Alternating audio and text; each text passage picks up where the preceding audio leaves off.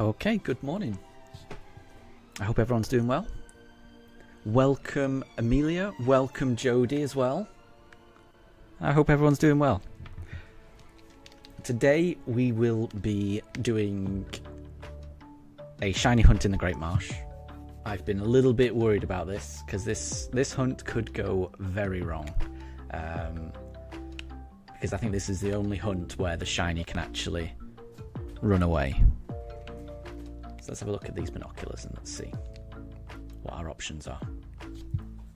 Paris? Be okay with Paris?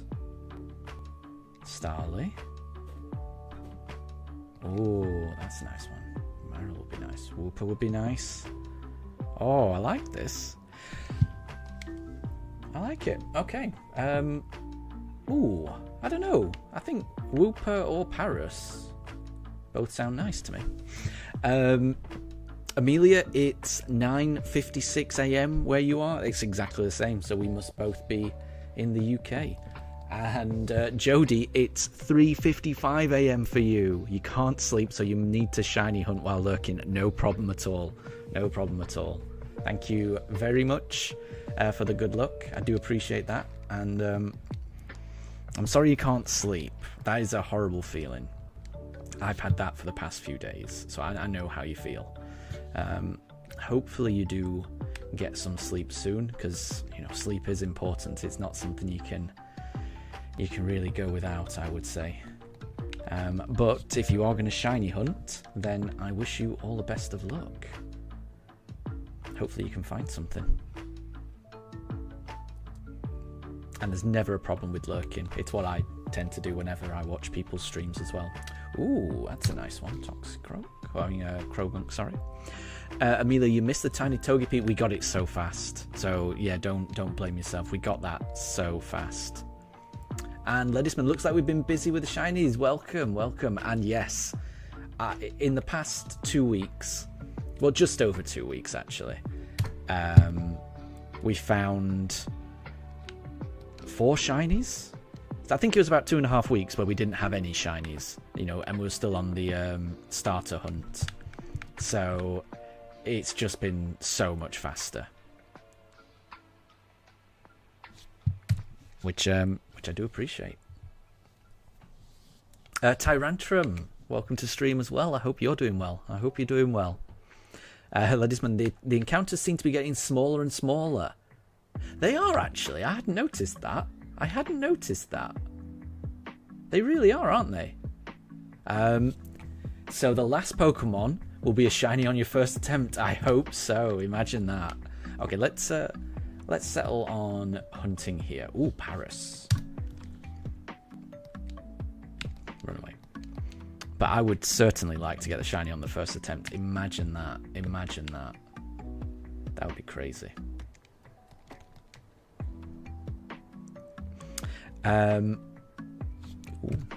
And Jodie, you're hunting in the Friend Safari on Pokemon X, and you were Masuda hunting Quaxley. Very cool. Friend Safari. So is that? I mean, is that similar to what I'm doing? Because this is like Diamond and Pearl's version of the Safari Zone. So is that like X and Y's version of the Safari Zone? I don't know. Oh, nice. Okay, I think we'll shiny hunt here, because I think I would quite like a Quagsire or a Wooper. I think that would, although it would make us very ground heavy, I'll admit that, but, because, Torterra's ground, Rhyhorn's ground, a Quagsire would be ground, but I don't care, because Quagsire and Wooper are adorable. Alright, let's move Combee up to second place, and let's move. We want someone who will be good for. Oh, actually, wait, no, it doesn't even matter, does it? Because we won't be using Pokemon for catching these. It's purely just throwing balls. So Combee can go right at the top. Okay. Oh, and it's a set 2 Pokemon. They can't run away, and the shiny odds are around 1 in 550. That isn't bad. That's not bad, is it? Those are really good odds, honestly. Really good odds. So, well, good luck. But that sounds like a That sounds like a fun shiny hunt, that. Friend Safari. Each 3DS has its own set of Pokemon that are there for others. It's about 3 Pokemon that have a chance at an ability as well. Very cool. I completely missed out on all of this. That sounds really cool. And Jody Baloney just got a Wobbuffet. A shiny Wobbuffet. Now, did you just get a shiny Wobbuffet? Jody. And Amelia, you did not get redemption on the shiny Finizen. Well, you know, there's always time for more. You never know. You could always get that shiny Finizen. Because I remember you saying that you found a shiny Finizen a few days ago. But it was before your Koraidon or Miraidon, I can't remember which. Your ride Pokemon anyway. It was before your ride Pokemon knew how to swim. And you couldn't reach it with a Pokeball. Which must have been heartbreaking. There's still time. I'm sure you'll get it. And Ledisman, the Friend Safari have a hidden ability rather than just any old ability. Very cool. Very cool.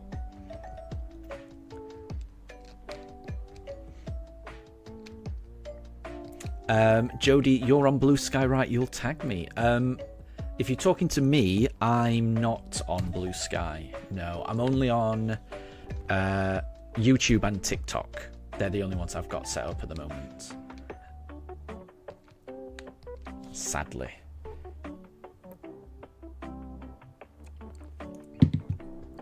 So, yeah. So we have no idea which Pokemon we're going to encounter on this hunt.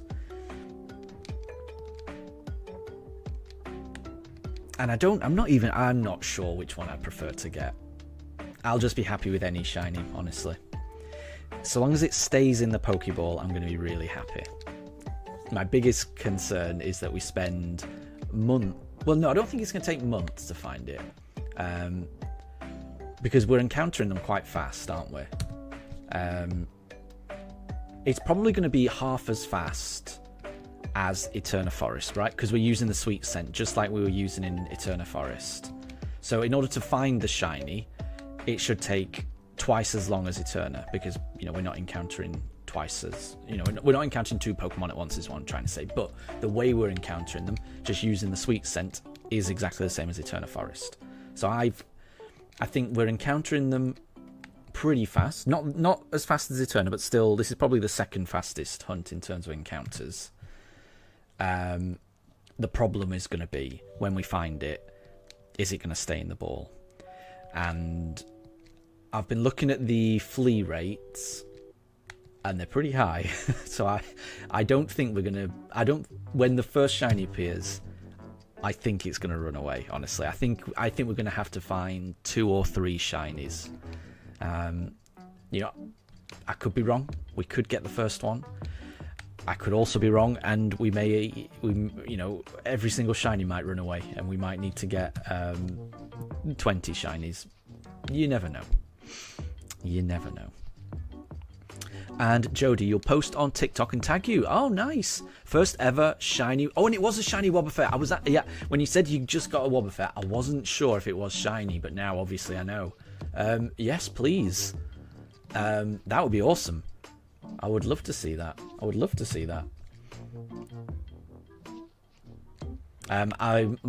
The link to my TikTok is on the channel description on YouTube. It's just Pokemon with Pugs. You might be able to just find it by searching that. But yeah, please tag me and I'll check it out. Ledisman, is trade evolution for this run? You won't be able to get Rhyperior. Oh yeah, I will be trade evolving. Yes, I don't have any qualms about that whatsoever. And I would like a Rhyperior. I do like Rhyperior's shiny. It's very cool. Oh, James, good to see you. Welcome to the stream. I hope you're doing well. Bear with me. Let me just do this. Funny story, you just witnessed a Hoppip activate light speed. Ooh. Is that in Scarlet and Violet? Because because one thing I love in Scarlet and Violet is when the weather changes and you've got like Hoppip and Jumpluff and Skiploom on your screen, and the weather changes and they all get blown away. I do think that's absolutely adorable. I think maybe it only changes if it changes to like rainy weather or something. It's just there's something about it that just makes the world feel alive, and I adore it. One of the many little touches in Scarlet and Violet that I just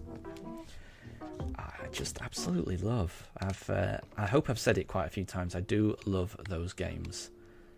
And James, that's exactly what you meant. Yeah. It's adorable. I love it. I really love it.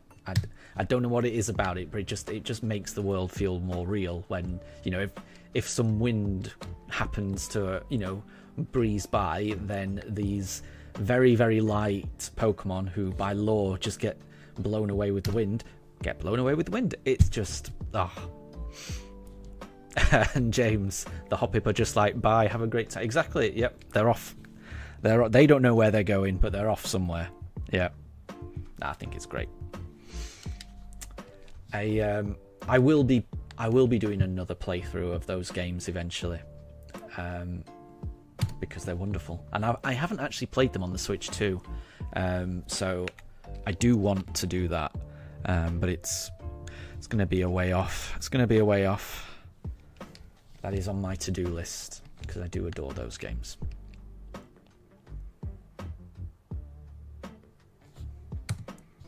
Quite a big selection here. Oh, and Ledisman, we've got quite the diverse team so far. I'm very happy with my team so far. Very happy. I think, my only concern is that we've got a couple of ground Pokemon, haven't we? We've got Torterra and Rhyhorn that are both ground. Other than that, a very diverse team.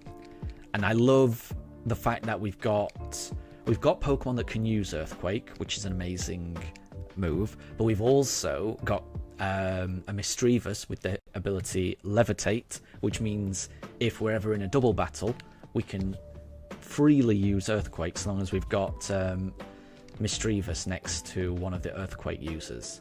So I'm liking it. Ledisman says, "Ooh, yeah, Ice types will be an issue with Togekiss." Yeah, it's a very good point. It's a very good point. We don't have any fire types or anything, do we? No fighting yet. We will just see what happens. We are. I will say we are quite ground heavy, and we're probably going to end up doing a hunt on Iron Island with Riley, and there's a good chance we're going to end up with a ground Pokemon there as well.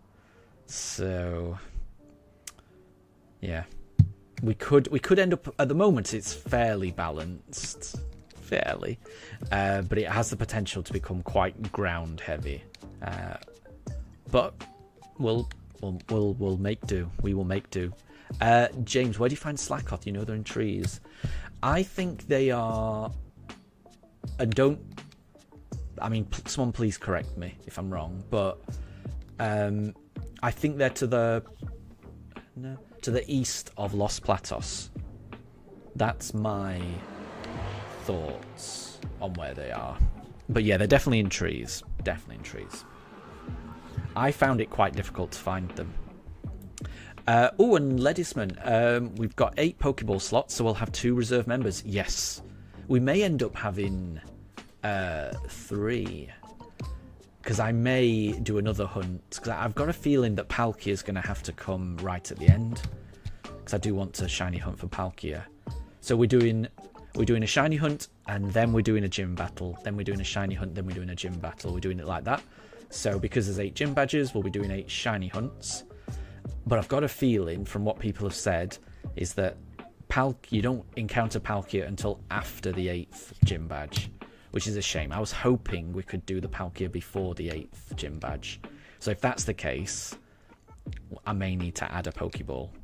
And like I say, yeah, from what people have said, I'm 99% certain that is the case. So I think there's going to be 9 hunts. But until we get there, I'm just going to leave it as 8 for now.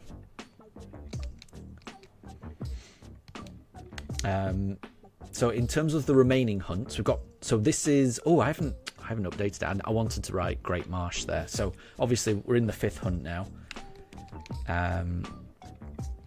Which is the Great Marsh. That means there's 3 left. One of those is going to be a fossil hunt. One of those is going to be a Poke Radar hunt. And then that leaves one more, which I'm fairly certain is either going to be Iron Island, or if we can do Palkia before the last gym, it'll be Palkia. So we'll have to see. Ledisman, it's been a while since you've played, but you think you can do all the Coronet stuff before Sunnyshow City? I hope so. I really hope so. Because then, yeah, if that's the case, then that last one will be Palkia. And if that's the case, then it will just be 8 shiny hunts. So we'll see. I've been told it's after, but I hope you're right. Because I had no idea. Anna, welcome to stream. I hope you're doing well. And Deb, welcome to stream. I hope you're doing well as well. Anna, you are Masudering Sprigatito. I've done that before. That's a really fun one. Good luck. Because when you get that purple-eyed kitty, it's a wonderful feeling. So, good luck on that hunt. And Deb, you can't stay long. No problem at all. Your bet is that we get it in under 1,000. I hope so. That would be ridiculously under odds. So we're in the Great Marsh. The odds are 1 in 4,096. Bear in mind though, this hunt is not just about finding the shiny. Every other hunt, it's about finding the shiny. This one, we've not only got to find the shiny, we've got to hope and pray that it stays in the Pokeball. And there's no guarantee of that. I think it's more likely than not that we're going to lose a few shinies before we get one. But it's fine. It is what it is. And Pranjul, good to see you. Good to see you. Which Pokemon am I hoping for? Honestly, I don't know. I think I'd quite like that. We've just had a Wooper just then. And Wooper and Quagsire are very adorable. They've got great shinies. We don't have a water Pokemon yet, so I'd quite like that. But in terms of what I'm hoping for, I honestly, I don't know. All I'm hoping, I'm hoping for... I don't know. I really don't know. I'm hoping for a Pokeball that just stays in... A Pokemon that stays in the Pokeball. That's what I'm hoping for. So, we'll have to see.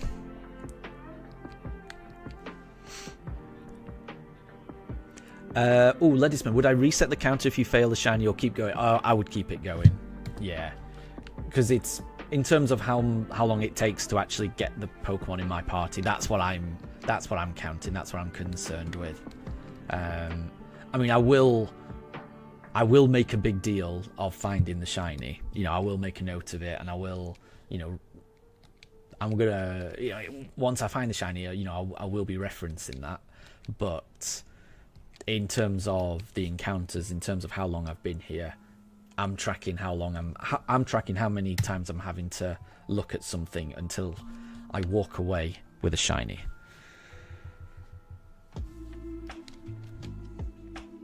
And it could be a while.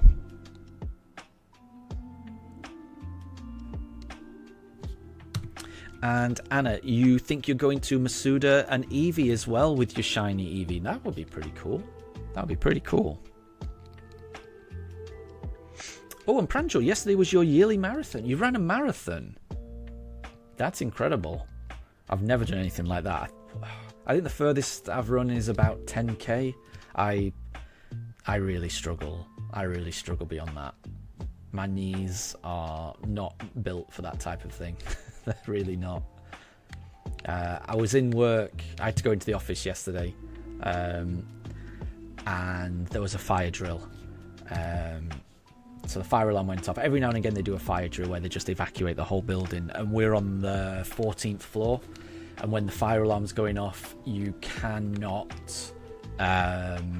all the lifts don't work, you know, because they're not designed to work, you know, in a fire situation. So yeah, walking down 14 flights of stairs was a pain. And not something that my knees appreciated. I definitely wouldn't be able to run a marathon.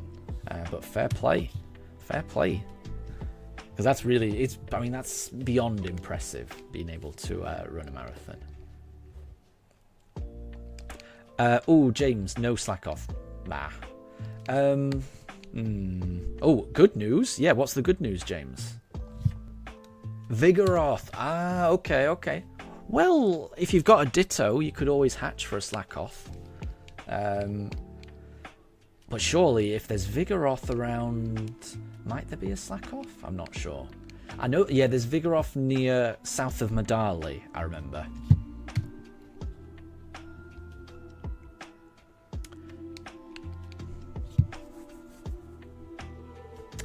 And Pranjal, you were 13th. For the India race, for the Coal India race. That's great. That sounds really impressive.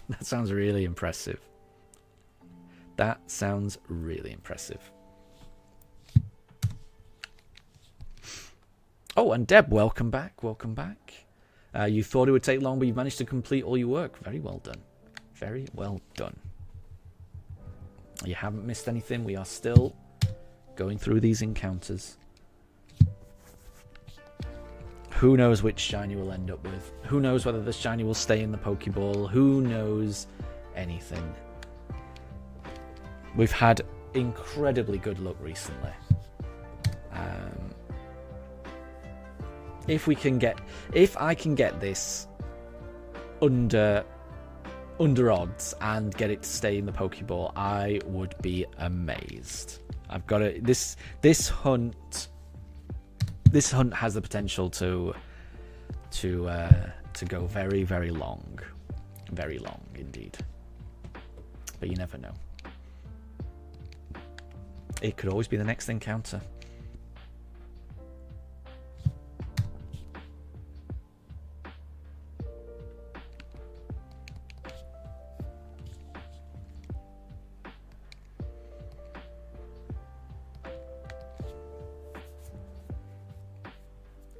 And we're already up to 65 encounters.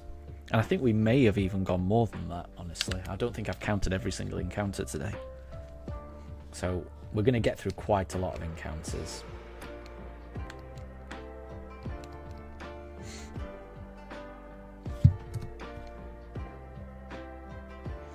Oh, and Jody, well done. You managed to keep the Wobbuffet in the repeat ball. Now you need a name for it.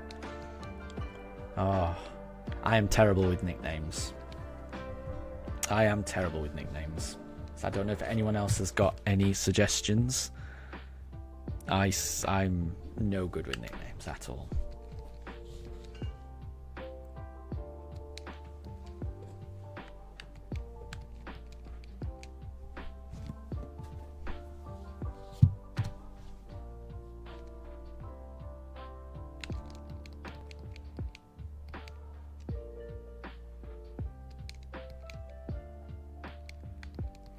Ledisman, am I going to watch the premiere of Lynx or catch it later?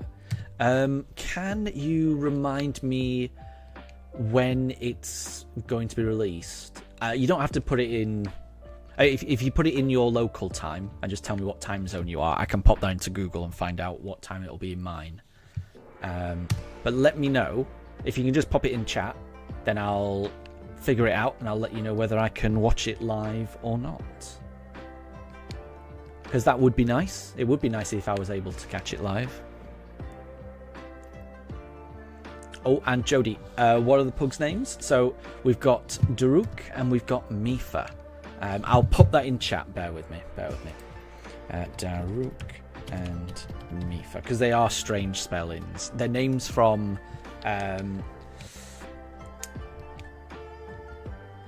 Legend of Zelda: Breath of the Wild.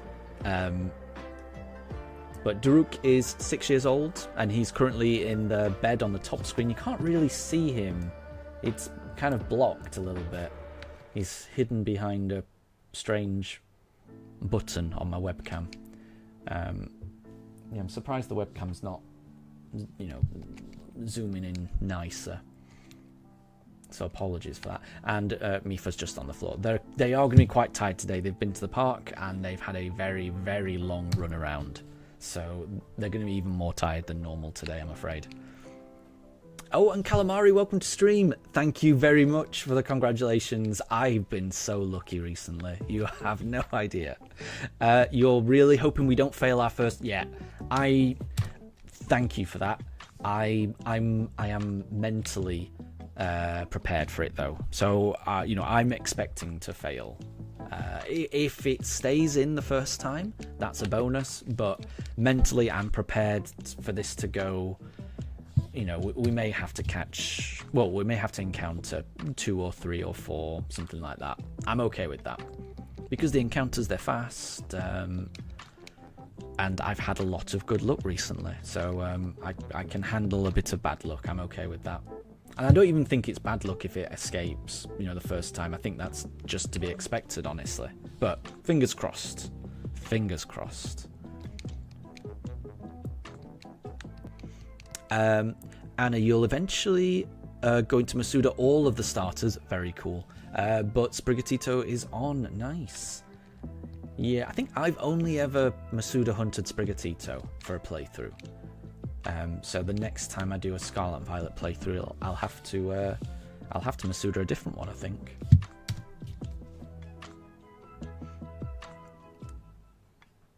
And Jody, you caught the Wobbuffet on the stream, so it'll be a nice reminder when you see the name. I like it. I like it. I just wish I was good at naming Pokemon. I cannot think of nicknames. Apologies. Ledisman, 11 p.m. Australian Eastern Time. I'm assuming what that defines as. But hold on, I'll pop it into Google. And what day is that though? Hold on. So 11 p.m. AEST in UK time. So that is 2 p.m. for me. So that should be fine. Oh, today. Then no, because I'm going to be streaming. Apologies, because this is going to be quite a long stream. So I will catch it later then, definitely. Yeah, so at this stream, we're about 25 minutes into today's stream. The plan is to stream quite a while. Yeah, another 8 hours or so. So yeah, apologies. I will catch it. I will catch it afterwards, though, definitely. Oh, and Amelia, your dogs are aged 3 and 6. That's exactly the same as mine. That's so cool. What are your dogs' names, Amelia? Oh, Cloudtaps, you found Shiny Ho-Oh? After only 150 soft resets with the old odds. My gosh. That's very lucky. And Shiny Ho-Oh is gorgeous. It's absolutely gorgeous. But yeah, Cloudtaps, massive congratulations. That's amazing. That is amazing. Oh, and Jody, you named your Wobbuffet Daruk since it's male. Oh, I like that. I like that. I think that is a good name. I approve. Definitely approve of that.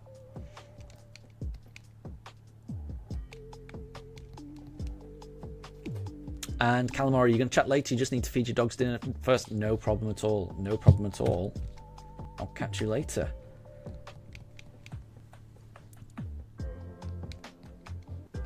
We are flying through these encounters. It's great. And James, you're just giving Miraidon head trauma. Oh my gosh. Is that from... Are you in a cave and are you jumping and hitting the ceiling? I'm trying to think what would give Miraidon head trauma.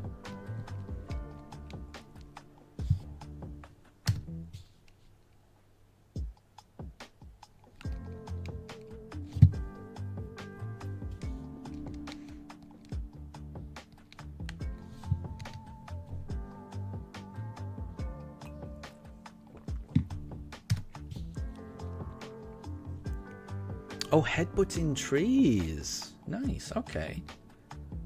I don't think I've tried that, actually. Does it do anything? Does it, like, knock Pokemon out of trees? I've never done that in Scarlet and Violet, you know.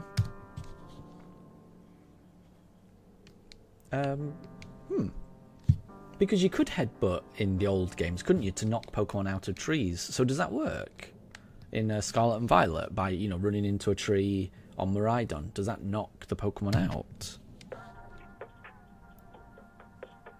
And it does. That's you've taught me something new because I did not know that. I did not know that. That's a nice feature that I just never thought. I just never thought about that. That's pretty cool. Amelia, your dog's names are Betty, who's 6, and Bumble, who's 3. That's great. Aww.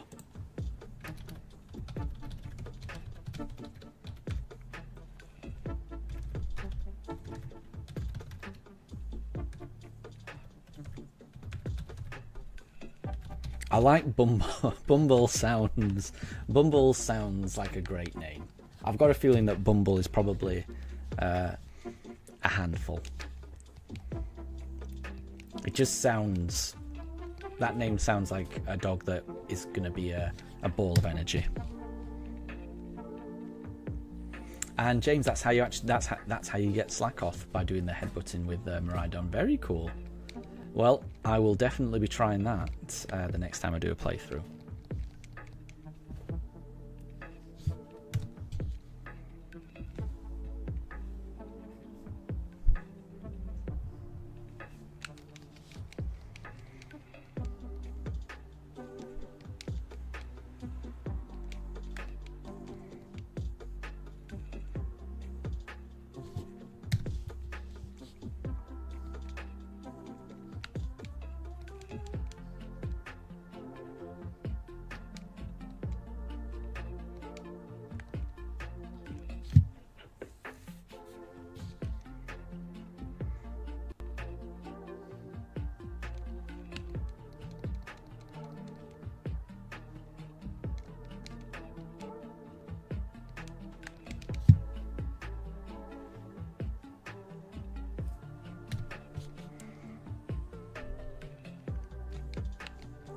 So Betty is a beagle cross with a Jack Russell, and Bumble is a beagle. Aww. They sound adorable. They sound adorable.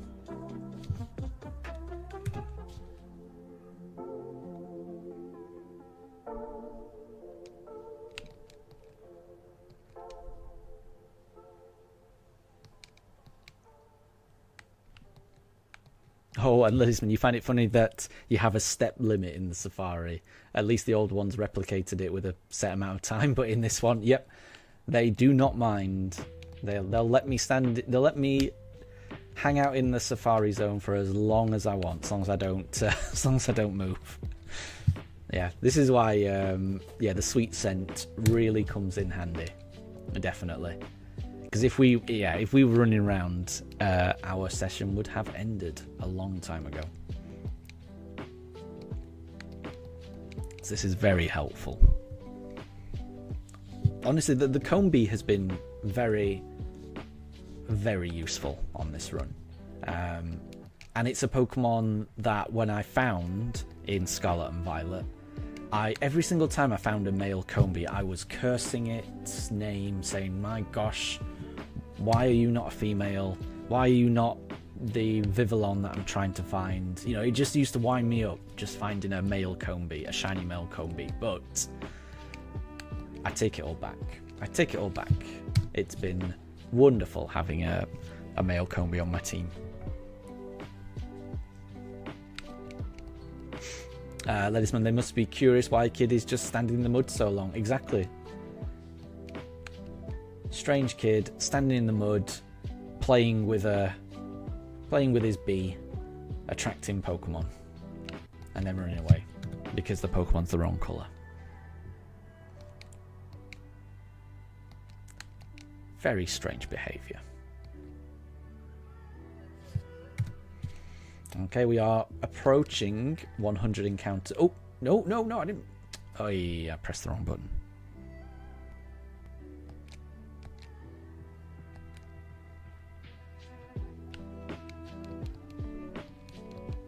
Okay, so this is encounter 100. Could this be shiny?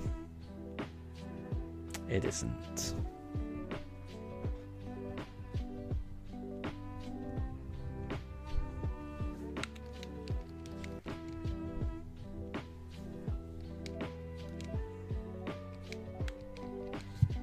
We're going to get through a lot of encounters today, though. We are flying through them.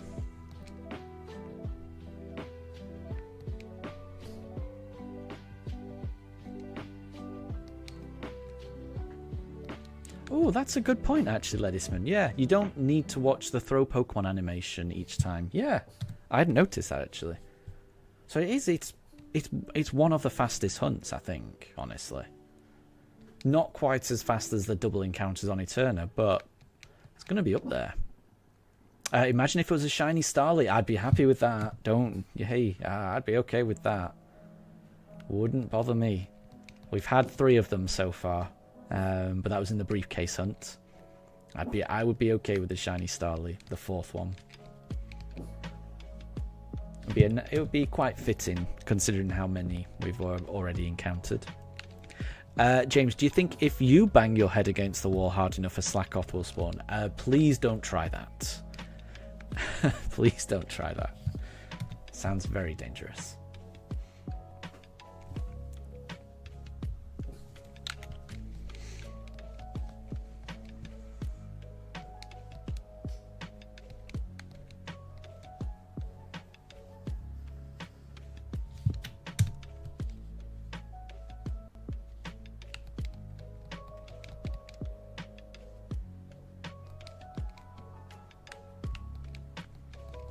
So this will.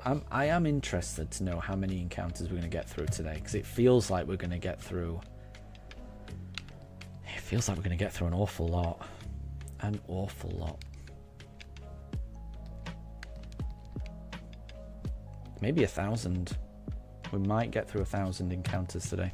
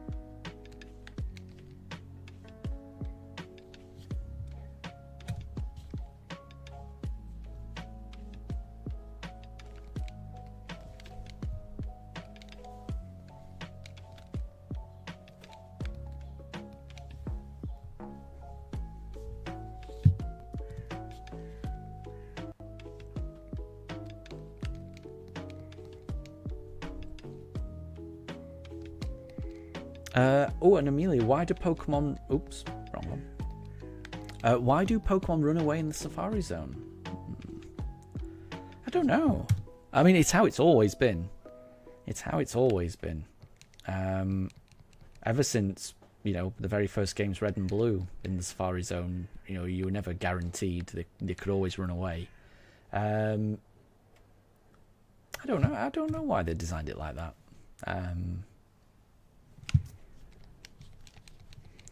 I guess it just increases the challenge a little bit. Because historically, the Pokemon that you got in the Safari Zone were quite rare. I might be wrong, but in the original games, I think I remember, and again, I'm probably wrong, but I think it was the only way to get Dratini was in the Safari Zone. Definitely like Kangaskhan, Tauros, and there's probably Scyther.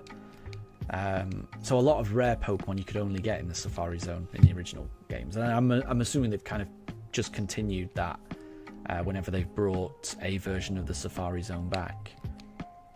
Because I've got to be honest, it's not changed a great deal. The options, throw bait, throw a Pokeball or a Safari Ball run, it's very not. It's very similar to how it used to be. Not a lot has changed. Oops.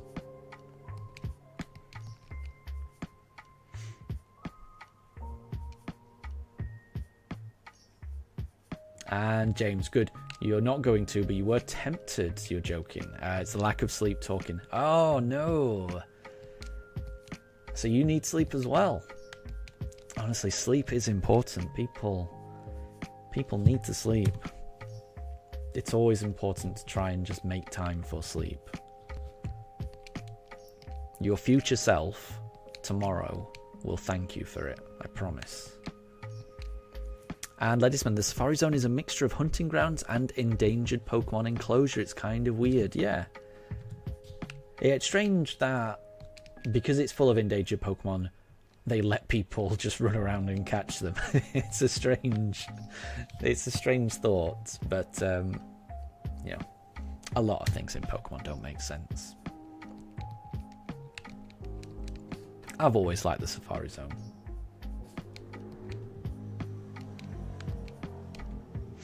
And Amelia, you're playing Pokemon Shield as a ground type gym leader. Nice. You've done other types, and you've used a different legendary type of Pokemon from Dynamax Adventures. Very cool. Very cool. I like to do that. If I'm doing a playthrough of Dynamax Adventure, if I'm doing a playthrough of Sword and Shield, I like to do that. I like to run to Dynamax Adventures straight away. You know, as soon as I can unlock the Crown Tundra, I'll head there on the train. I'll lose to Peony, run to the Dynamax Cavern, do a Dynamax adventure, get a legendary Pokemon, and then just use the legendary Pokemon through my playthrough. It's wonderful. I think it's really fun.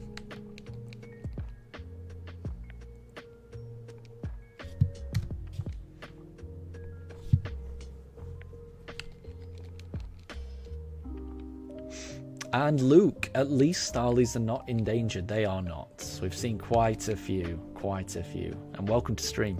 I hope you're doing well.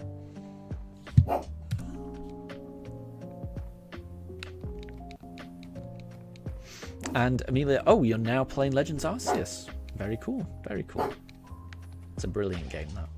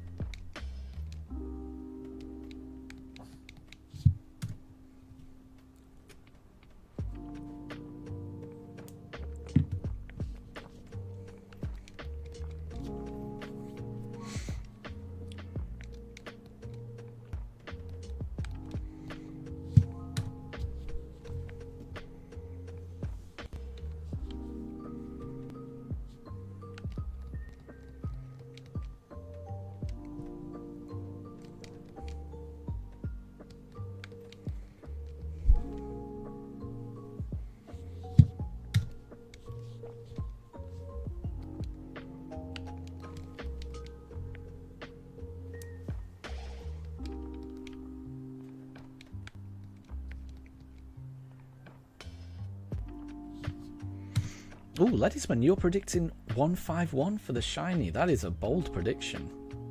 That is a bold prediction. I hope you're right. I hope you're right.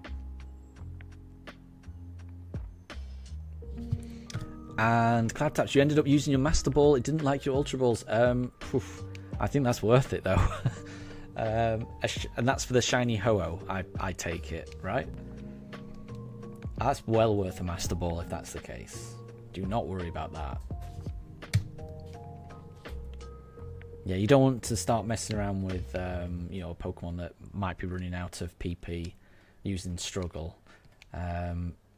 Just use a Master Ball. Definitely use a Master Ball for something like that. No shame in that.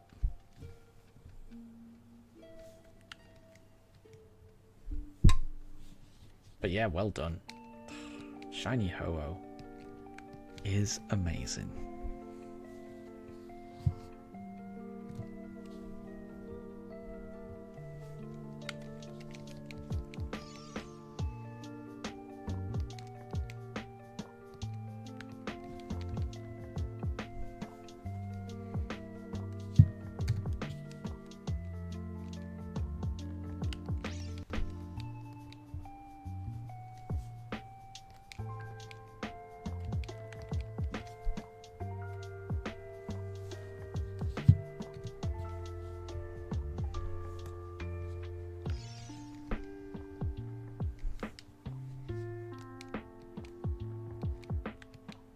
Oops.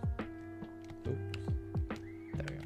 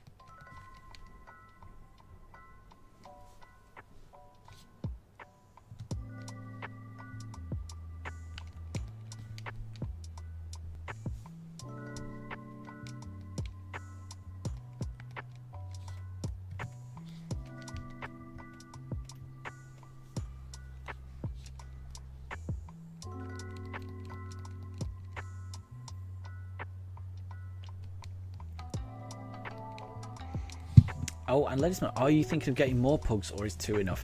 I think 2 is enough. I think 2 is enough. Yeah.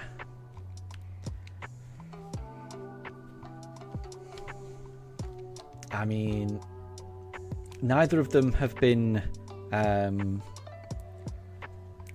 what's the word, snipped or anything. So technically they could, but we try to prevent that. So I mean, if it happens, then we probably will keep at least 1, and then we'll have a puppy running around, I guess. But the idea is no. 2 is a handful. A third would be chaos. Would be chaos. So at the moment, definitely 2 is enough. Maybe further down the line, maybe, we're not sure. We're not sure. Definitely at the moment, 2 is the amount that I can handle. Because I did think when we just had the one, I did think just getting another wouldn't be that big of a deal, you know, because we could just, you know, take them out for walks at the same time, we'd feed them at the same time, you know, it didn't feel like it would actually be twice as much work. But having to split your attention between the two constantly, it is more work. It's a lot more. I don't think I appreciated how much more work having an extra dog would be. So I can only imagine that having a third one would be equally as exhausting. Is the sandwich just for eggs? It depends on the sandwich, I guess.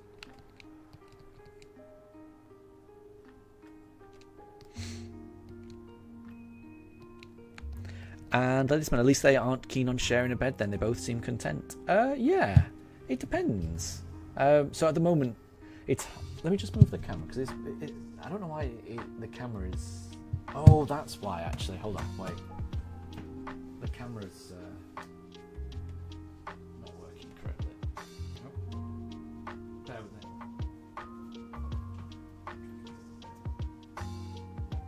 Okay.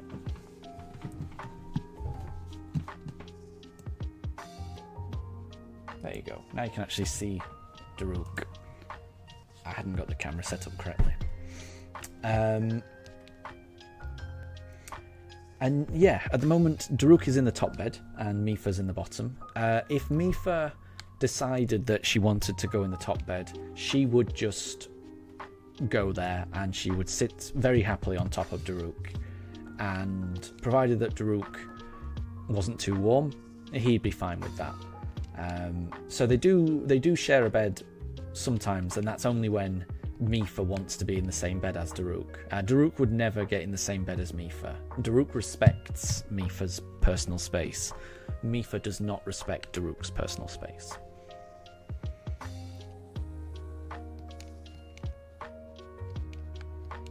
And James, I wouldn't like your household then. You've got 4 dogs and you don't know how many cats you've got. Oh my gosh. I mean, it sounds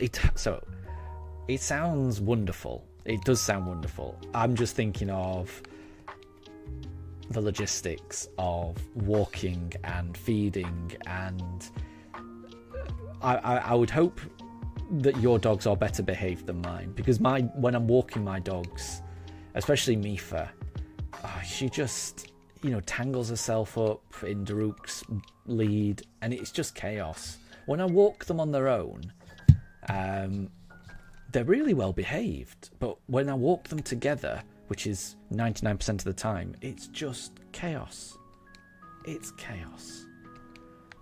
So I can't imagine what it's like with 4. It must be. If you can handle it, it's perfect. It just, I don't think I could handle it. I think I'd be a wreck. They bark at any noise. They sound like my dogs then. Well, yeah, they sound like Daruk. Daruk definitely does that.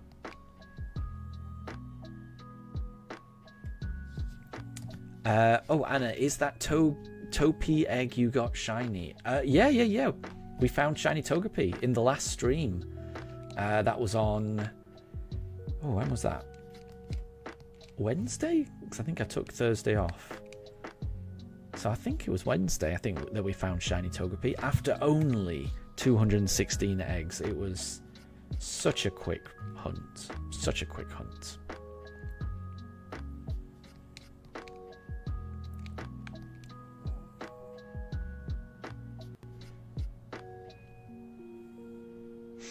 Oh, and William, good to see you. I hope you're doing well. And not your team's ice weakness. I know. Yeah, we are going to struggle if we come across an ice Pokemon. That's very true. That's very true.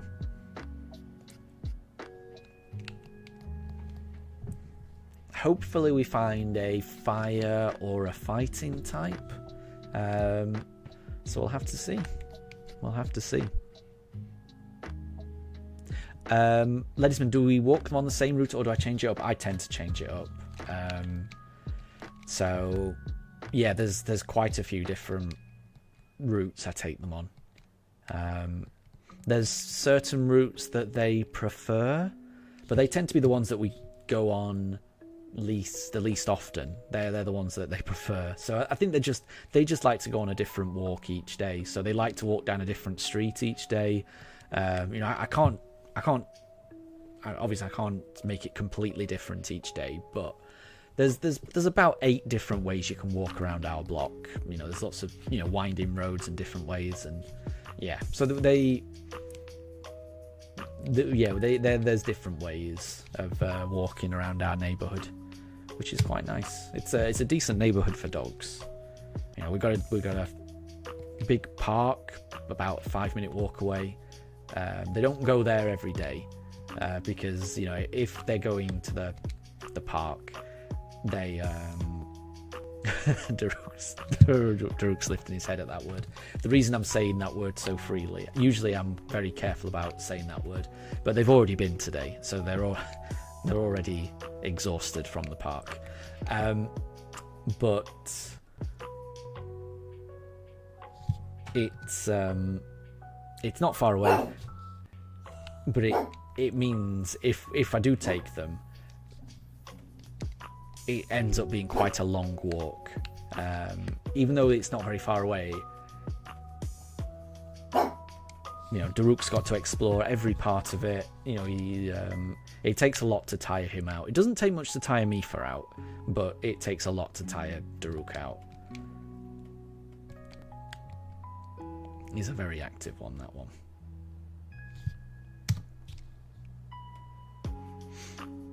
And Amelia, you've already got 104 shinies in Arceus. Nice. Well done. You've been busy. William, 1 snow cone and it's over. I know. We are very, very weak to ice types at the moment. But, this is only half the team. Maybe we'll find a Pokemon that'll help. I don't think we're going to find a Pokemon that's going to help too much in here, in the Safari Zone. Maybe I'll choose a fire type for the Pokeradar hunt. You never know. Because I can't imagine the fossil hunt's really going to help us with the ice type weakness either. So I think it may have to be a Pokeradar hunt that saves us. And James, you're caving in. You're going to make a normal sandwich. Hey, nothing wrong with that. I make sandwiches all the time in Scarlet and Violet. Nothing wrong with that.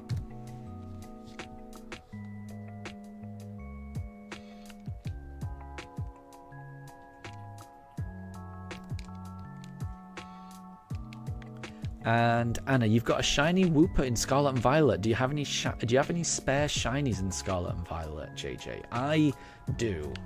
I can't remember what they are, but I think I've got a full living dex in Scarlet and Violet, and the majority of those are shinies. Now, I'm not saying that I've found every single one of those shinies in the overworld. A lot of those shinies were from if you go on Twitch, you can find streamers that are hosting shiny raids, things like that, which is a bit cheating, I know, but it was purely just to have a living dex in Scarlet and Violet. I will legitimately catch them all as well, but as a result of that, I've got quite a lot of spare shinies. I mean, I've got an entire box of spare male shiny Combi, which I caught legitimately when I was trying to find Vivillons in Scarlet and Violet. So, yeah, lots of spare shinies. Just none of them in order, all of them in a mess. I need to sort them out. And William, you've got a ton of shiny Frigibacks, but no online. But shiny Frigibacks is really cool. And Ledisman, Daruk was trying to voice activate the camera to zoom in on his face. That was, yeah. Some of those zooms were a little on the nose.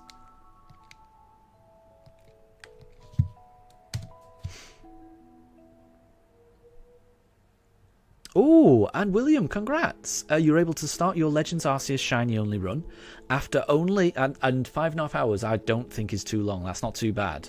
That's not too bad at all. You got a Shiny Starly. Congrats! That sounds like it'll be a really fun run. But massive congratulations.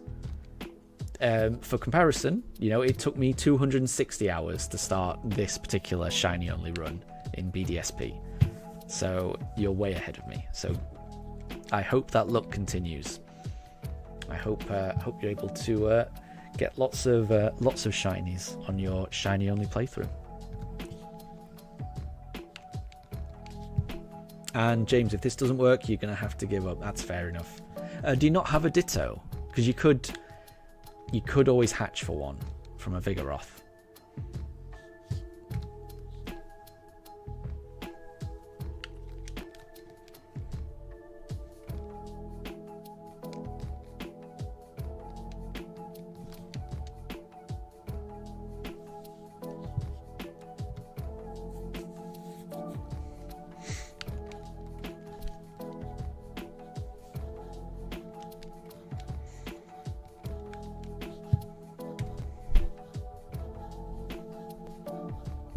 Too lazy. Fair enough, James. Fair enough.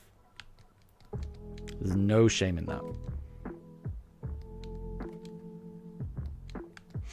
And William, you divided up the Obsidian Field land map into 5 sections and you're going to shiny hunt once in each. Very cool. That sounds fun to me. Are there any particular Pokemon you're hoping to find that you want on your team?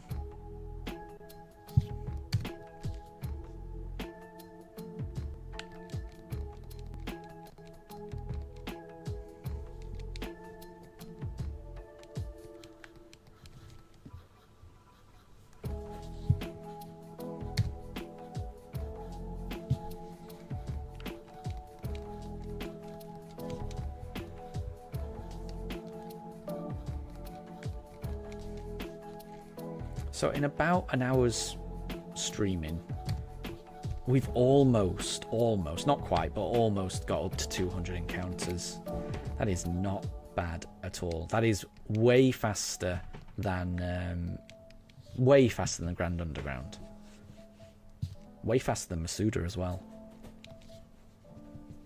Obviously the odds aren't quite the same, but...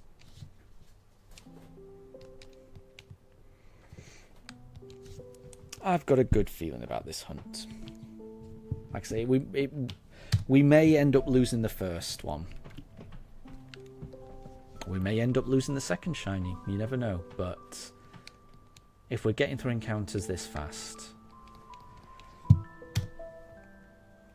it's not too bad. Amelia, the Volo and the Arceus battles are so hard. Yeah. It's been a while since I've done them, but I remember them being challenging. Yep. And William, you're aiming for... Ooh, Scyther's a good one. Abra or Kadabra, Pichu, Pikachu, Machop, Machoke, and a Zubat.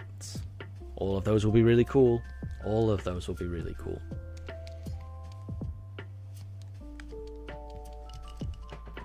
Oh, and Amelia, your first shiny in Arceus was a male Combi. Yeah. It's so upsetting when you get a male Combi, right? But I would say if you ever wanted to do a shiny only run in BDSP, a male Combi with sweet scent is really useful. I can attest to that. So, you know, there is a use. There is a use for them. It's just such a shame that they can't evolve.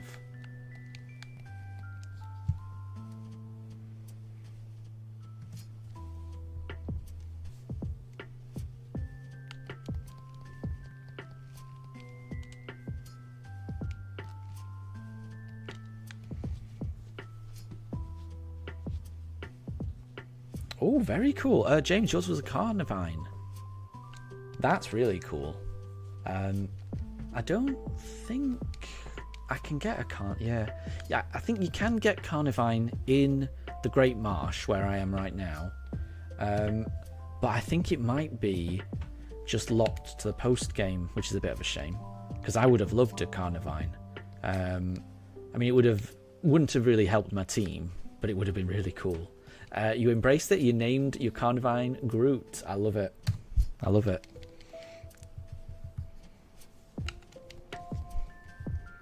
Yeah, I would have liked that for my run, but oh well.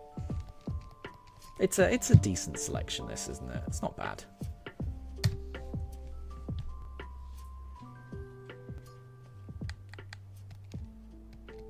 Mind you, I'm kind of thinking, I haven't seen any Krogunk, so I'm kind of thinking Krogunk might be elsewhere.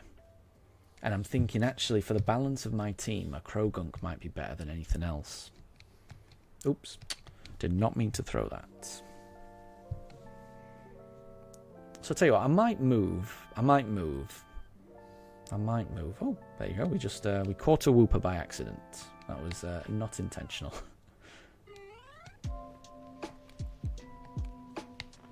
Oh, Ledisman, I should be able to get a Carnivine. It has different zone. Ah, that might be it. I might just be in a different zone. Because I'm sure I saw a Krogunk earlier. Let's do it here. Let's see if we get different stuff here. I'll try mixing things up a bit. We'll hunt in different areas.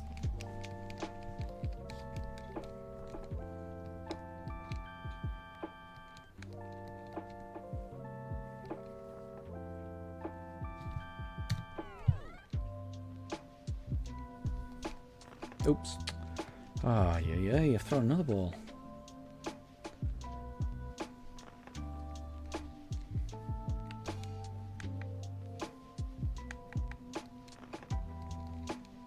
Actually, let's go over here on this side. Let's see what's on this side.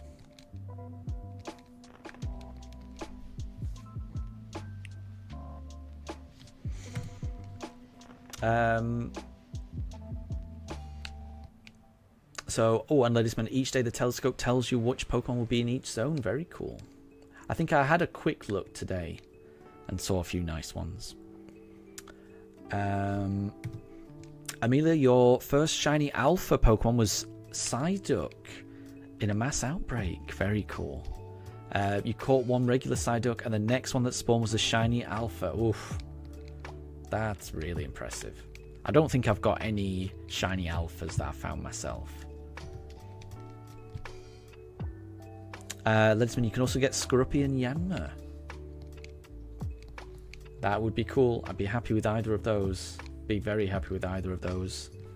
But I'm not 100% certain, because I do remember looking up which Pokemon were available, and there was definitely quite a few that were, no matter which section you're in, some of them just are locked to the post game and having the national decks.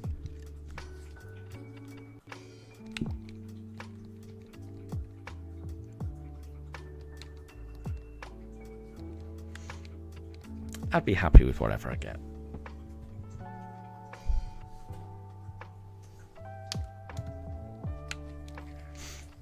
And William, your first shiny was a full odds Dusclops that you named Red. That is a nice nickname for Dusclops, right? It does have a kind of scarlet hue.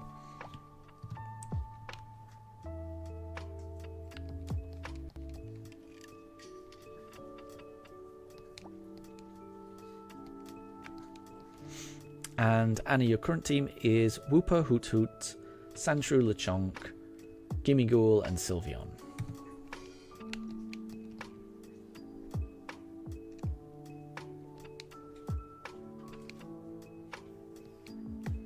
Oh, and William, you're now thinking of maybe just perfecting the dex entries. Makes sense. That makes sense.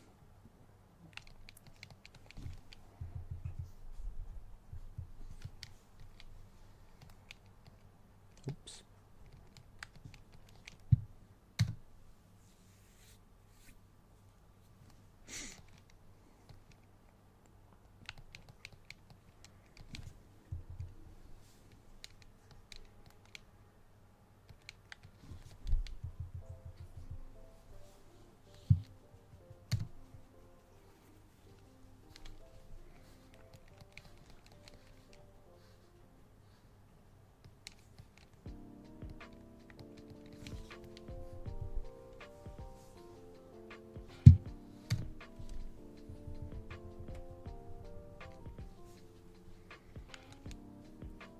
Oh, ladies and gentlemen, which pug do you predict will go to the top bay next? I would bet... Oh, they're both on the move. I reckon Daruk. Daruk's going to go back. But that is a good question. Difficult to know.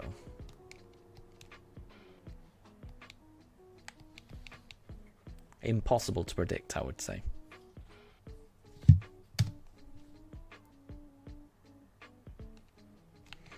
And William, Drifloon are spawning in the day. This feels illegal to witness. Oh my gosh.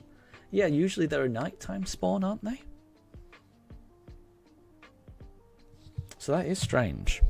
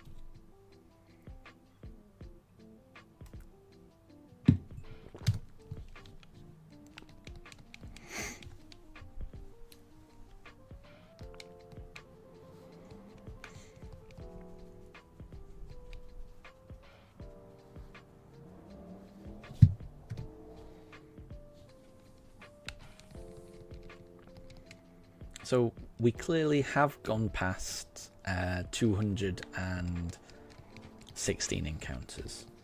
So the pattern has been broken.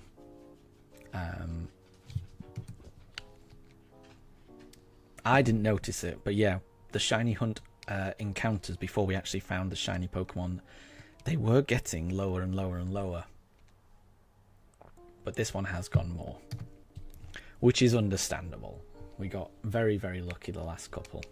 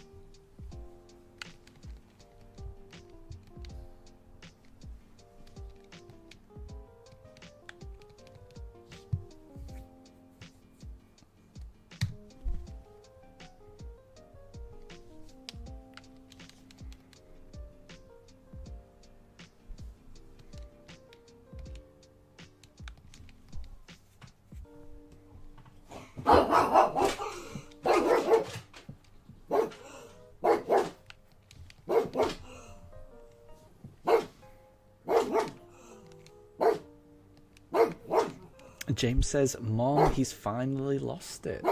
What is that in reference to?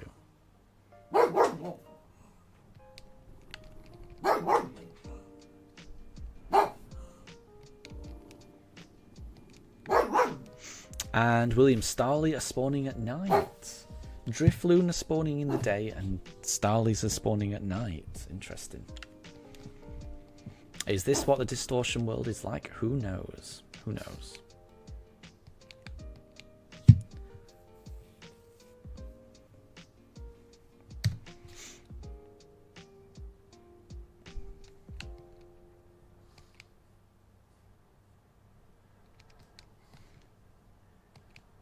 And Anna, you currently don't think any Pokemons that take on Titans. I'm sure you'll have something. Oh, I see, James. You're finally losing your sanity looking for a slack off.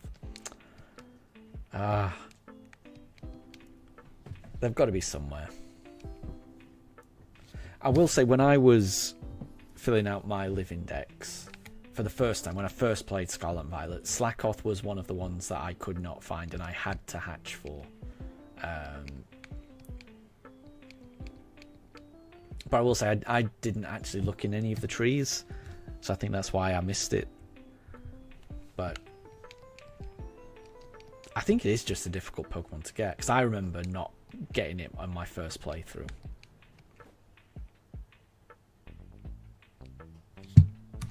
And William, you did a Scarlet playthrough using only Paldean Pokemon. You chose Meowscarada, Blaze, Fire Tauros, Palafin, Glimora, Golden Go, and a shiny Baxcalibur. Nice. That sounds like a fun team to me.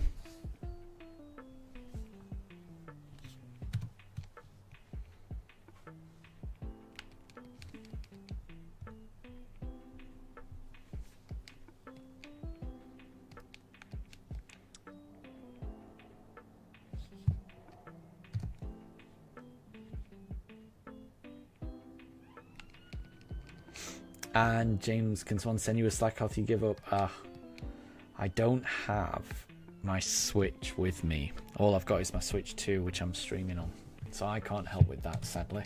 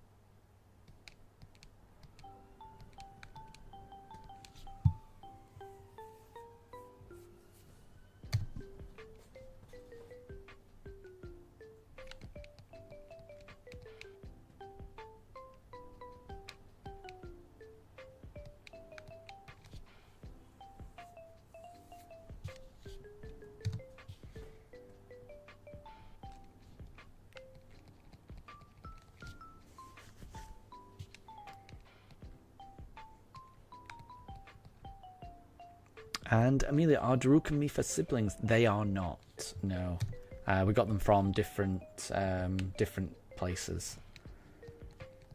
So Daruk and Mifa are not related. Although whenever we walk them, people ask that because they do look quite similar. William, shiny Wooper or Quagsire for the team would be fun. Yeah, I agree. I agree. I mean, I just like shiny Wooper and shiny Quagsire. I think they are quite nice Pokemon. But yeah, the only problem with that is that then out of 5 Pokemon, 3 of them would be part ground, which would be a bit tricky. Not the end of the world, but it would be a bit tricky.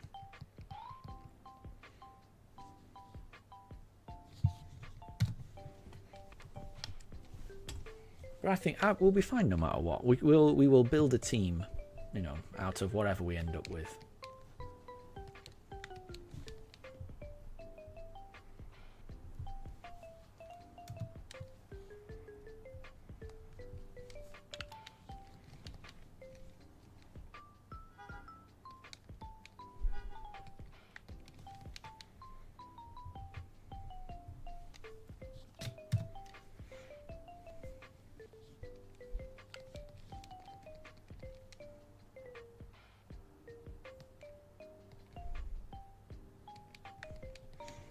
William, Quagsire's only weakness is the 4-time weakness to grass. Yeah, it's quite a weakness, isn't it?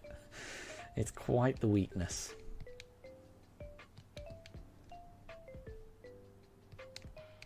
But is that the only weakness it's got? I didn't realise that.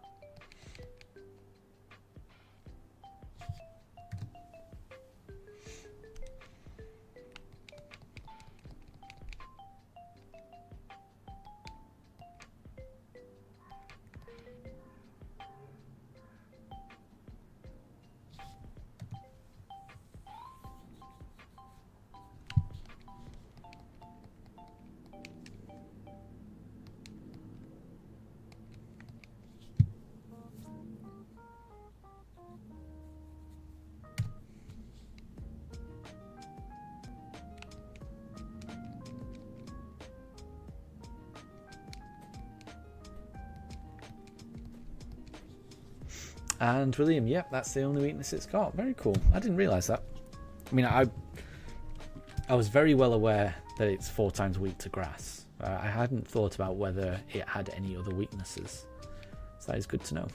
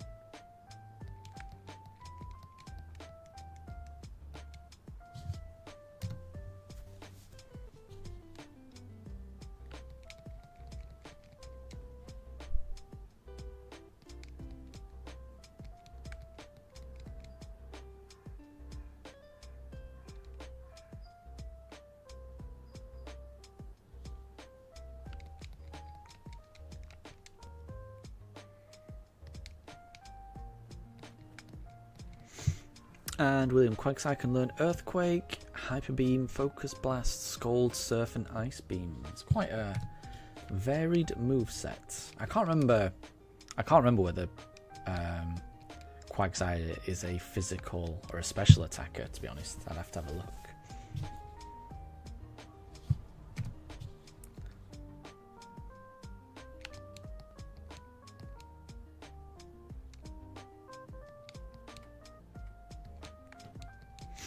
And Amelia, you've unlocked the starters in Violet, and when you get Legend ZA, you're going to transfer the other 2 starters into ZA, and the Kalos starters as well, if they're available in the game. That sounds like fun. I hope they allow Pokemon Home integration right away. I really hope they do that. They tend to leave it a little bit. So you might not be able to transfer them on day 1. I mean, I really hope I hope that you are able to.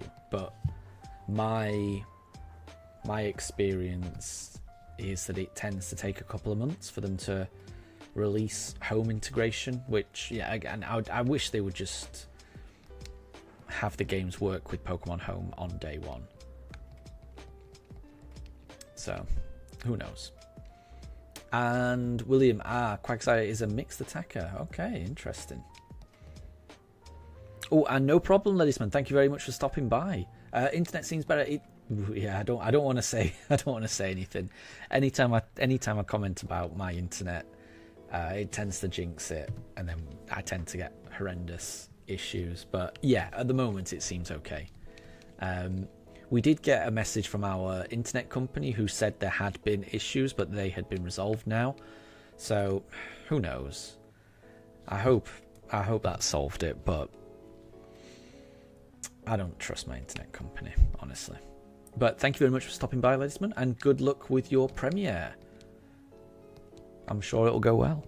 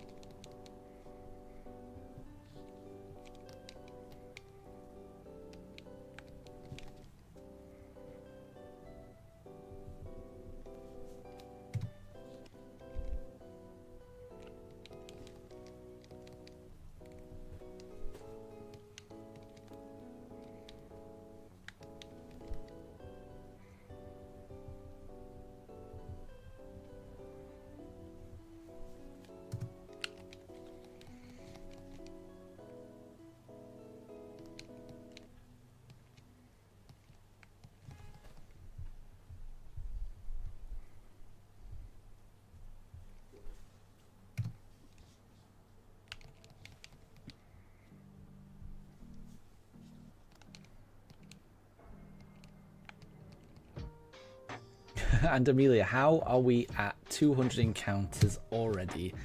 It was quick. It's so quick. I'm really impressed with this. I think it was Ledisman that pointed out when we're loading them up each encounter, you don't have to watch the throwing animation. You know, like when we did the hunt in Eterna, we were using Combie's sweet scent, so we were getting the encounter right away, which is very quick, similar to what we're doing now. But in Eternity City, you had to throw out the Pokemon before you could run away. Whereas this, there's none of that, you know. It's not as fast as Eterna in that we're only encountering one Pokemon at a time, but there's also that slight benefit of you don't have to watch the throwing animation. So it's definitely the second fastest hunt we've ever done. Eterna was still the fastest, but this is definitely way faster than the Grand Underground. Grand Underground, you had the throwing animation, but you had to actually find the Pokemon. You had to run around. You couldn't use sweet scent. It's quite a fast hunt, honestly, which I am all in favour of. William, you're putting Howlucha and Dragonite on your ZA team hands down. Very cool, very cool. I did see that Howlucha had got a Mega Evolution. They'd done some promo adverts. Looks very... well, it looks like a Howlucha that's got a mask on, which is fine. I like it. I like it.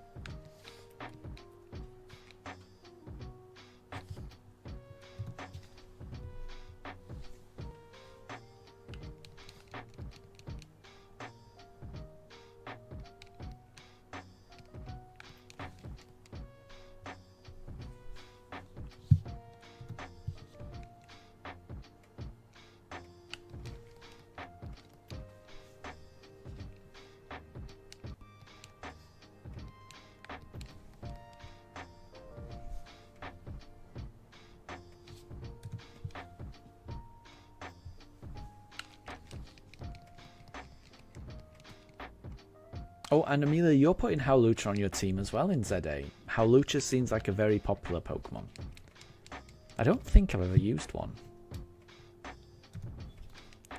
I may end up doing the same. Who knows?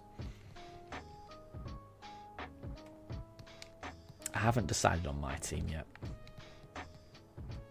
Oh, and William, Howlucha's been a favourite of yours for a long time. Glad to see it getting some love from Nintendo outside of the anime. Very cool.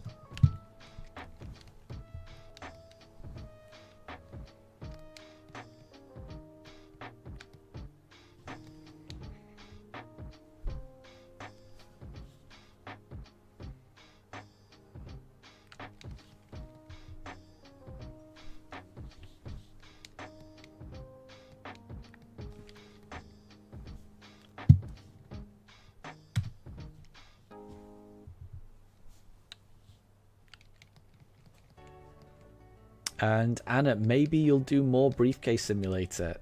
It's a tough one. It's a tough one. If you do choose to do it, the very best of luck. Honestly, when you finally do get it, it's well worth it. But it's a big time commitment. It took me 3 months and about 260 hours, so it takes a long time. And Ohiso, good to see you. Good to see you.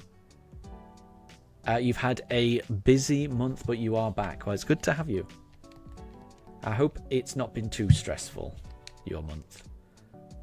But it's definitely, I've had a busy couple of weeks, to be honest. Lots of things going on.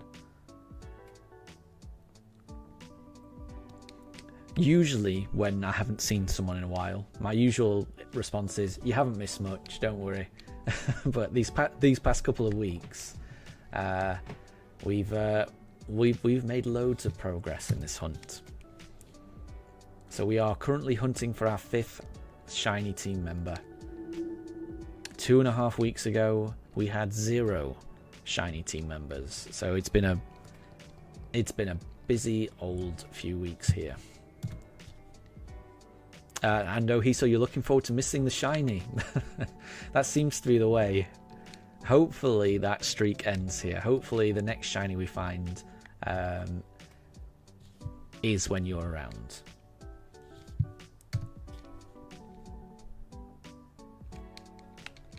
And William, your planned team for Legends ZA will be Feraligatr. Let me have a look. Feraligatr, Gardevoir, Howlucha, Dragonite, Lucario. And then maybe adding whichever Pokemon next gets their Mega revealed. Very cool. Sounds like a good team to me.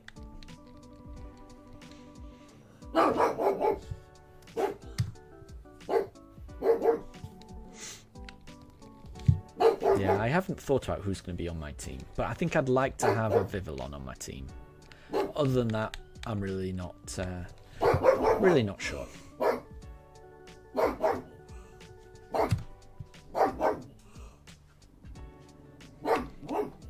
Daruk is barking at something. Not quite sure what. Daruk? What are you barking at?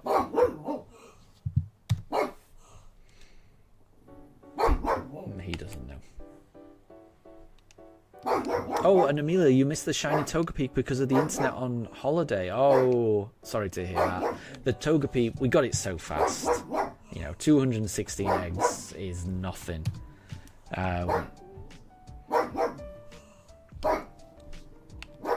And William, you swear if it's like Mega Talonflame or something. Okay. Is that do you think that would be a good thing or a bad thing? I haven't got a clue. I'm really not sure. I must say, Mega Evolution, it kind of goes over my head a little bit.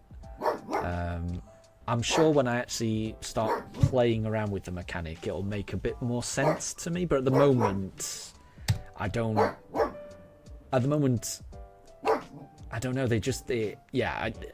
don't really know what to make of Mega Evolution, to be honest, because I've never really played with that mechanic. Like I say, I'm sure it will make more sense when I actually use them.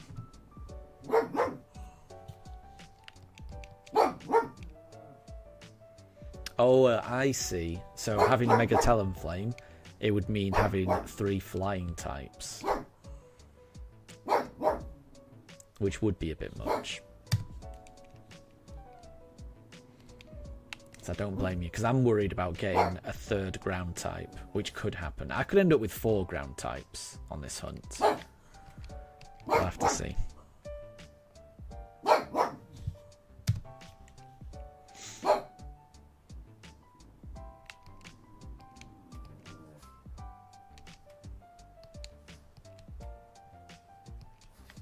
And interesting, so you think the next Mega release will be the definitive one, where they release all of the Mega Evolutions at once? So you think they'll just reveal everything?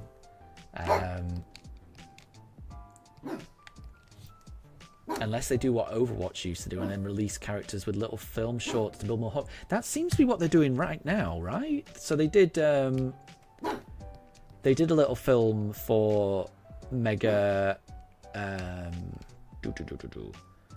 for Mega Victory Bell, and they did a little animation for Mega Howlucha as well.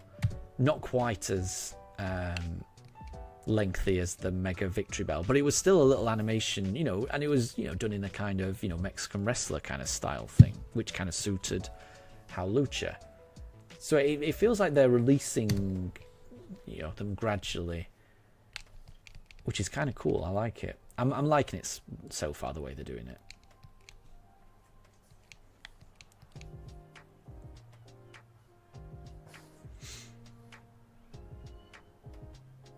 Oh, and William, all right, guys and gals and non-binary pals, place your bets on the Pokemon that are going to get a Mega. I haven't got a clue. I really don't. So I'm just going to say Vivillon, but that's just because Vivillon's my favourite Pokemon.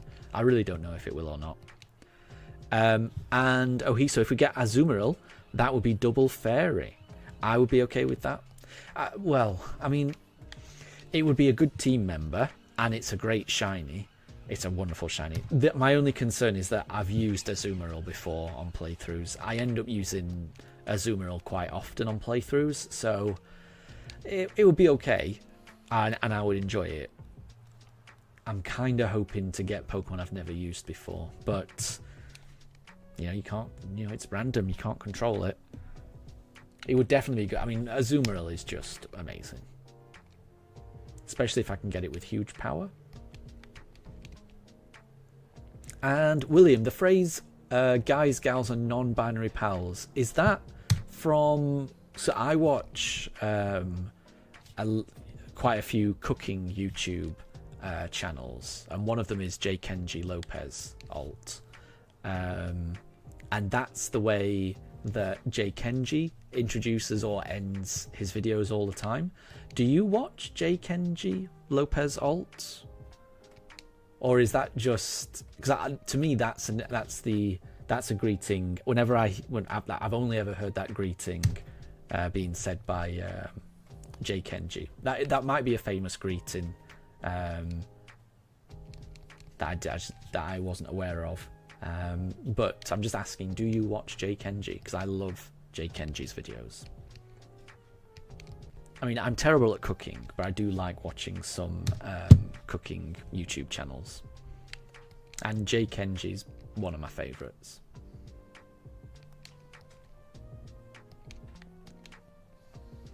And William, you may be a bit delusional, but Mega Roserade would be epic. Interesting. I think that'd be pretty cool.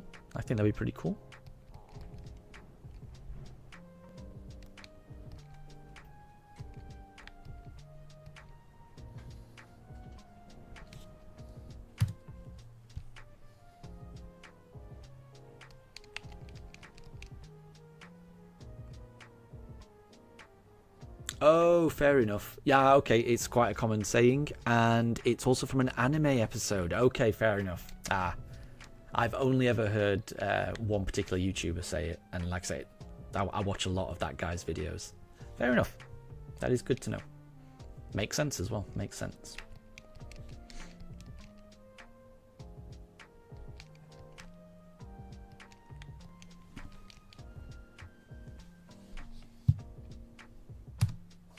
But I would say if anyone wanted to watch any cooking YouTube channels, I cannot recommend J. Kenji Lopez Alt highly enough.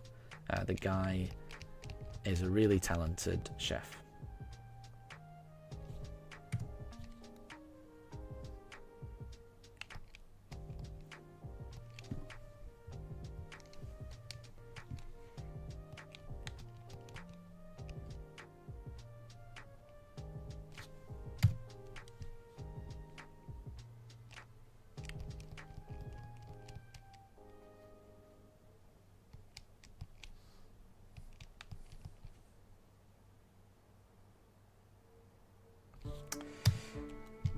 I've not found it yet, but we have got through an awful lot of encounters. So we've been streaming. Let's figure out how long we've been streaming for. About an hour and a half, just over an hour and a half, and we've got to 300 encounters. I'm certain we're gonna get past 1,000, definitely. Oh, and Amelia, you do watch a few cooking YouTube videos. Which channels do you tend to watch? Because if it's one that I don't watch, I may end up trying to check it out.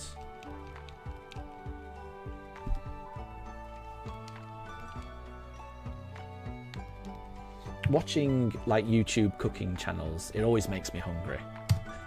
So I do quite like watching those just before having a meal.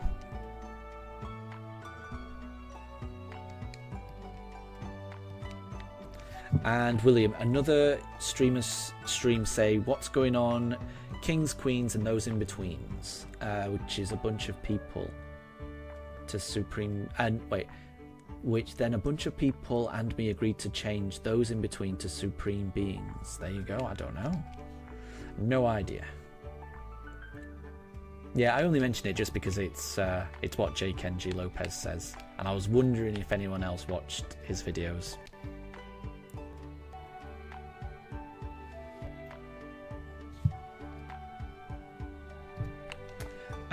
Anna, Bidoof is shiny, you can't tell.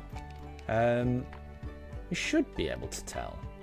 You don't mean that one of my Bidoofs just then was shiny, because I would have been able to tell that, I'm certain. There's no way I missed a shiny Bidoof, right? Can anyone confirm that? I'm 99% certain I would have seen it.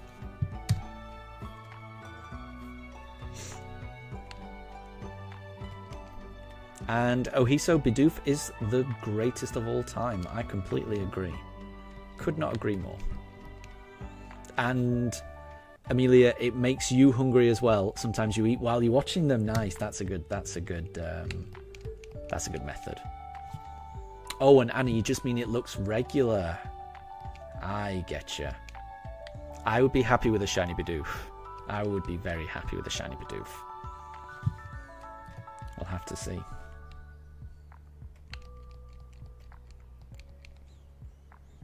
Yeah, there is no way of knowing what we're going to end up with. I might try moving. Because we still haven't found any Krogunk. I think Krogunk might be quite good. Let's move over here.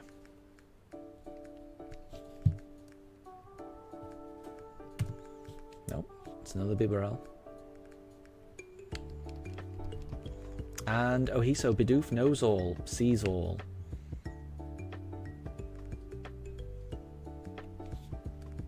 I don't disagree.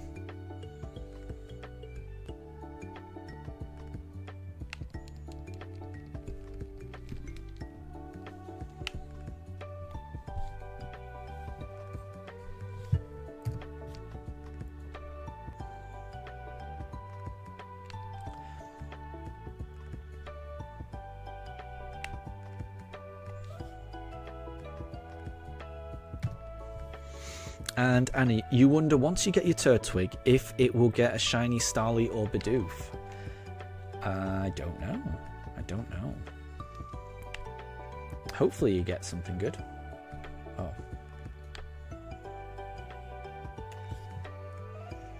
And Ohiso, do I know what my daily Pokemon is in the Safari? No, I don't. I did have a look through the telescope, and I'm pretty sure it did mention a I think it did mention a Krogunk. I'm just gonna let's go to Area 5. I don't know where Area 5 is. Let's mix things up a bit. Oh, we're going in this direction. Is that where I wanted to go?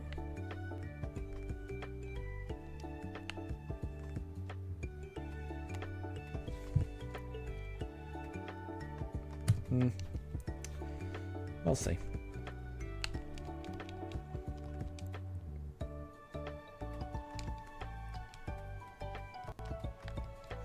I think what I'll do is I'll just do a few encounters in each area. What I might do is every 100 encounters, I might move areas. And then we'll just see.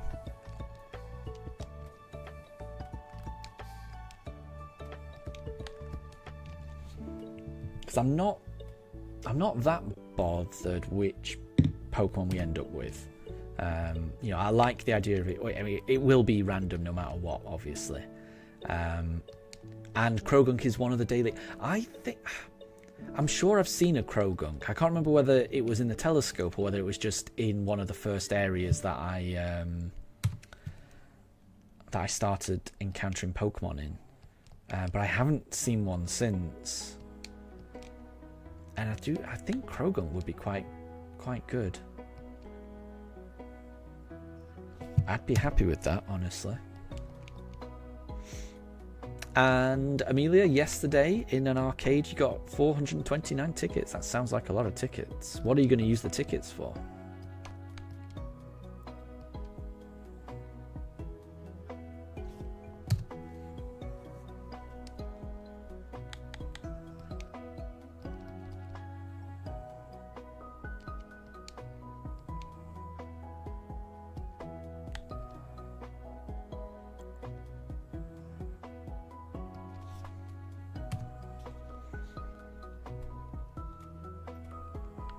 Oh, and Amelia, in a different arcade, you found that the Switch 2 costs... I can't even read that number.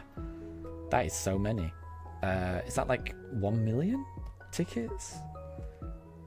Or is it 120,000? Oh, it's 120,000 actually.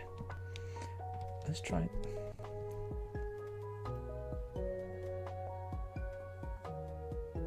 Oh, so this is Area 1. Okay.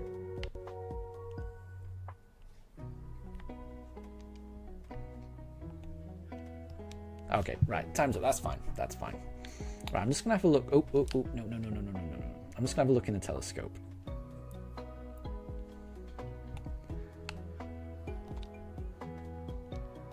Let's have another look. So, Starly. Where's that? Oh, and another one there. That was... So, we were there before, I think.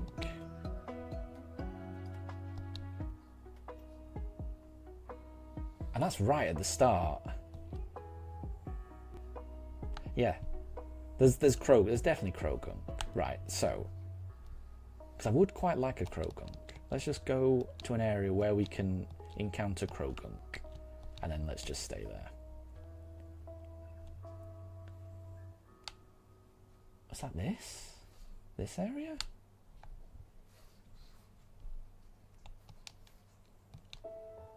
I'm not very good at recognising. I'm just going to have a few encounters here and just see. Oh, there you go. Right. Yeah, I think I might just stay here.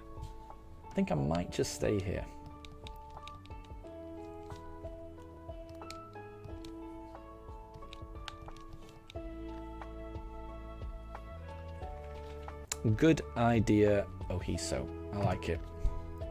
And... on research, each area in the Great Marsh has its own daily Pokemon. Oh, okay.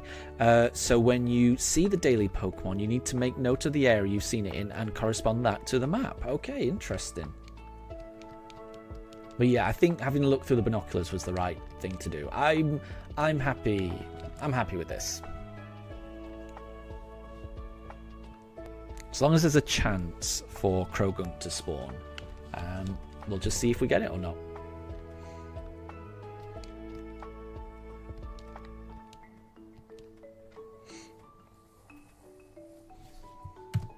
And Anna, you may game take for try and get shinies in each area. Interesting. And Amelia, Mifa is so cute when she sleeps in a bed. She is. And although Daruk is sniffing her head at the moment. I don't know if he's actually disturbing her or not. Oh, he's got. Can you see Daruk's got tail wags? He's wagging his tail a little bit. He's got tiny tail wags. Daruk, don't sniff there. Oi, Daruk. Daruk, stop sniffing there. You. She's just trying to sleep. Stop bothering her.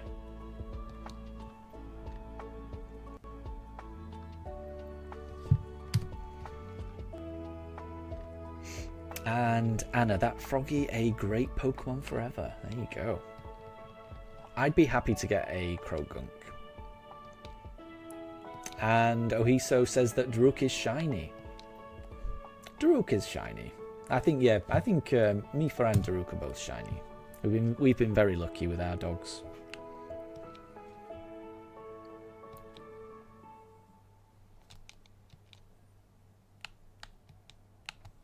Oops.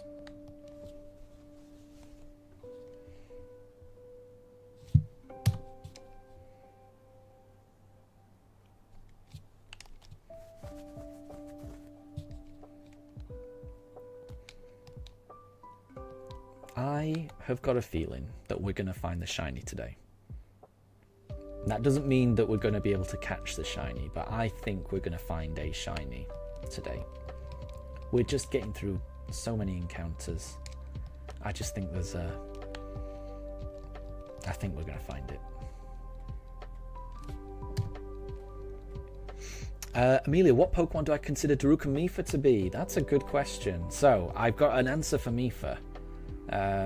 So Mifa is really clingy with me, okay? I don't know why she's clingy with me, but she is. Daruk is more clingy to my wife. So because Mifa is so clingy with me, and because I've been watching the Pokemon anime recently, I've been watching seasons 3 and 4 recently. Where he's in Johto. And every time I see Ash's Chikorita kind of like being clingy with him, it makes me think of Mifa. So I think Mifa might be a Chikorita. So I've started calling her Chikorita or Chico. So that would be my answer for Mifa. Daruk?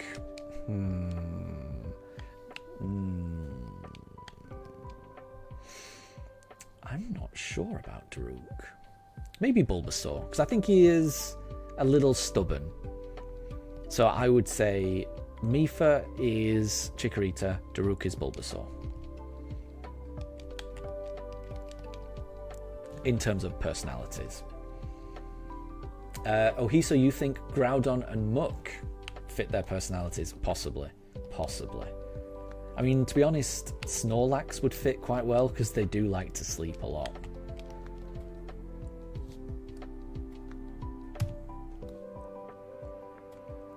Oh, and Amelia, you've got a shiny Chikorita and Bulbasaur in Violet. Very cool. I love Chikorita.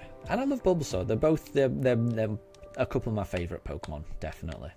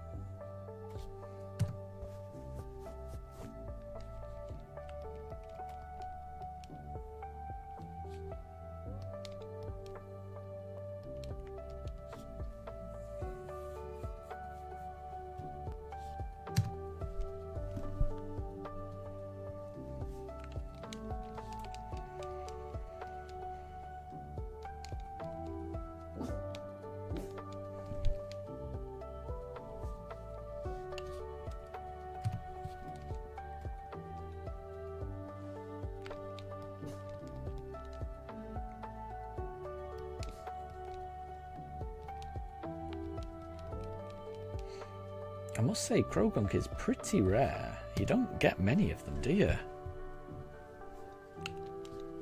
Like, we got the Krogunk. I feel like that happened the last Safari Zone we did.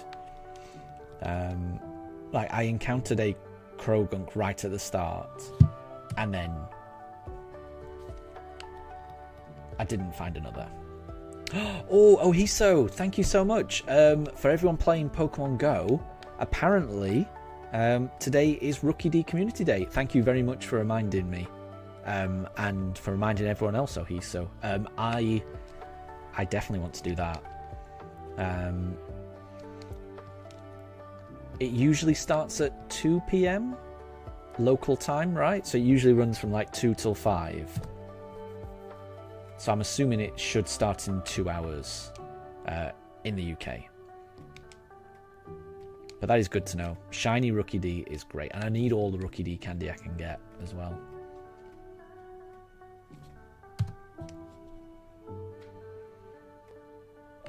So I will be playing from my desk. I'll be using some incense, and I've got a what is it? I'll show you on camera. I've got one of these like auto catcher things. I think it's called a gotcha. So I'll be able to catch Pokemon while I'm shiny hunting the Great Marsh. Yeah, it feels like it's been a long time since there's been a community day. Usually I feel like they do a couple of community days a month, but this month it feels like this is the first one. I might be wrong.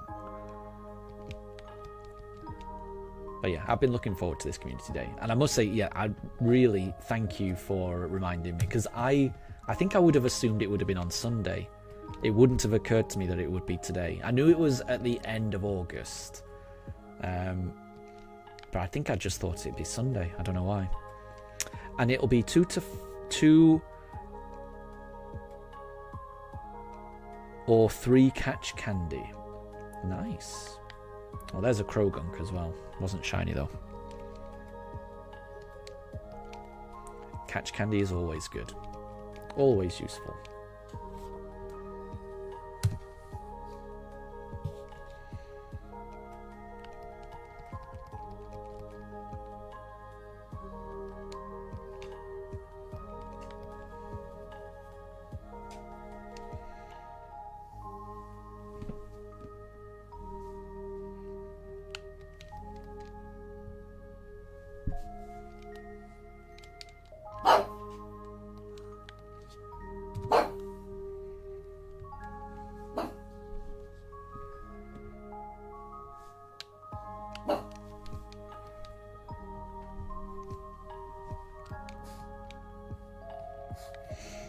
As in 6 or 9 candy per catch without a pin app.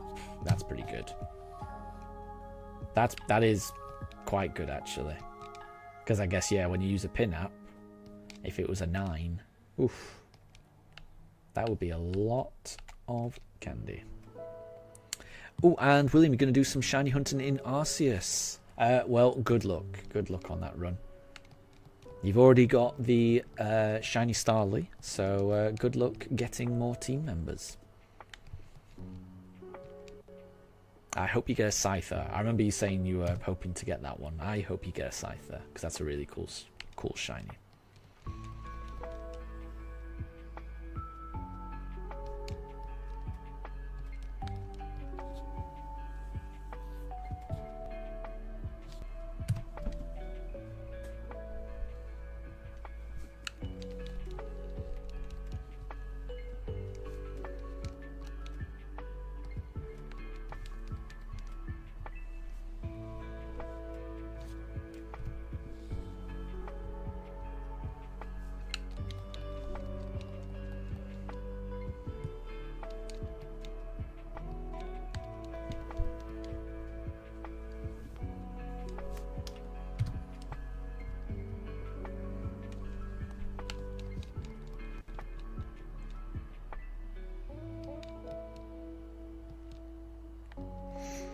And William, you wish you could use a Starly, but for the living decks, you're on your main save. Oh, I see. Right. So this isn't the new one. Gotcha.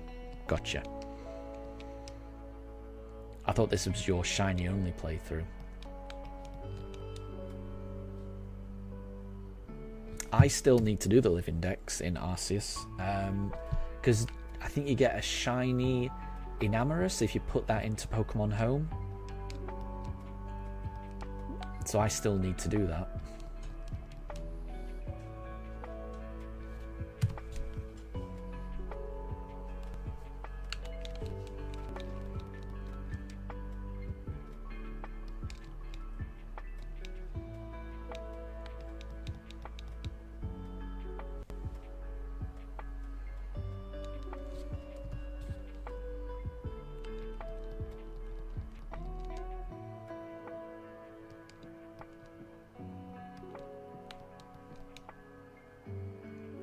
Oh, and William, you've just found a shiny Mantike. Well done. Well done.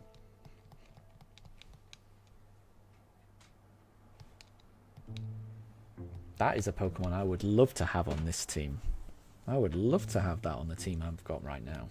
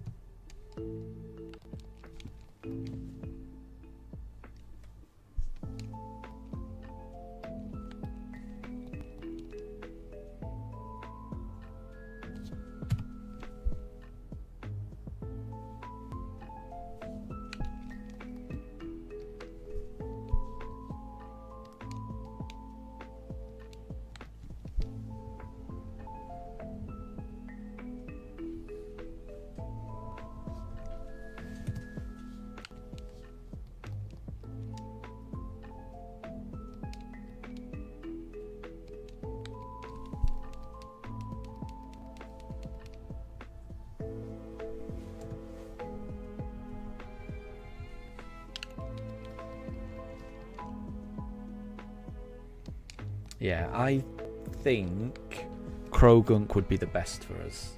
I really hope we get a shiny Krogunk.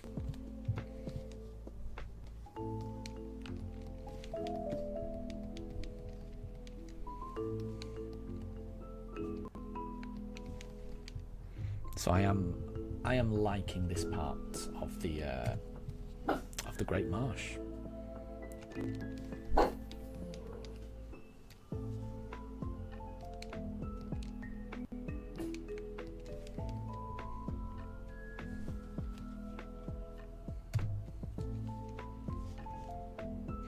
And William, you do have another save with 2 boxes already full of shinies. You're doing it on your new main because that's the one you have a Nintendo account on. Gotcha, gotcha.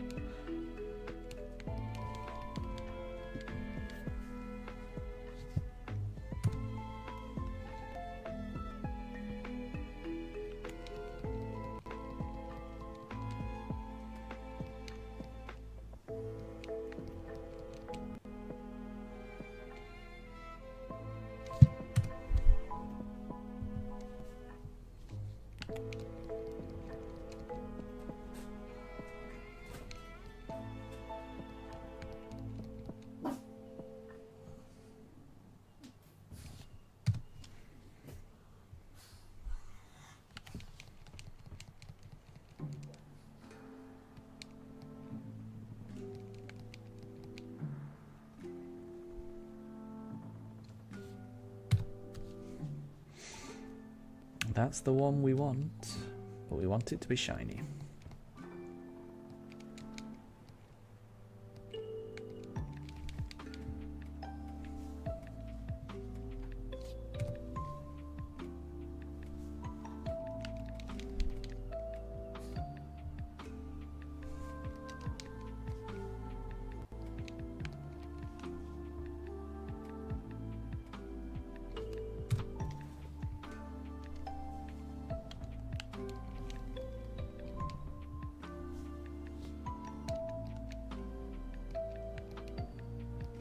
And Calamari, welcome back. Welcome back. I hope your dogs are well fed and satiated. You've not missed anything. I think I've picked my favourite spot in the Great Marsh. So I found a spot where Krogunk can spawn, and I think Krogunk would balance out my team quite nicely. So I'm thinking this is where I'm going to be today, for the rest of today, and I'm hoping that we find the shiny today. I've got a good feeling, because I'm really impressed at how fast we're getting through these encounters. So I think there's a chance we find the shiny today, and I'm hoping that shiny is a Krogunk, and I'm hoping that it stays in the Pokeball, which is quite a lot to hope for. And Krogunk it's a wonderful shiny, isn't it? It's such a nice shiny. I must say, I can't remember how Toxicroak looks shiny. I'm pretty sure it looks good as well, but I know that Krogunk looks amazing as a shiny.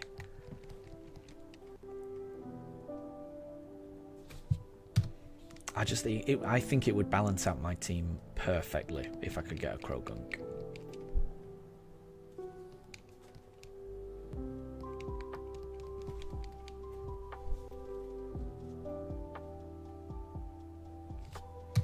And William, you spend enough time in the streams that you're learning about the other people here. That's nice.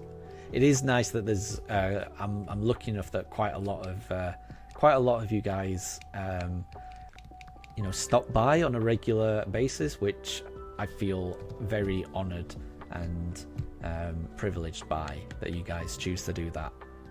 But it also means that you end up seeing a lot of the same people here, which is nice. Amelia, you think Mega Victreebel looks like a sack of potatoes? I think Mega Victreebel looks amazing. I'm a big fan of Victreebel in general, and the design for Mega Victreebel, I like it. I like it a lot, and I really like that trailer as well. I thought the trailer was very well done indeed.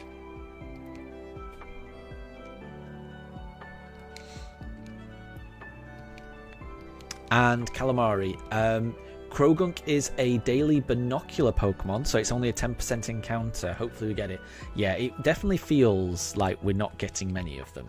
So it feels like a very outside hope that we get it. But I will say, the Misdreavus that we got, that was a fairly low chance. I don't know if it was as low as 10%, but it was, Misdreavus was the one that I really wanted from Eterna Forest, and I got that. So I got lucky there. Maybe I'll get lucky with a Krogunk. You never know.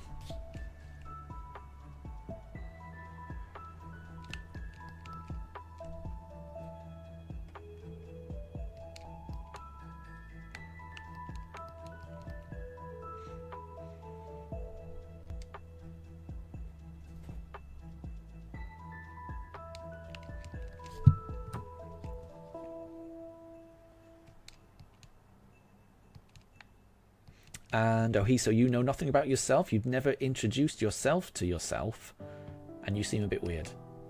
Well, that sentence certainly does not change that hypothesis.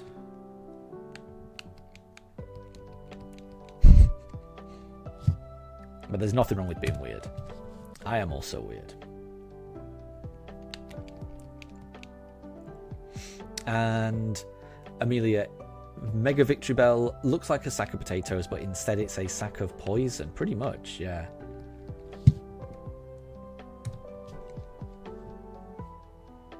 And William, you think that Mega Victreebel looks like it needs a twirly hat and a comedically sized rainbow lollipop. Interesting.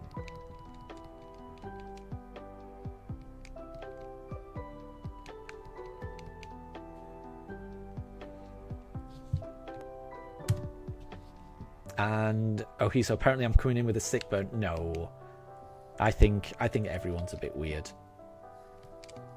I think it's weird if someone doesn't think they're weird. Honestly, I'm always a little bit suspicious if someone thinks they're normal, because no one's normal. Everyone's different.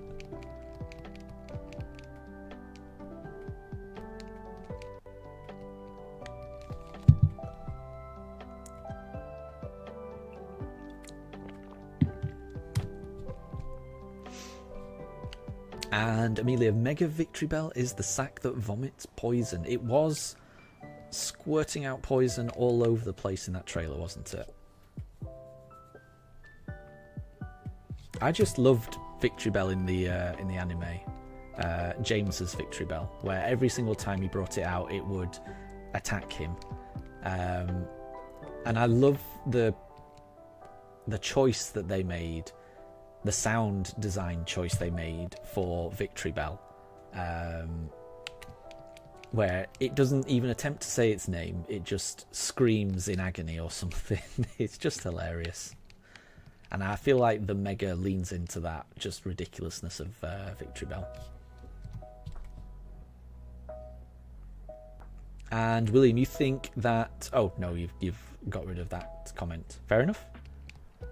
But I thought you mentioned that you liked Mega Howlucha's design, which is fair enough. I think it's pretty cool. It's got a cool mask. And Ohiso, you think we're all normal types? Exactly. I would agree with that.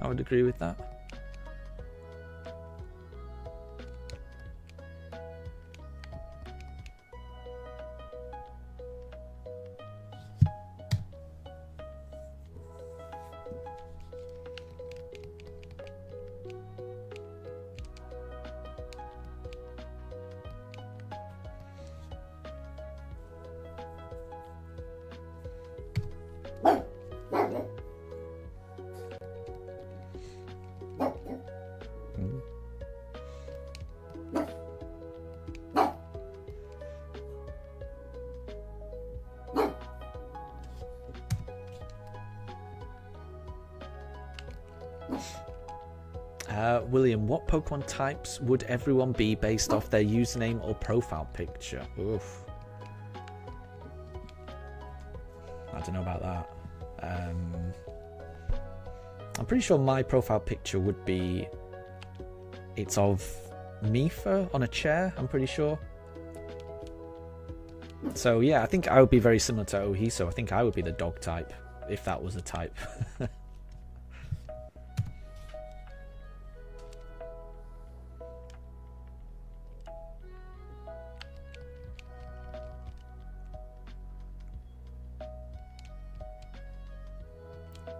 I think normal type works well.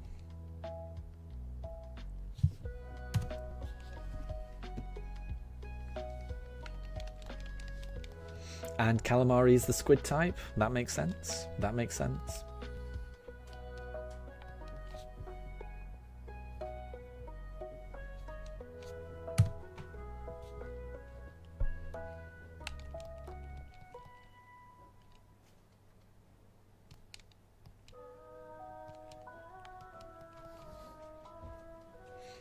And William, you would be the ghost or grass or ghost normal type. That's pretty cool.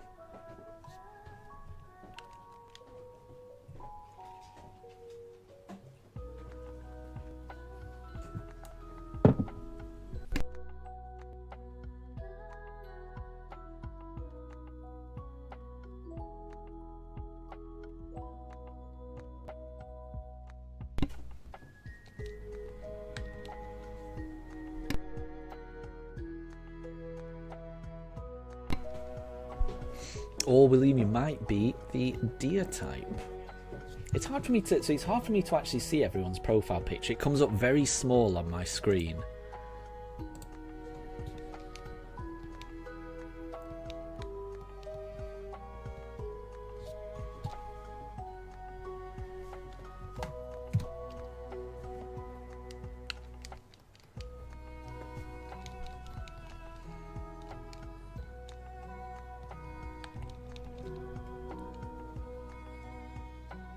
Yeah, so I can't actually tell what most people's profile pictures are. Some that I can make out, but a lot it's very difficult for me to tell. Especially if it's something that if it's an image I haven't seen before. Amelia, your profile picture is basically a fan art of Orglar from Singing Monsters. So you'll be poison type because one of Orglar's elements is poison. There you go. Apologies if I've pronounced that incorrectly. But that sounds cool.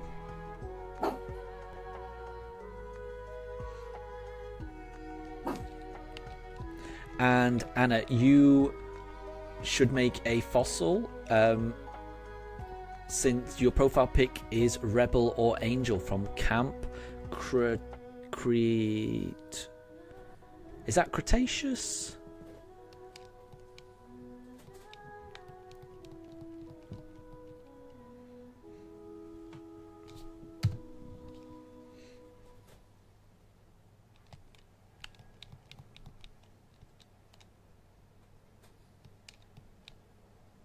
And that would be cool, having a fossil type. I definitely... and it was Cretaceous. Good. I haven't seen that show either. So I haven't seen Singing Monsters or Camp Cretaceous. But that sounds cool. William says Camp Cretaceous is peak. There you go.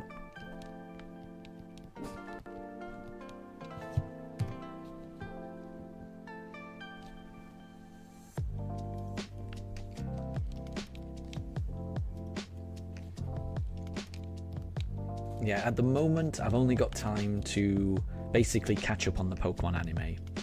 I watched the first 2 seasons when I was younger, and I haven't seen anything beyond that. So in the past couple of months, I've been trying to catch up. I've watched all of Season 3, and I'm about 20 episodes into Season 4, so I'm making my way through that. So hopefully, eventually I will be caught up on Pokemon anime. And then I'll be able to watch other stuff. But I do want to catch up on Pokemon anime.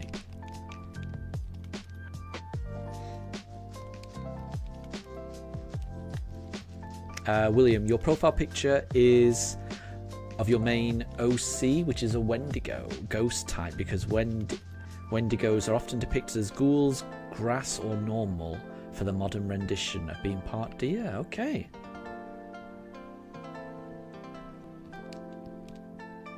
Wendigo sounds familiar. That sounds like a, you know, like a folk lore type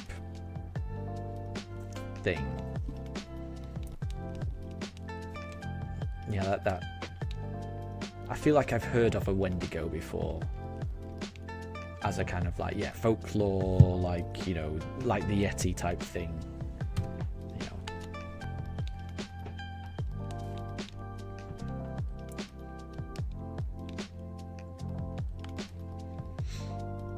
And Orglar's elements in Plasma are Mech and Poison. You're trying to shiny hunt Howlucha in Violet. Wish me luck. Well, very best of luck, Amelia. Howlucha is a great shiny. It's a great shiny, and that will be so perfect for Legend ZA. So very best of luck, Amelia. And William says that Wendigo it's like a, yeah, an ancient folklore type thing. Yeah. I've definitely heard of that. I don't know too much about it.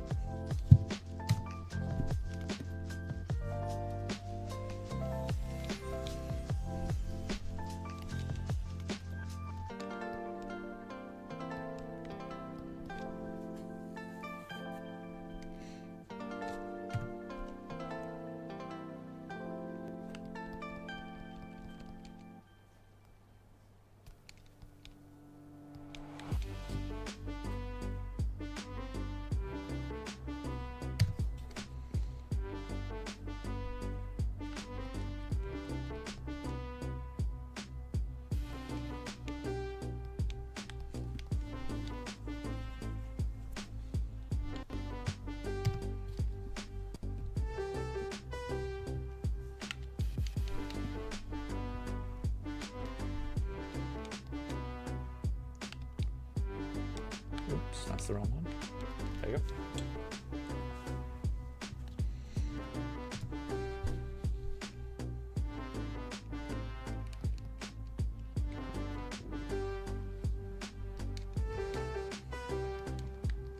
Oh, and interesting. Ohiso says that Until Dawn, the game, brought Wendigos into mainstream horror, and it's such an awesomely gruesome game. I've never heard of that, actually, but that's good to know. I must say, I don't think I've ever played a horror game before. I've got a feeling it might be a bit too scary for me. I like my calm, nice, casual, cozy games. I've never played a horror game. but I can see the appeal. Oh, and Fluffy, welcome to stream. I hope you're doing well. Thank you very much. Congrats on getting another shiny. Thank you very much.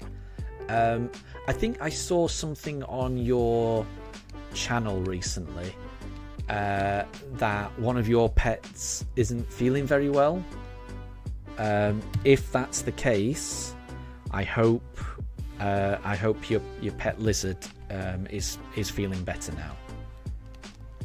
And apologies if I've confused you with someone else. I'm pretty sure I saw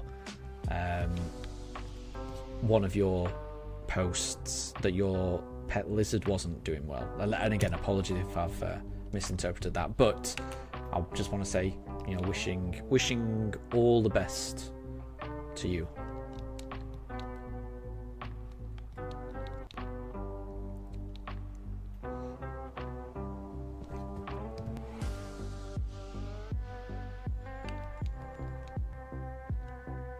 And William, you use a Wendigo as your main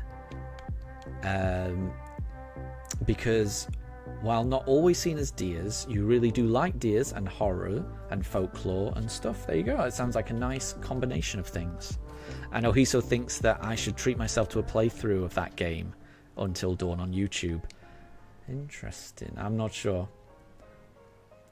And I thought it was your lizard called Bowser. Yeah. So the medicine food is working. Good. I am wishing Bowser a speedy recovery. Hopefully, the medicine that you're giving Bowser will help.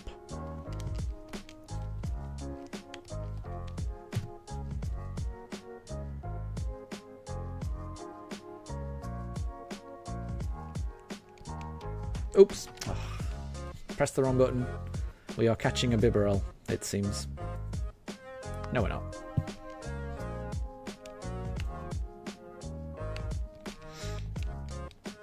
And Pranjul, you've played Man of Medan, Little Hope, House of Ashes, and The Quarry.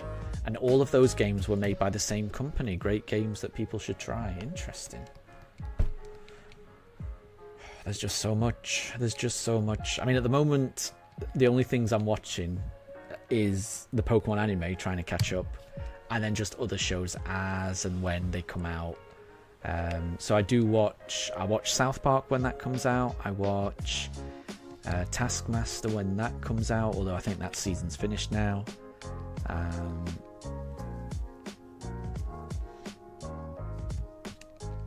trying to think what other things I watch.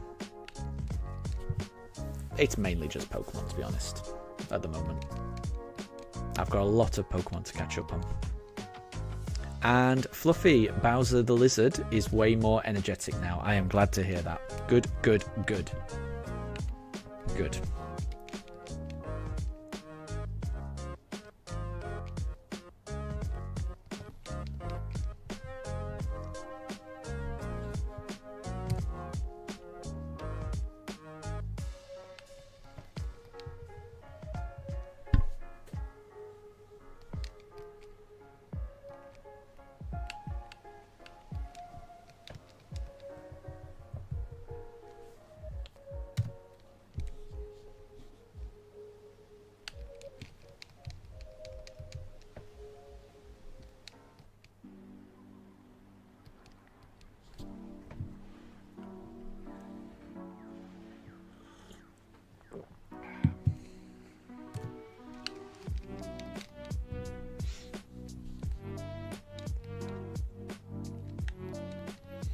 So it is 25 past 12 here in the UK.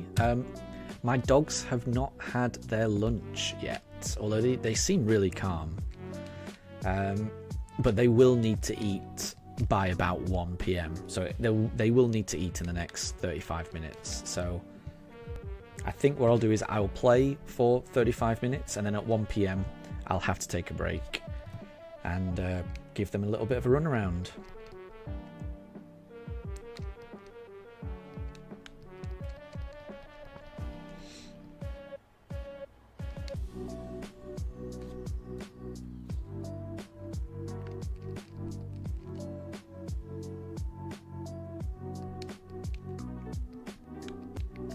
And Fluffy, today one of your baby teeth came out. Oh my gosh. Well, keep hold of that. Keep hold of that. I hope it wasn't too painful.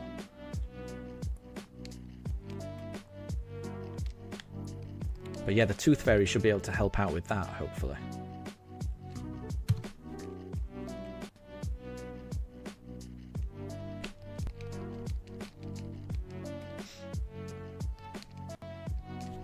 And Amelia says that Singing Monsters is a great game.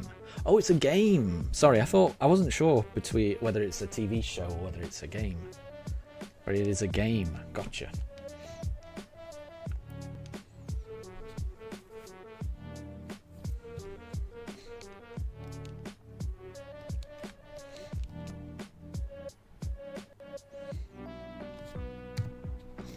And William, I think that's right. I think people should not say anything about, you know, age, name, even like location. Because the internet can be, yeah, you never know. You never know. So it's definitely always keep personal information safe. I would also keep like always keep date of birth safe as well. Just, yeah, all personal information, always keep that safe. That's always a good message to remind people, even when people already know it. But it's, yeah.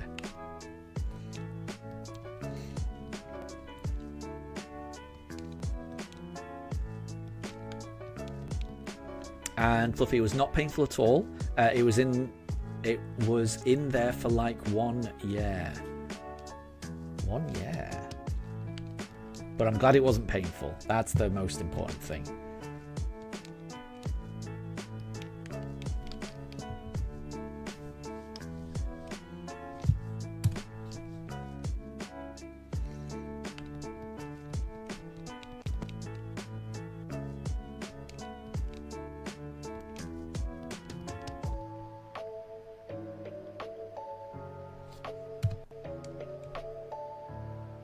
And Calamari, exactly. Yep. Let's not disclose any personal information. You can never be too careful on the internet. Everyone should always be cautious. Everyone should always be reserved. Just, yeah.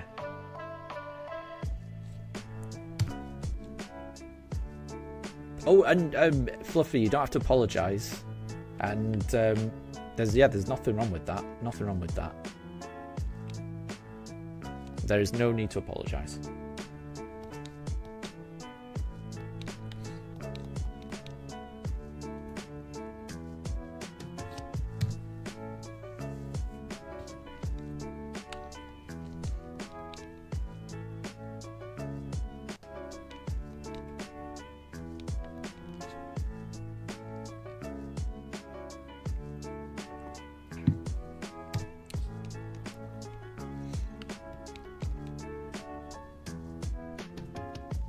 And I think that's exactly right, William. Yeah. I think everyone will have like overshared by accident. It's just about just being aware and just being cautious, and also just never take at face value what you read on the internet. So yeah, whatever anyone says on the internet, just always never believe it.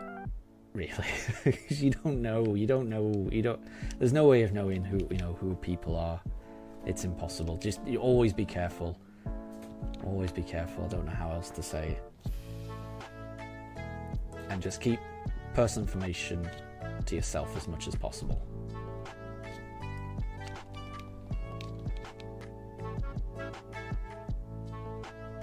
And we'll catch you next time if you're heading out, Fluffy.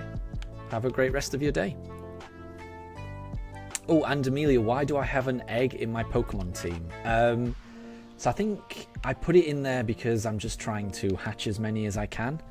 Oh, and William, you were about to ask about the egg. Well, okay, so the reason it's there is because of this.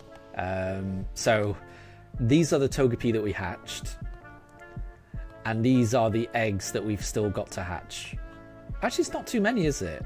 That's not too bad, but I've got quite a lot of eggs. So I've got all of that, those, and those. So I will be having eggs in my party for quite a while, just so I can hatch them, basically.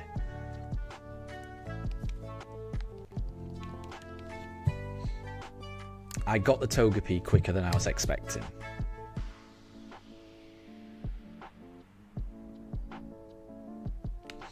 And Ohiso is sharing some personal information, saying that they are infinitely older than when they were born. It's very true, actually. Yeah, it's very true. It's very true.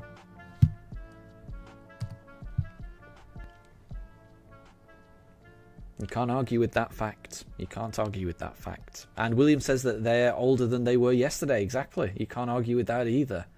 And these are the types of personal information that I think is okay to share. Nonsense information. That's fine to share. That's good to share. But identifiable personal information, that's what you want to always keep careful. Amelia, what am I going to do after my shiny only playthrough in Shining Pearl? So I think what's going to happen is that this shiny only playthrough is going to take quite a while, and I've got a feeling that by the time that Legend ZA comes out, I will still be doing this playthrough. So what will happen is I will pause this playthrough wherever I am. I will play through Legend ZA. Once I've finished Legend ZA, just a normal playthrough, then I will return to this to finish up this run. And then once I've finished up this run, I will be doing a shiny only run in Let's Go Pikachu, but the theme is going to be season 1 of the Pokemon anime. So I want to shiny hunt Pokemon that Ash caught in season 1 of the anime. So I want to find well, I don't think I'll be able to shiny hunt a Pidgeotto, but I will shiny hunt a Pidgey and I'll evolve it into a Pidgeotto. But I won't evolve the Pidgeotto beyond that, because I think he evolved Pidgeotto into Pidgeot in Season 2. I might be wrong, I'll have to double check that. But what I want to do, I don't want to evolve the Pokemon beyond where they got to in Season 1. So I will shiny hunt a Charmander, I will raise that to a Charizard, I will shiny hunt a Bulbasaur, but I will not evolve that Bulbasaur. That Bulbasaur will stay as a Bulbasaur. That type of thing. So basically, I want a team that Ash would have had. So I like that. I'm looking forward to doing that. Because I did a shiny only playthrough in Let's Go Eevee, and I tried to shiny hunt Bulbasaur, but other Pokemon kept cropping up, and I just moved on. I tried to shiny hunt Charmander, but other Pokemon just kept cropping up and I moved on. And I just want to force myself to shiny hunt those Pokemon. Amelia says that Pidgeot returned in the final episode. Oh, that's nice. That's nice.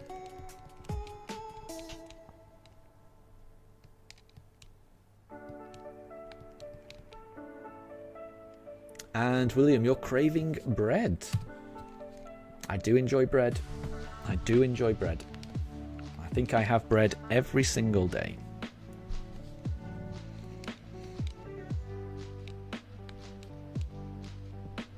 We very recently upgraded our bread game, if you want to call it that. Like, usually I get like the basic supermarket own brand white bread, and I've had that for years and years and years, but last week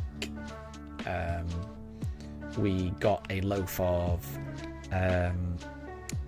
sliced sourdough bread from a company called Jason's,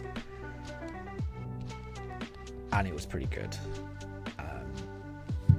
So I'm kind of thinking that going forward, that's the bread that we're going to have going forward, because it was so nice. It's quite heavy compared to normal white bread, but Yeah, the taste is. I was shocked at how much nicer that was, and because we eat so much bread, I think it probably is worth getting a loaf that we really enjoy. So I've spent decades having like the cheapest bread, and as of this week, I'm now kind of telling myself that I'm gonna get slightly fancier bread. Amelia, you like fresh bread? Oh, I mean, fresh bread is that must be amazing.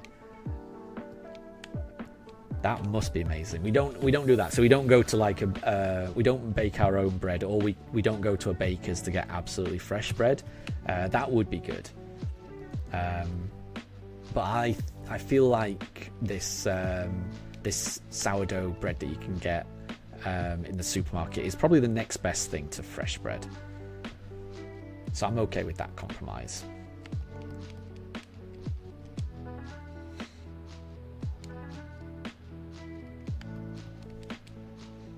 Oh, you meant French bread. Oh, a baguette. Yeah, that is nice. That is nice. Yeah, a nice baguette is a special thing.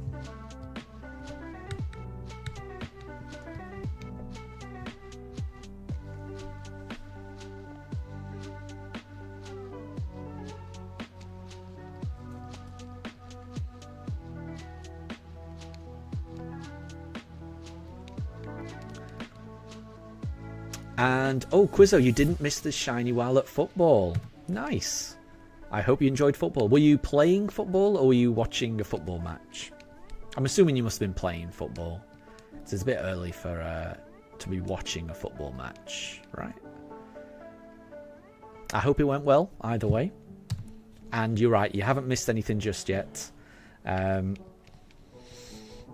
We're getting through the encounters very fast, though. Very fast. I'm hoping that we find a Krogunk. That's what I'm really hoping for. But I will take any shiny. And Quizzo, you were playing. Nice, nice. That must be a really good way to start the weekend. A really, fun, active way to start the weekend. I like that. I am terrible at football. I've never been someone that can play football. I was rubbish. I'm more of a football watcher than a football player. I wish I could play it. It does look fun. William, you like the dirt cheap sugar chemical laced white bread with some salted butter slathered on. I mean, that was me 2 weeks ago. I would have said the exact same thing until I had this loaf of sourdough bread. But no, I'm with you. There is something very nice about just cheap bread, cheap white bread with butter. Yeah, exactly. And I think I will always enjoy that. To be honest, I don't think I will ever be above having that. So we may end up just getting more bread. So we might have a pack of cheap white bread. And maybe a loaf of sourdough. Maybe that's what we'll do going forward. Quizzo says that white bread full of sugar is so good. It is, isn't it? Yeah. Yeah, I don't disagree. It is. And it toasts really quickly as well. The cheap white bread, because it's got so much sugar, so it browns up really fast. So, yeah. Yeah, this sourdough bread that we've got, you have to put it in the toaster like twice because there's not as much sugar in it.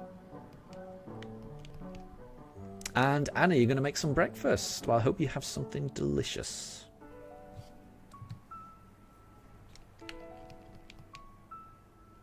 Oh, and Quizzo, other than Badoo, which shinies do you not want? Because yeah, I'm not crazy about Badoo. I don't know. I'd be okay with anything. Krogunk is the one that I want. If it's not going to be Krogunk, I'll take anything, I think. I'd take a Marill. That'd be pretty cool. I'd take a Wooper or a Quagsire. That'd be pretty cool. I'd take a Starly, actually. A Starly would be quite nice. Since we've seen so many shiny Starlies, it wouldn't be the worst thing finally get a shiny Starly for the team. So I don't mind. I don't mind. And Ohisa, you're out for a bit. No problem. Thank you very much for stopping by. And have a great rest of your day.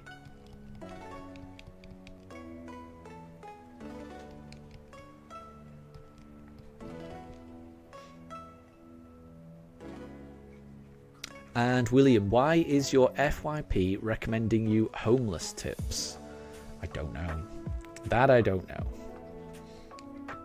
I hope everything's okay with you.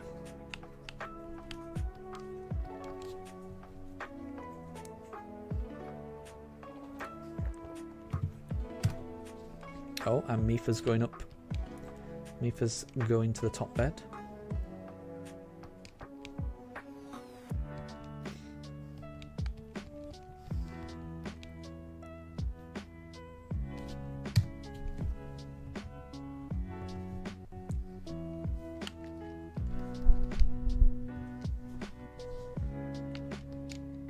Oops.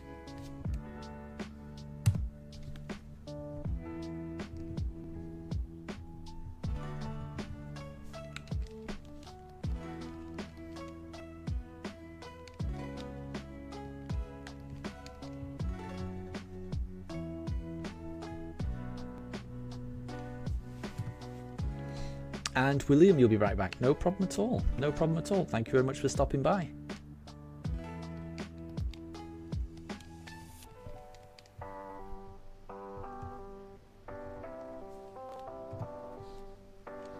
And Amelia, am I in the room with the pugs? I am.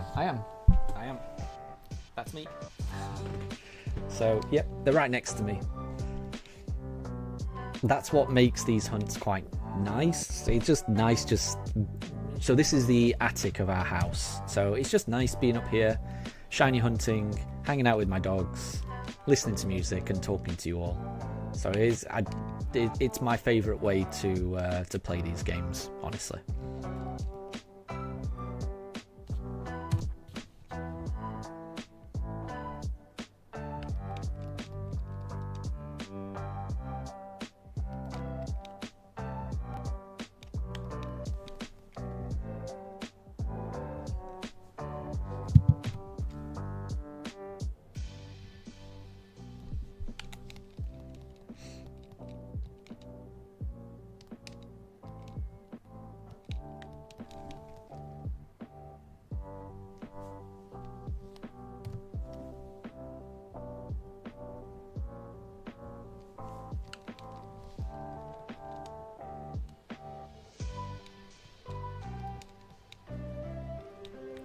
So it is 1:45, so we're going to be doing these encounters for the next 15 minutes, and then I'm going to have to take a break, just so everyone knows. So in 15 minutes time, I'll take a half an hour break so I can feed my dogs, give them a run around outside, and then we'll be back.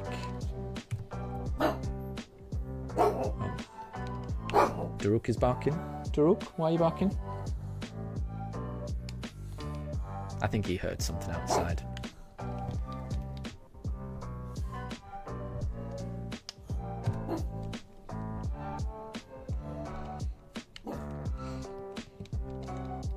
But we've been streaming for almost 3 hours now. Almost 3 hours, and we're almost up to 500 encounters. I mean, that's just pretty good. It's pretty good. I'm very happy with how fast we're getting through these encounters. Very happy. We're definitely going to get up to 1,000 today. Definitely. No question.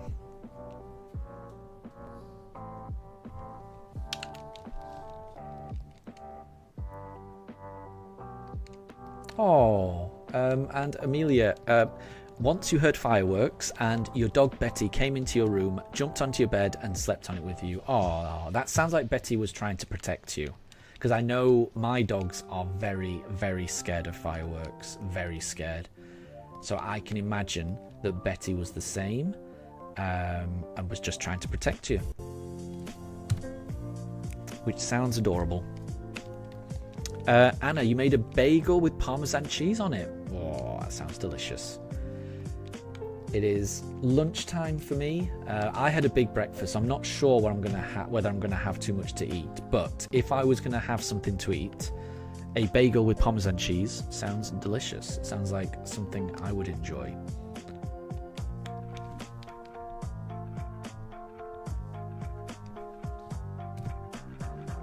And Amelia, you think that she was scared of the fireworks? Yeah, dogs.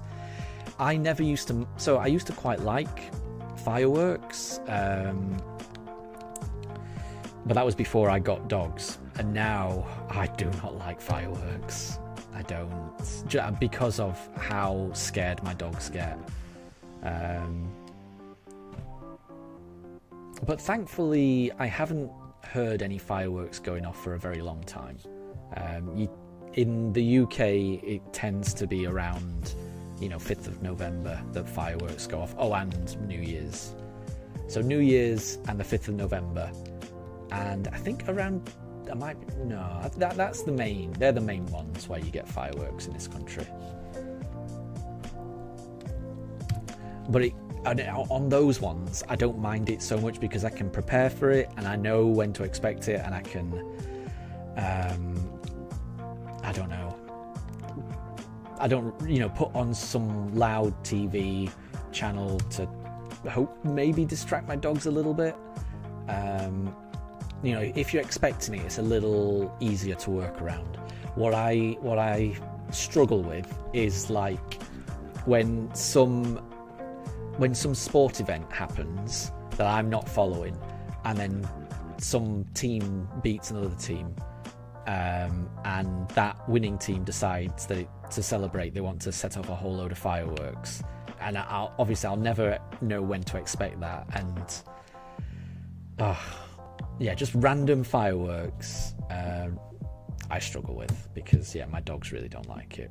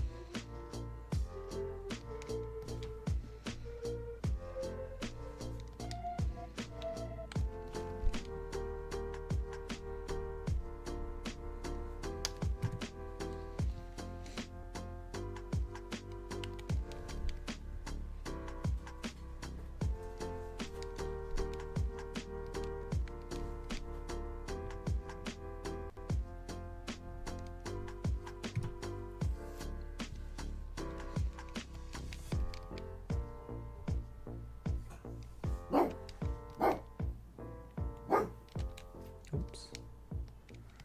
Pressed the wrong button. Let's try this.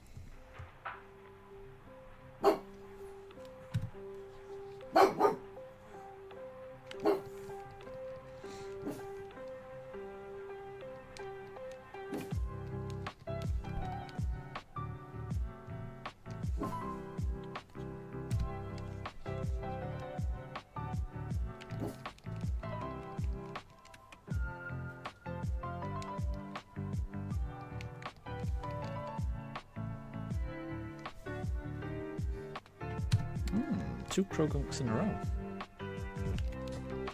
If only one was shiny.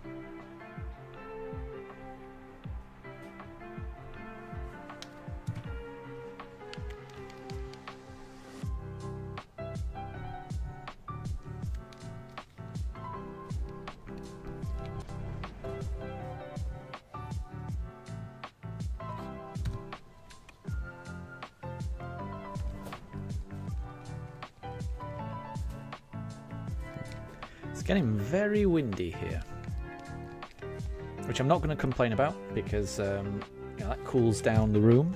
But if you do notice some shaking of the cameras, it's the wind actually blowing through the windows and blowing the cameras.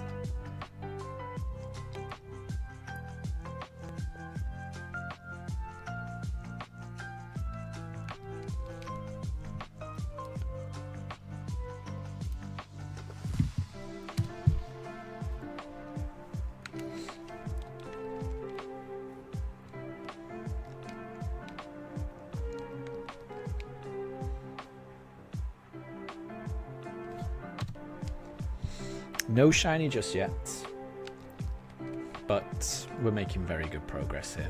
Very good progress.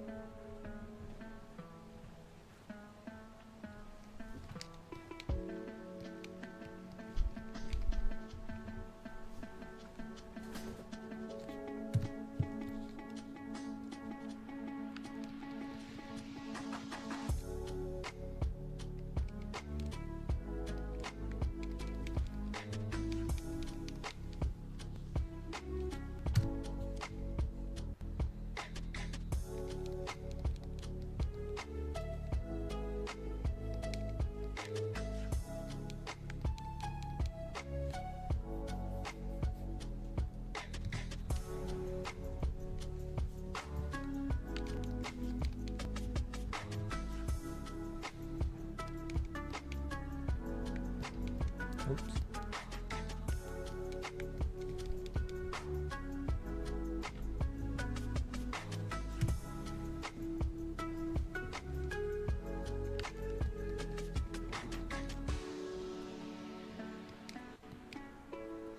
Okay, I think it's 10 to now, and we're almost up to 550. So I think we'll do that. We'll take a break when we get to encounter 550.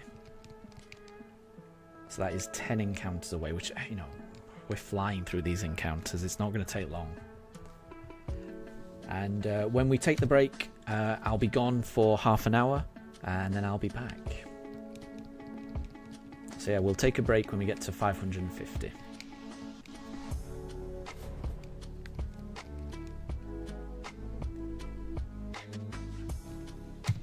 I mean, that's so good. You know, in about 3 hours, it's, you know, we've got over 500. That's pretty good. I'm happy with that.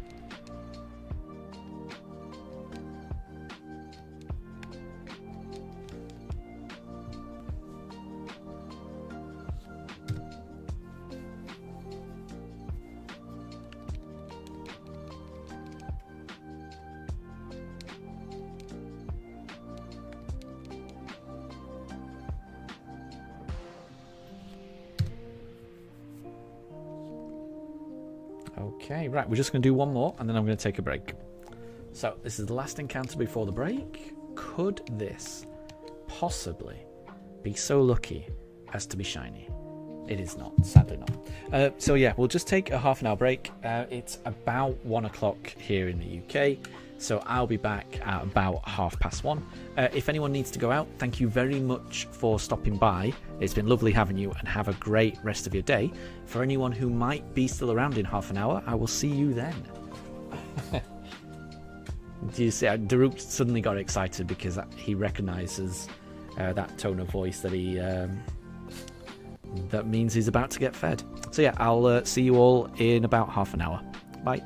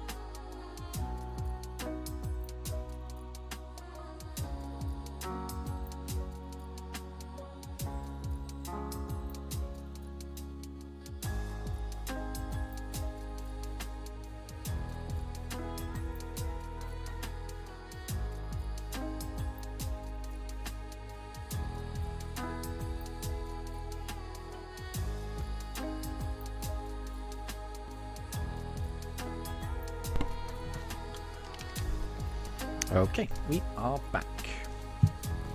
Let me just pop that in chat that we are back. So, the pooches have had their lunch, they've had a run around outside, and we're ready for the next part of the hunt.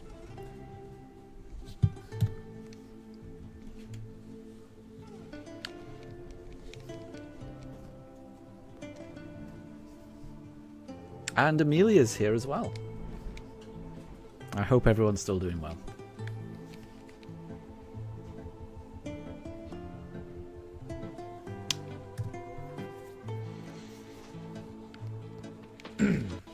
I've got a good feeling about today. We're definitely going to get through at least 1,000 encounters. I'm now thinking we might get close to 1,500. It's possible. So there's a chance that we find the shiny. And Ham, good to see you. Good to see you. I hope you're doing well.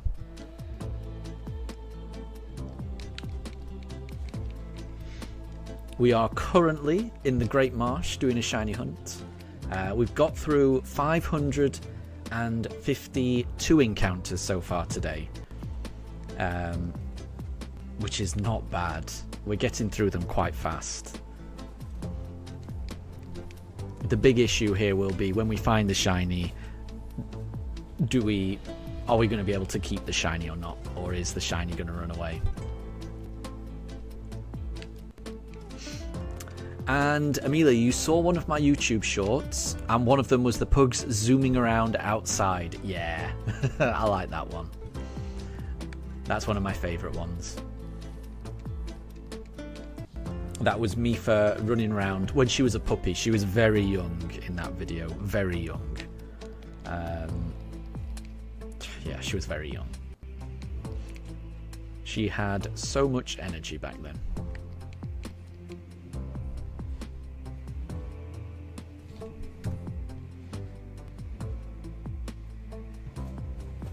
Oh, and Ham, have I watched Lost World yet? No, I haven't. I haven't watched any movie. I do need to watch those movies. I do need to. I don't know when I'm going to have time to watch the movies, though. I guess I also need to make sure I've got a way of watching it. I would imagine so. We've got Netflix and we've got Prime. So I would imagine it's available on one of those two. But I would say, before I can watch Lost World, I think I need to rewatch Jurassic Park. I mean, just because I do want to rewatch that movie. It's one of my favourites, so I do want to rewatch that.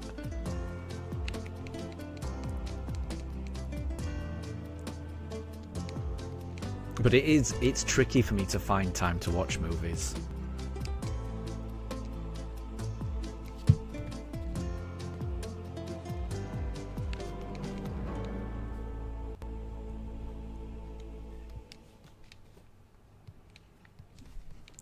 But I would say within the next month I will have watched those. I'll have rewatched Jurassic Park, and I will have watched Lost World for the first time.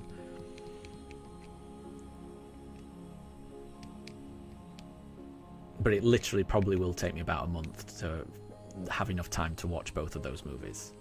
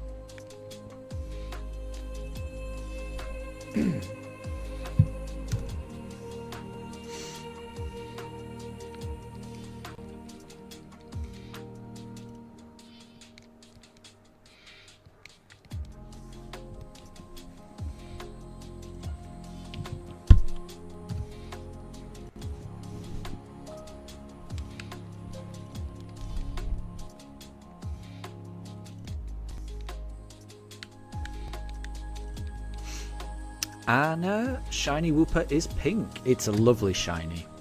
I would be very happy getting shiny Wooper, even if it would make my team quite unbalanced.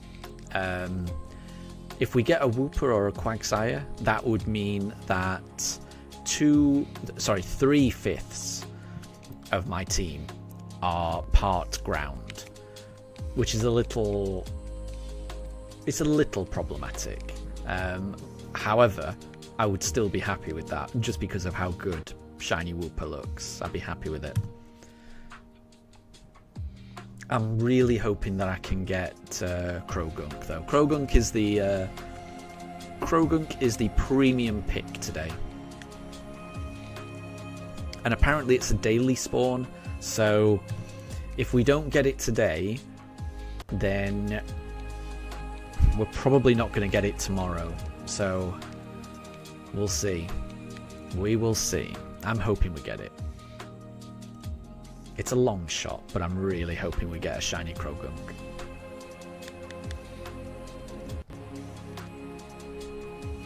Amelia, you're guessing 600 encounters. Oh, that would be amazing. That would be amazing. I've got a feeling that we're gonna find a shiny today. I'm not saying we're gonna catch a shiny today because it could run away, but I've got a feeling we're gonna get it today. We're getting through.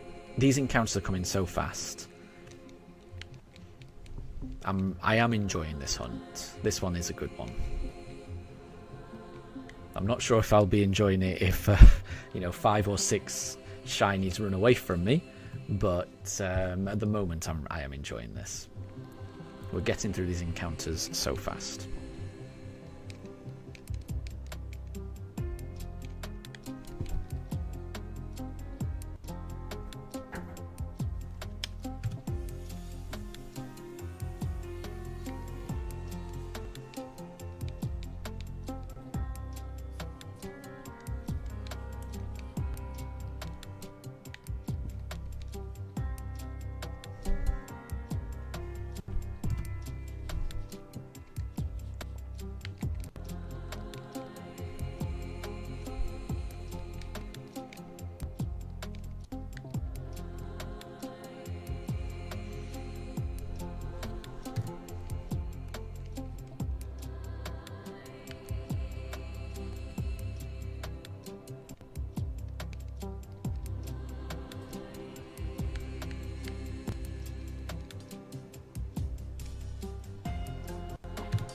And Amelia, hopefully the shiny doesn't run away.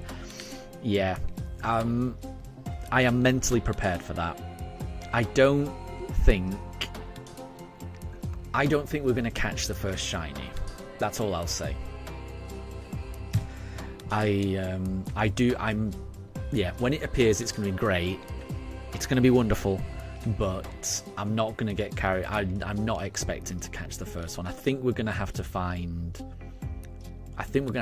2 or 3 at least in order for it to stay in the Pokeball. But we might get lucky. You never know.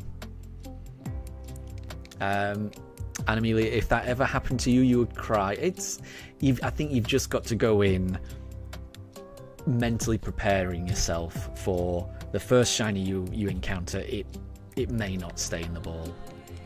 I think if you're prepared for that, then it won't be too bad, right? You've got to prepare for the worst case scenario. If you can mentally prepare for the worst case scenario, then no matter what happens, you'll be able to deal with it.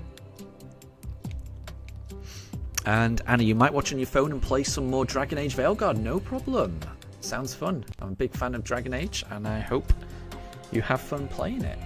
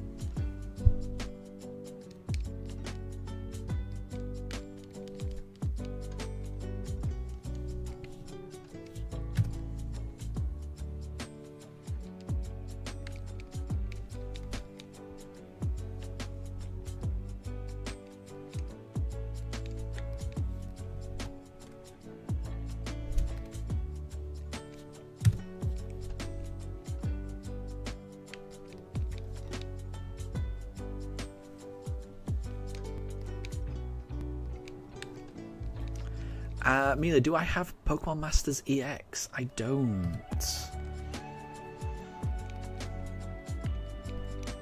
I think I've heard of it.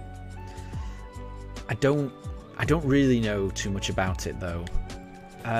Is it the Pokemon game that's like focused on like gym leaders and champions?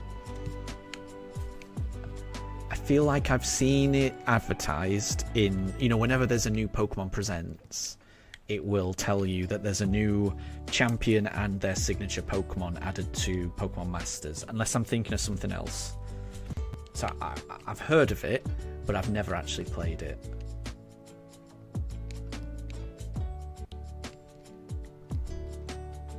Tempest says that Pokemon Masters is pretty good, and welcome to stream. Tempest, welcome to stream. Oh, and Bulba King, welcome to stream. I hope you're doing well. You swear that you've seen me from somewhere. PS cute pugs, thank you very much. The pugs are very cute. I don't know where you would have seen me from.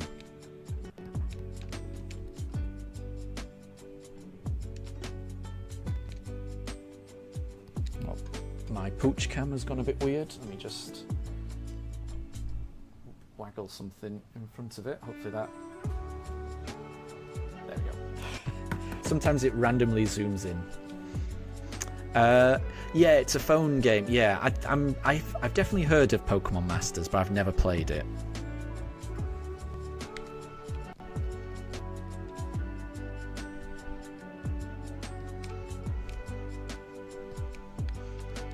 And yep, the top cam is just great. The top camera has a mind of its own. It's got an autofocus function, and I don't know what it chooses to zoom in on sometimes. It's very strange. It has a mind of its own. The top camera is not really a webcam. It's not really a webcam at all. I've kind of repurposed it as a webcam. So it, yeah, it does whatever it wants. And Bulba King, you saw Moondrop Showdown in here, and that's where you remember. Ah, yes, yeah, yeah, Moondrop definitely drops by from time to time. That might be where it's from. But at the moment, we're doing a shiny only run in Pokemon Shining Pearl. We've been doing this run for a very long time. I think I've been doing the streams for this particular run for about 3.5 months. And of those 3.5 months, 3 months were spent on the very first hunt, finding our shiny starter. Ever since we found our shiny starter, this run has gone a lot faster. So we are now trying to find our 5th team member. We're in the Great Marsh in Pastoria City. And we're just going to see which shiny turns up first. And we're going to try and catch it. I'm really hoping that we get this guy, this Krogunk. That's the one that I'm really hoping we walk away from here with. But the problem with the Great Marsh hunt is when we do find the shiny, there's no guarantee that we're going to be able to catch it. In fact, there's a very good chance that the shiny's just going to run away, and we're going to have to find another one. So we'll see. And Bulba King, 216 eggs for Togepi is not bad. It isn't, is it? We went a little bit over odds on the starter, and that's unfortunate because that is probably the slowest hunt that we will do. You know, in terms of how fast...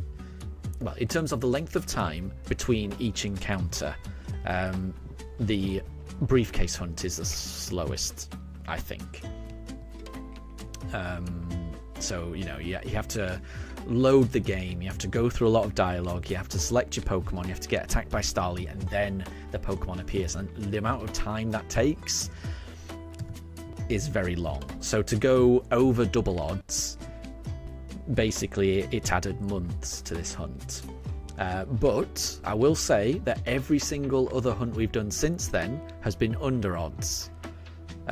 So We've had bad luck at the start, and we've had pretty good luck recently.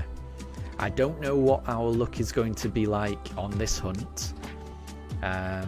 We'll have to see. And Bulba King, by a little we actually mean, yeah, over double the double expected encounters. Yeah, it does make it a little bit more like a 1 in 8,192 chance. Yeah, it's very true. It's just the problem with the briefcase hunt is it's the length of time.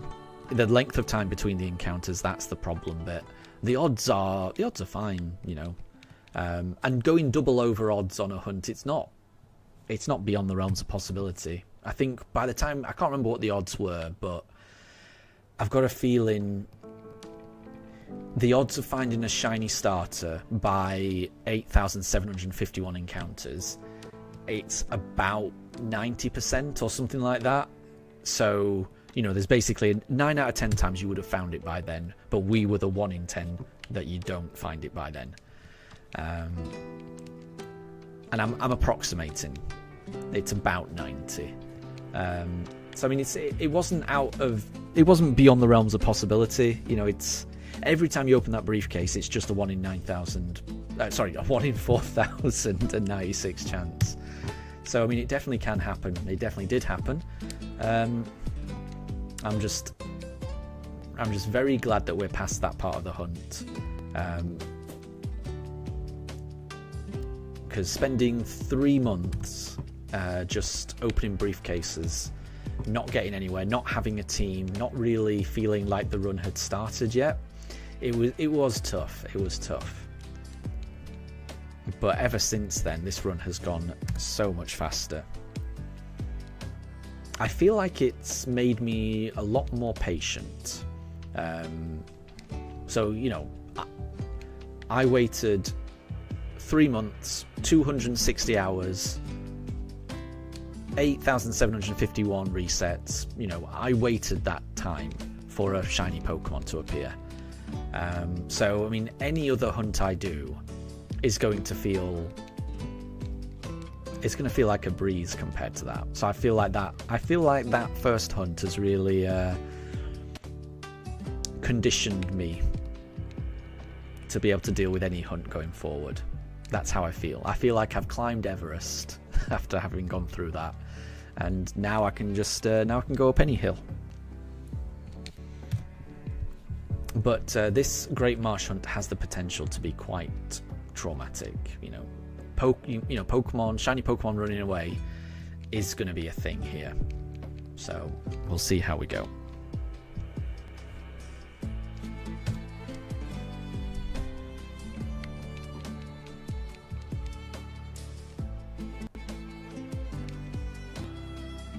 And Bulba King, what are the pooch's names? Let me write it in chat. So the pug who's in the top pooch cam, in the top bed next to the Shinx, that is Daruk, and he's 6 years old. And Mifa is in the bottom pooch cam in the bed, and she is 3 years old.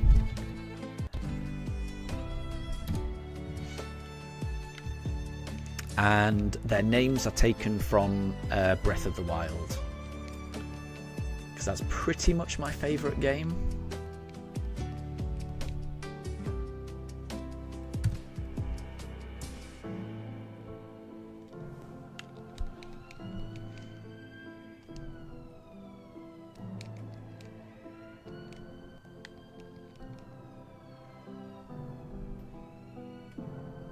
They are cute. They're the best, honestly.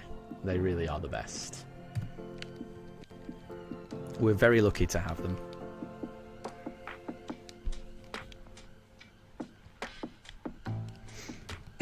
So the pooches have recently had their lunch. So they're nice and calm now. They like to go for their evening walk at around about 4. So we'll probably take a break then so I can give them a walk. But yeah, they just like hanging out. They're very chill dogs. They're chill dogs when they don't hear anything outside, I will say. If Daruk hears something outside, then he will start barking. But Mifa is quite chill.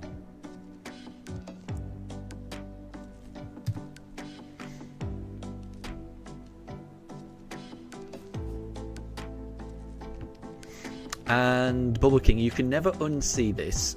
You can see a Batman sign on their foreheads. Oh my gosh. Kind of. I can kind of see it. It's a little hard. But there is a kind of, because they're so wrinkly, you know, because they frown and wrinkle up. They're very expressive dogs, I feel. Their faces are very expressive, in my opinion. And that's because, yeah, they're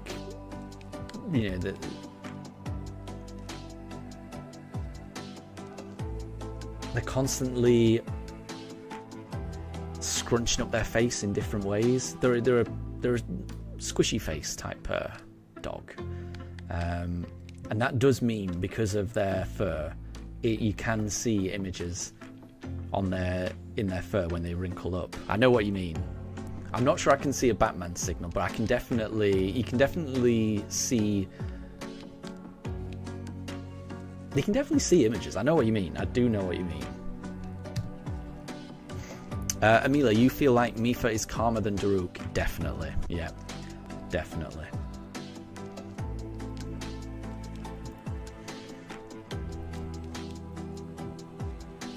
Yeah, if there's a noise outside, Mifa might pay attention to it, but she probably won't start barking. If there's a noise outside, Daruk will start barking. There's no question.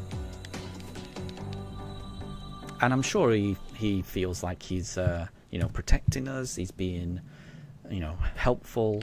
I just wish he knew he didn't need to do that. But that's just his nature.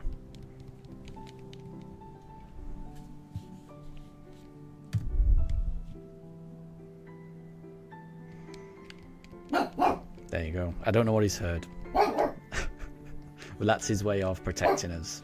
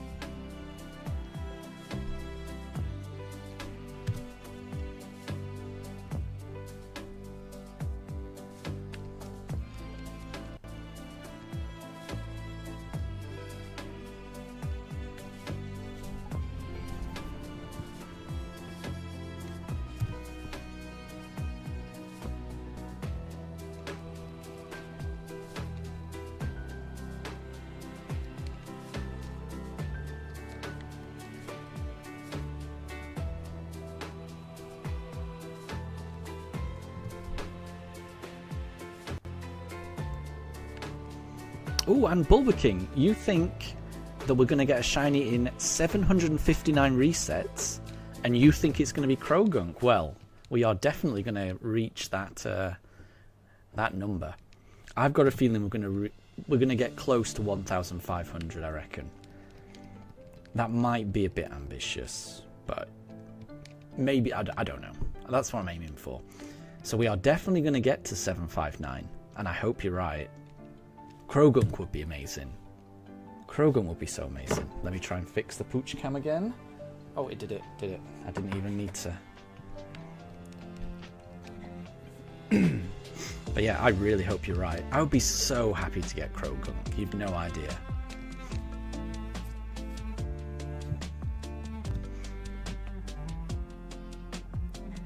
So I pray you're right.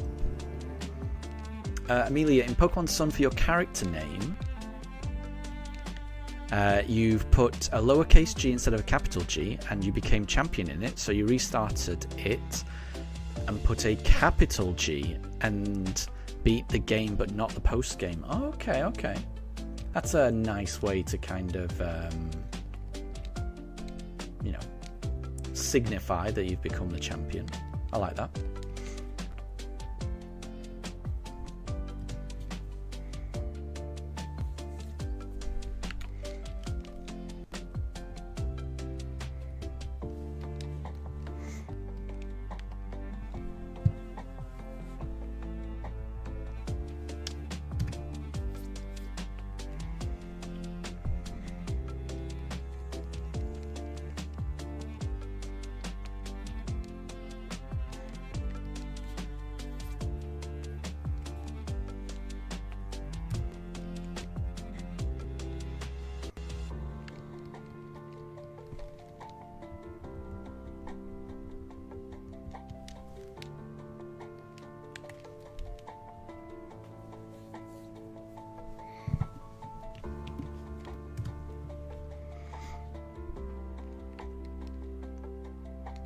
And in your other games you put a capital G. I think, well, that obviously is a signal that you'll become champion in those other games.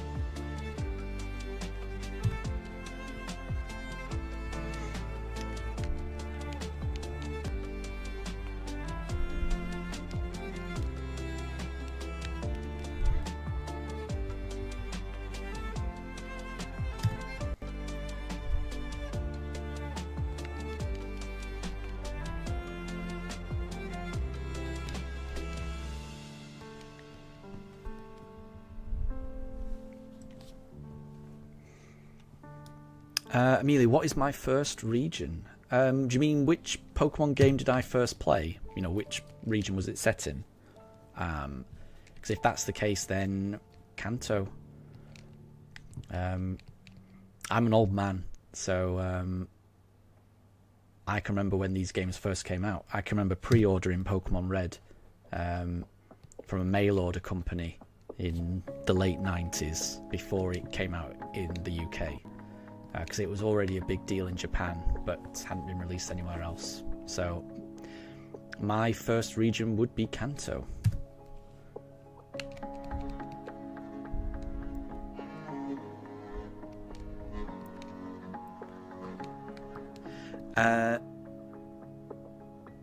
Tempest, this kind of thing makes me wish we could change names in game. Yeah, you can't. You can only do it right at the start, can't you? And Tempest, yeah, you should never need a new game just for that. It's a good point. I hadn't really thought about it. But it is a good point. You should be able to change your trainer name.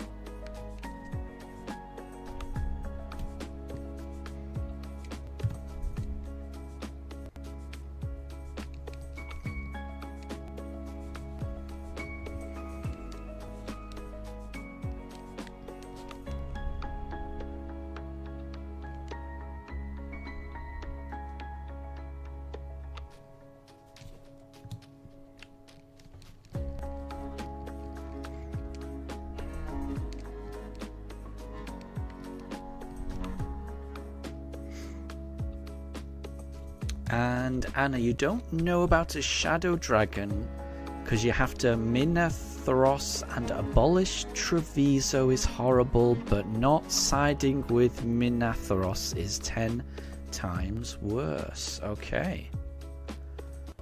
I'm assuming that is to do with Dragon Age Veilguard, because that went right over my head.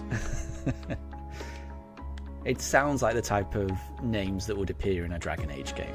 Like I say, I've played the first Dragon Age, and I think I've played the second one as well. But that's it. I definitely haven't played the most recent one.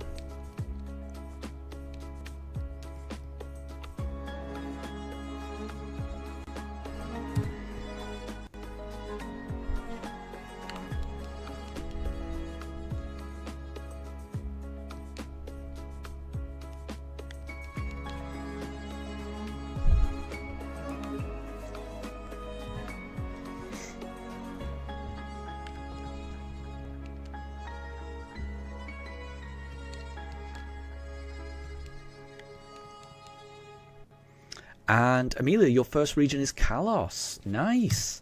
And when Legend ZA was announced, it feels special. Yeah, I can imagine, actually. Because if I would imagine that'll feel like, you know, you'll be exploring Lumio City to its fullest. You know, something, you know, that when you played as a kid, you just scratched the surface of Lumios. This new game feels like it'll really go into depth. I do feel like a lot of the lore and the callbacks, I've got a feeling it's going to go right over my head because I haven't played the originals. But I'm sure it'll still be fun, even for someone that's new to it. I'm hoping.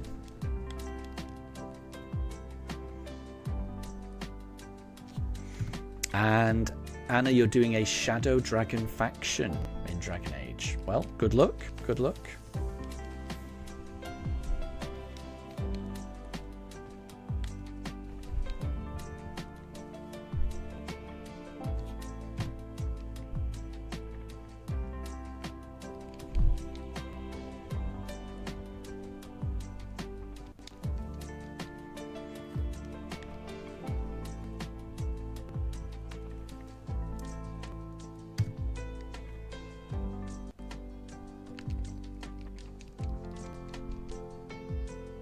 And, ooh, Bulba King, what is after the Safari Zone? That is a good question. And honestly, I haven't decided. So, I'm doing kind of like a badge quest. So, once we've got the shiny, we will be moving on. We will be progressing the story until we get to the next gym. And then we're going to beat the gym leader. And then we're going to do our next hunt. The remaining hunts I want to do a Pokeradar hunt. I want to do a fossil hunt. And the last one that we do,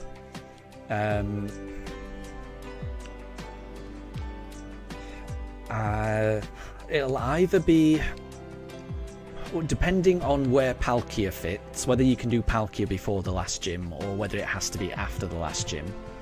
I do want to shiny hunt Palkia, so we'll see. I'm not quite sure. I suspect the next hunt will be a fossil hunt or a Pokeradar hunt. I don't know. There's problems with both of them, really. The fossil hunt might be tricky because I've only got 9 fossils. I've been trying to get more, but all I've got is 9 fossils. So that will involve quite a lot of resetting, I would imagine. But, you know, it is what it is. And the Pokeradar hunt might be tricky because, well, I've never used the Pokeradar before. And I'm not sure how much money I've got. I think I might need to get a bit more money to buy more Pokeballs to make the because you've got to catch a lot of Pokemon on the Pokeradar hunt.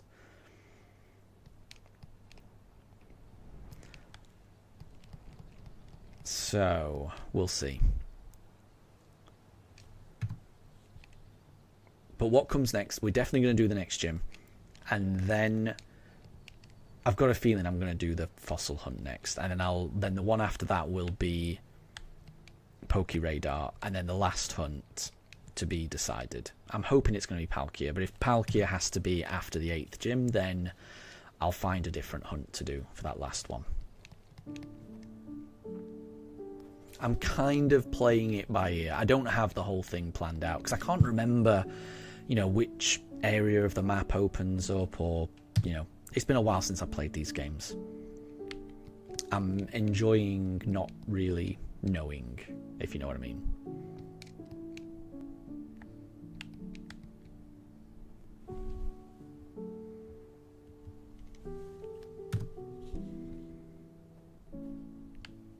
Oh, also, for anyone that's in the UK, it's now 4 minutes past 2, which apparently means that it is Rookie D Community Day.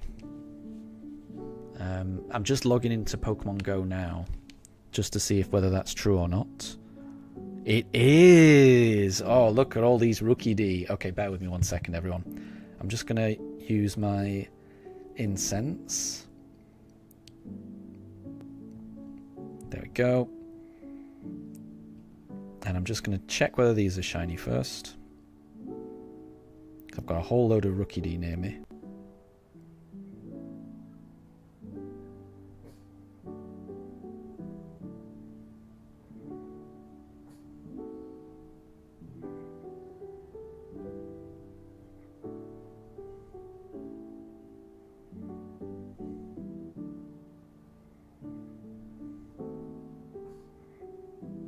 Okay, no shiny just yet.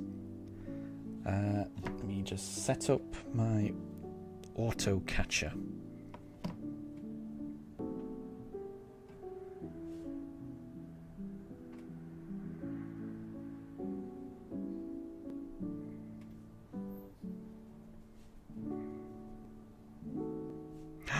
My gosh, we've got one.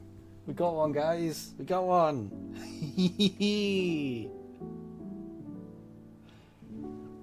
So yeah, if anyone plays Pokemon Go, I would definitely. Oh, and it's definitely going in Ultra Ball. This. No. Oh. Okay, ran away. Well, no, it didn't run away. Sorry, it got out. Oof. Let me just use a golden raspberry on it.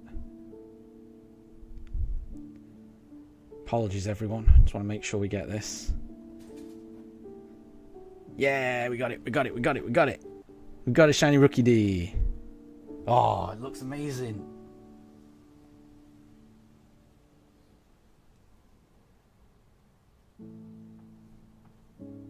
It looks amazing. Hold on. There we go. I'm very happy about that. I am very happy about that. So I'll just let my auto catcher do its thing while we're playing that, but I've already got one shiny. I'm happy with that. I do enjoy community days, and Rookie D is a great shiny. And Calamari, welcome back. Your internet is a bit dodgy. Oh, I know how that feels. Hopefully it's better now, hopefully. But yeah, that can be bad. Oh, and Amelia, you're in Pokemon Go right now. Well, I hope you have as good a look as I've just had, and I hope you get yourself a shiny Rookie D. It's going to be Community Day for the next 3 hours, so you'll be fine. And Anna, can roadies go in Scarlet and Violet? What are roadies? And Calamari, speaking of hunting Palkia, whenever you start that, you can trade the team you use to help catch the shiny legendaries in BDSP. That might be helpful. Can you let me know what your team was? Because I might end up just creating that team anyway. So what team did you use? Could you tell me?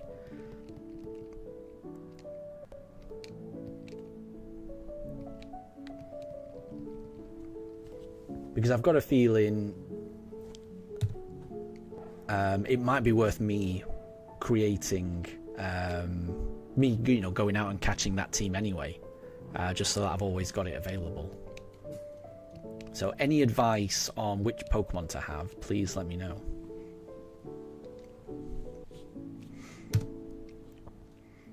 Oh, Anna, you mean Rookie D? Yeah, you can get... Yeah, Rookie Ds are in Scarlet and Violet.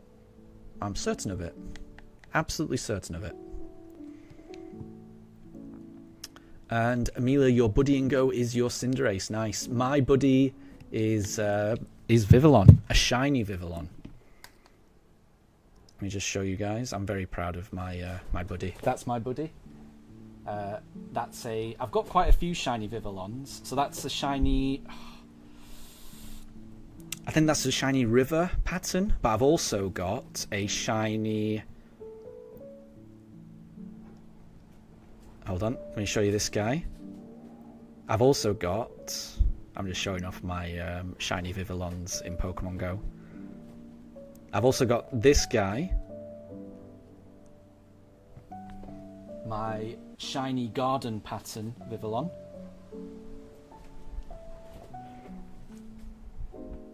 I do love my shiny Vivillons.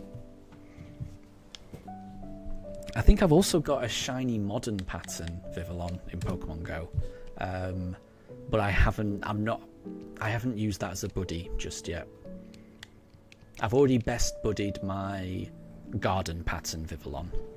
I'm currently working on best buddying my river pattern shiny Vivillon, and then once I've done that, then I'll get out my shiny modern one. And Calamari, you used the Harvest Skill Swap Executor trick with a Leopard Berry, Sableye, Thunderwave, Gallade with False Swipe. Nice. So the idea is you skill swap Harvest onto the opposing Pokemon, and then you use a move to give the opposing Pokemon a Leopard Berry. And what that means is when the Pokemon runs out of PP, it will use the Leopard Berry, but because it's got Harvest, it will then get the berry back, which means it'll never run out of PP and it'll never struggle. And then the Thunderwave and False Swipe help, with getting it down, right? Is that the strategy? Because I like that. I think I remember. I'm trying to think now. Because I think I'll be able to do that. I'll just have to. Because I think it'd be quite fun to get those Pokemon myself, and they sound really useful. There we go.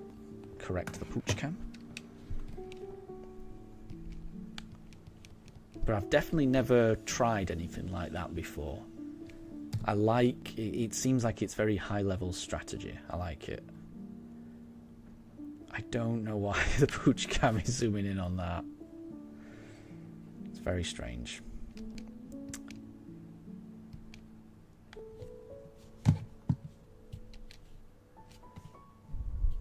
And Amelia, you've got 12 shinies in Pokemon Go. Very nice.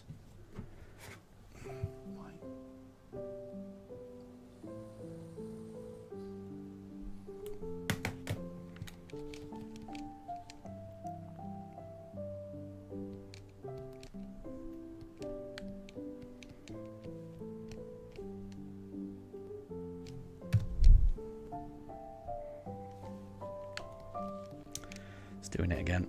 And Calamar. Okay, good. Right, I will try and get that myself. If I can't, then I would very, very, very much appreciate that if you've got them to spare, and I could borrow them and then give them back. But what I will try and create that team on my own. because it does sound really useful. That sounds like it would be useful just going forward, because I probably will come back to this game at some point, just on my own, to shiny hunt a few things. Like at the moment I cannot shiny hunt Arceus because I don't have save data from Legends Arceus. But eventually, when I do have save data for Legends Arceus, I would like to come back to this game to shiny hunt. Oh, why am I throwing a Pokeball at it? Calamari, Harvest Executor is a hidden ability, though. You can at least trade.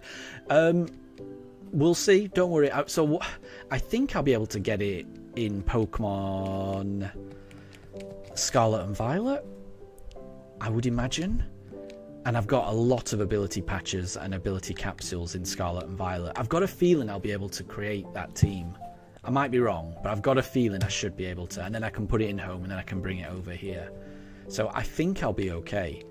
But if I'm not able to, then I really do appreciate the offer. I've got a feeling I'll be okay. But it's the tips and advice that are really, really, really useful. Because there's no way I would have come up with that strategy on my own. There's no way. There's no way I could have come up with that strategy. And I think it's a really good strategy. Because it just covers the struggle thing. Because there's nothing you can do if it starts struggling. But if you've done that, then it's just a matter of time. It's just a matter of time before you catch it. And what you don't want to do is to spend all that time trying to get the shiny and then lose it. I'm mentally prepared for that in this hunt because it's the Safari Zone, but for a shiny legendary Pokemon, it would be heartbreaking.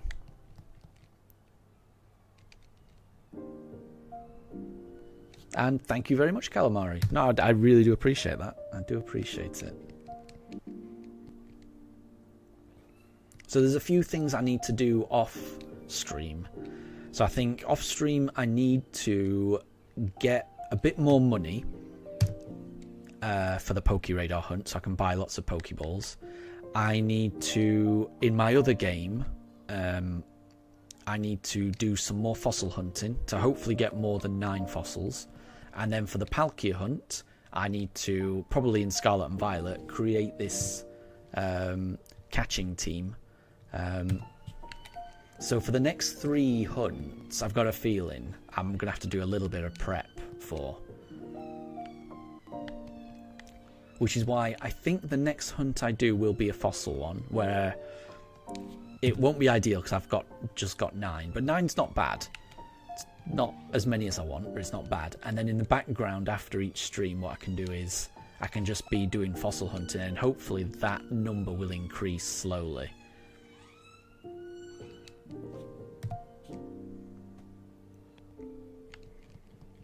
We'll just have to see. This whole run has gotten a lot faster than I thought. Not the 3-month bit.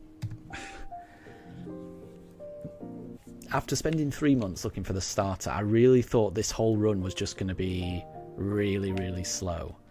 But ever since we've got that starter, it's just all gone so fast. It's been difficult to keep up. And Amelia, you hear another siren? Yeah. We are very, very close to a hospital. So there will be a lot of sirens. Bulbakin, Cranidos or Shieldon for the fossil hunt? You guys might be able to help me because I'm not quite sure, in honesty.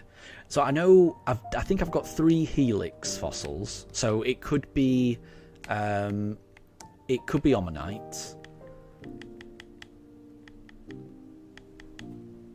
Where are the fossils? Here we go. So I've got, I think Skull is Cranidos, I think. Claw, is that Anorith? I don't know what Claw is, that's the thing. So I don't know what Claw is, and Helix is Omanyte. So I think it's either going to be Cranidos, Omanyte, or Yeah, is it Anorith? I don't know. I honestly don't know what Claw is. But I'm hoping I can get more fossils than that. At the moment, though, those are the fossils that I've got. Fingers crossed I can get 1 or 2 more, but you never know. They're very rare. I've done a lot of digging.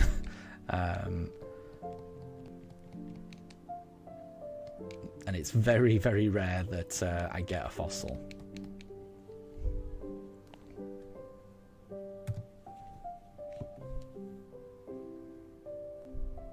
And Tempest says that the claw is Anorith. Gotcha. Good. So at the moment, it's looking like we're either going to get a Cranidos, Anorith, or Omanyte. Because I'm doing all of the fossil hunting in Pokemon Diamond, because that's the game that I've got at the post game. And my understanding is that fossils are more common in the post game.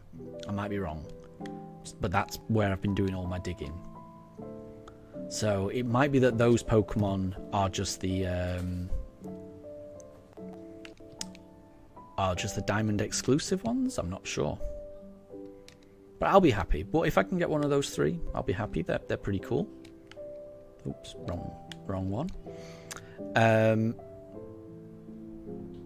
Bulbakin, we can make a poll for Omanyte, Cranidos, or Anorith. Oh, a poll as in what do you think we're going to get? Because it's going to be random. There's no way we're picking or anything. Amelia, Skull is Shieldon. Oh, okay. I thought Skull was Cranidos. I honestly don't know. I honestly do not know. We'll have to find out.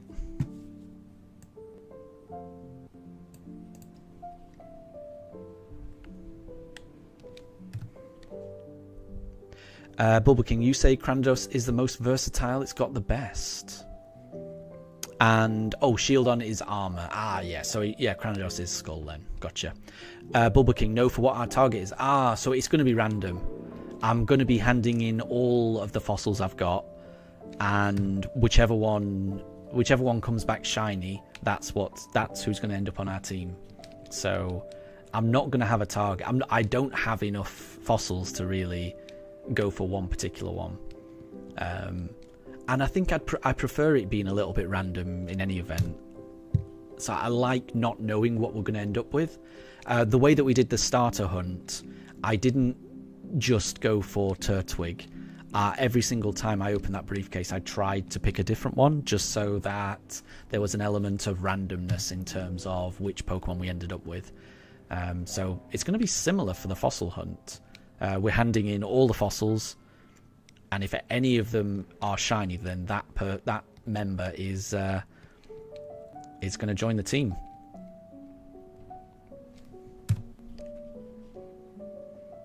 And I would be happy with any of them, definitely.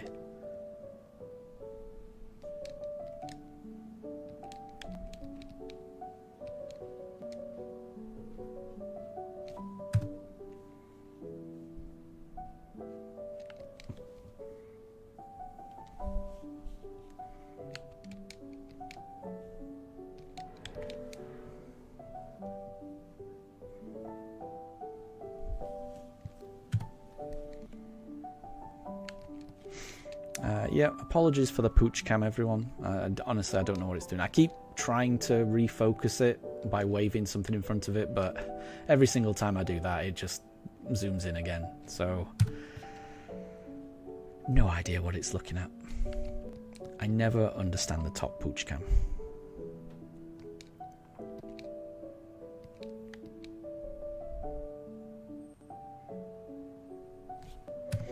And Amelia, in Pokemon Go, your characters move. Yeah, they move with you as you go through the world, right? It's kind of cool. I like it.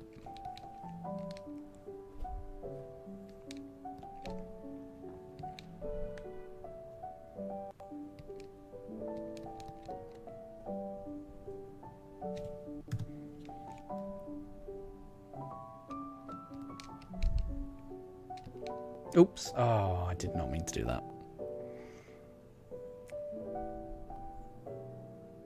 Although I do like it when just one Pokeball catches the safari Pokemon, even if I'm doing it accidentally, it makes me feel better that hopefully when the shiny comes it goes something like that.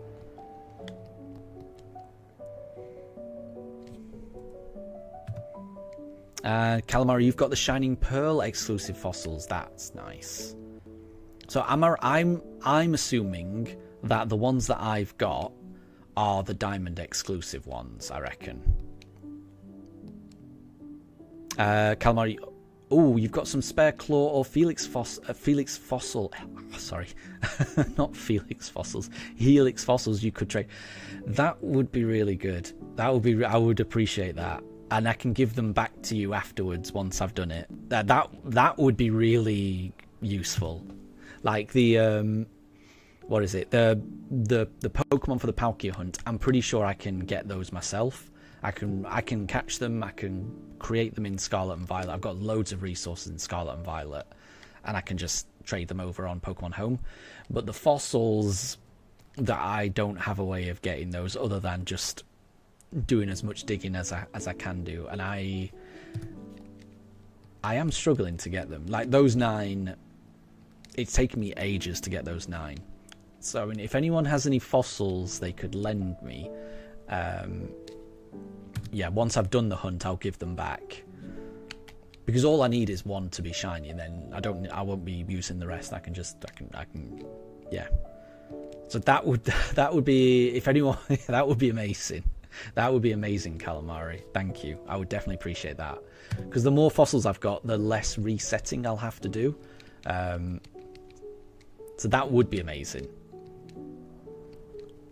But you know, no pressure or anything like that. You know, I think it'll be fine. Even with the 9 I've got, I think it'll be fine. It's just that I think it'll be just the more I've got, the less resetting I'll have to do, and yeah, it'll just hopefully speed it up a little bit. And Shadow Wolfman, good to see you. I hope you're doing well. You haven't been here for a while. Well, it must have changed quite a bit, because there's been a lot of progress recently. A lot of progress. We are hunting for our 5th shiny team member at the moment in the Great Marsh. I'm really hoping we find a Krogunk, but honestly, I'll be happy with anything. And I've got a good feeling about today's stream. I've got a feeling we might find a shiny. I'm not convinced the shiny's going to stay in the ball, but I reckon we might find a shiny today.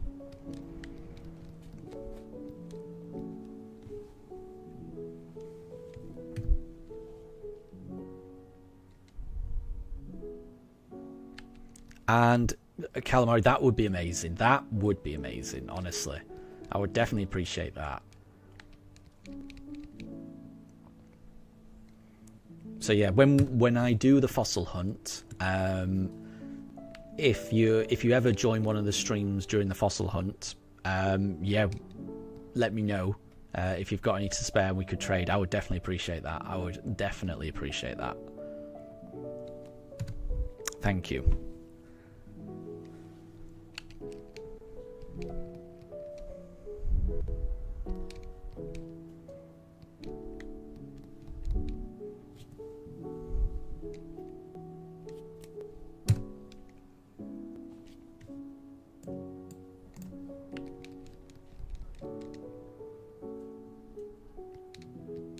But I was surprised at how rare they are.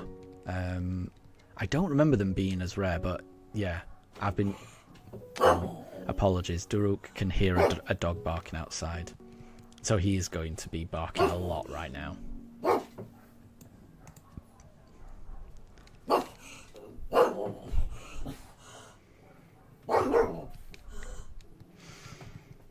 Yeah, apologies everyone, there's going to be some barking. There's no way around this. If ever a neighbourhood dog barks, Daruk will want to have a conversation. And that conversation goes along the lines of that. Woof, woof, woof.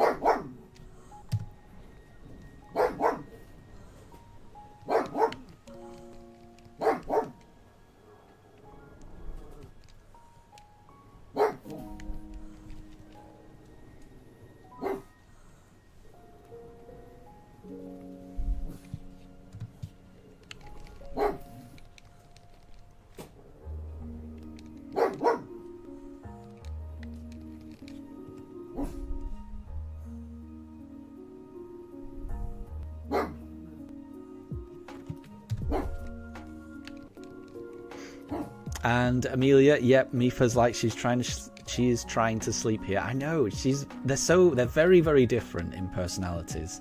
Daruk is very protective within the house. So if you're ever in the house with Daruk and he hears something outside the house, he will jump into defense mode. He'll bark and try and scare whatever it is away. Mifa just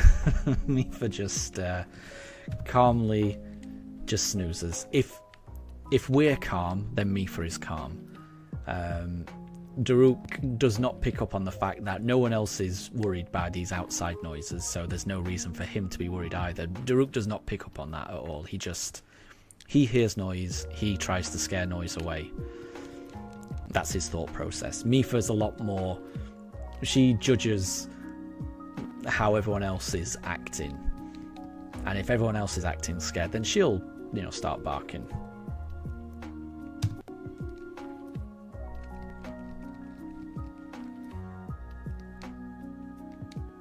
Within the house, she's definitely the calm one. The roles are reversed slightly when we're outside. When we're outside, Daruk doesn't bark at all, doesn't react.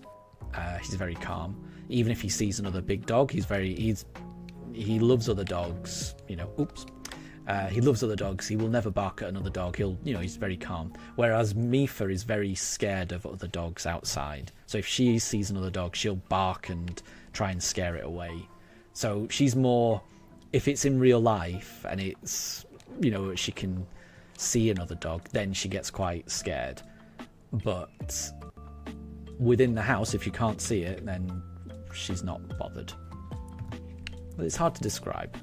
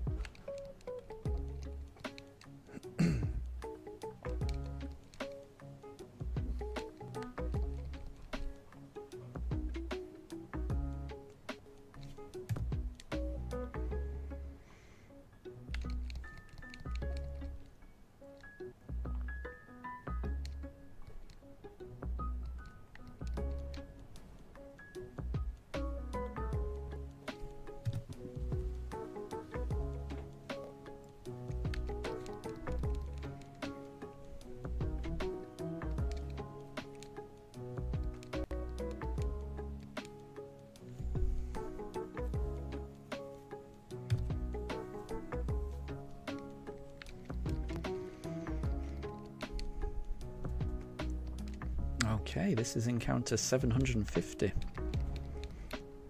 I mean, this is pretty much our first day of hunting. I did 2 encounters on Wednesday, just 2. So we've done 748 encounters today. And to have got through that many on the first day, to me that's a good sign. It's a very good sign.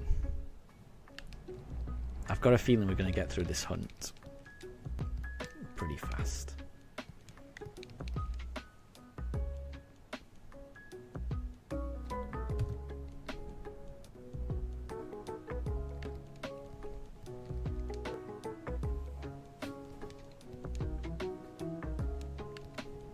Oops.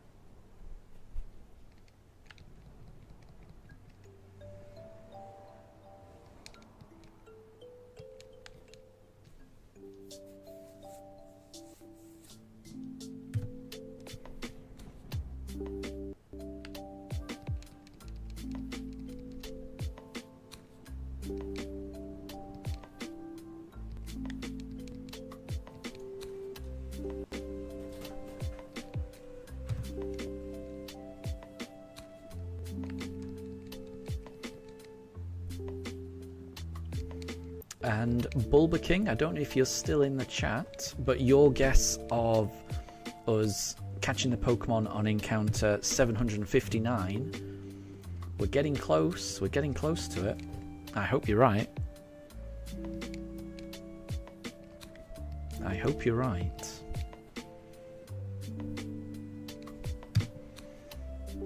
Because it will be the next encounter.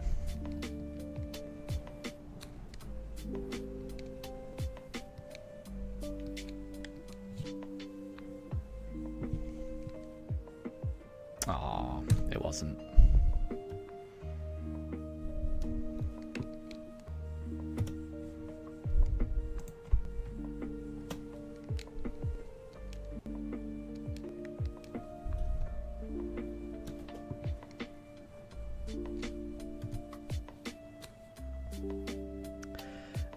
Oh, and Amelia, why does one of the buttons say mud? Well, I can show you. You throw mud at a Pokemon. I don't know why it would help, but you can throw mud at it. You threw mud at Badoo. There you go. Splat. It just makes the Pokemon mad, apparently. I don't know if that makes it easier to catch, or when the shiny appears, I will not be throwing bait. I will not be throwing mud. I will just be throwing Pokeballs.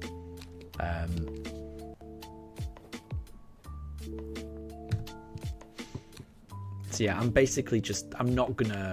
just gonna pretend that the bait and the mud buttons don't exist. We will either be throwing balls or we will be running away.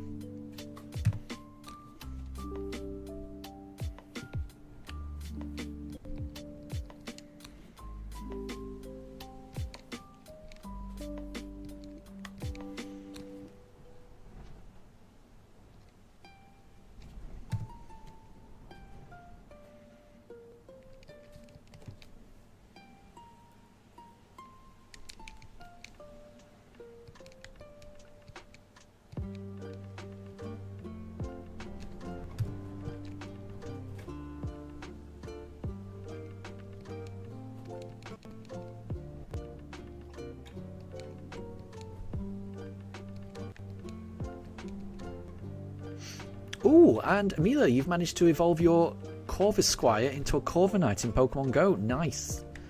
That involves a lot of candy, so well done. Well done.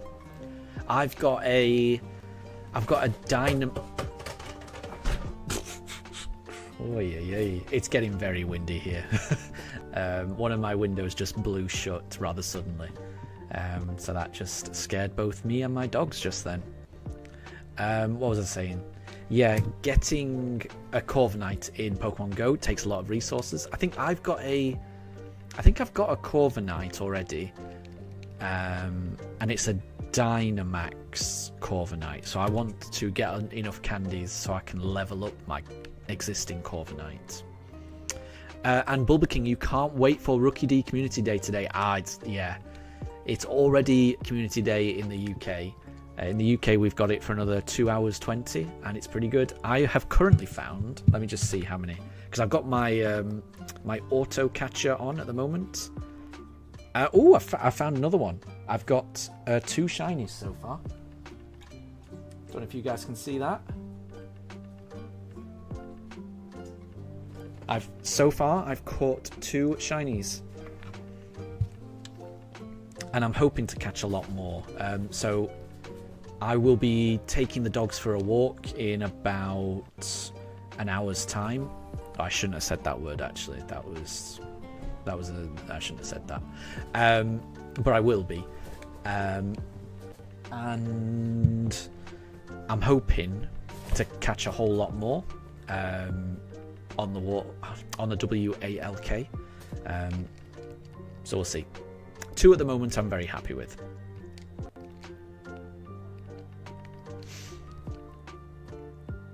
And Tempest, throwing bait makes the Pokemon less likely to run but harder to catch. Throwing mud is the opposite. Ooh, I didn't know that, thank you. That's interesting. That is interesting. Harder to catch, less likely to run though. Yeah, okay. I think I'm just going to throw Pokeballs anyway. But that is good to know. And Bulbaking, I should have said stroll or jog. Yeah, they don't. Yeah, the dogs don't know those words, but they do know. They do know WALK and they do know PARK.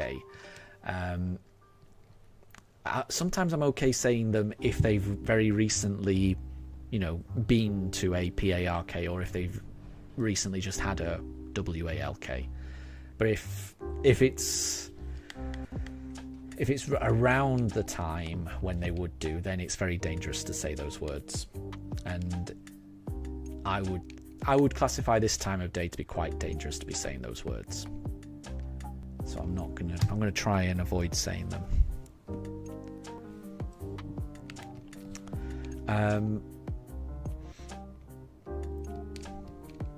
Bear with me. Let's go for this. So, Bulbaking, even though Shiny Rookie D was released during the Honedge debut, you wanted to wait until Community Day today. Nice. I did find a Shiny Rookie D just randomly a couple of weeks ago, which was kind of cool.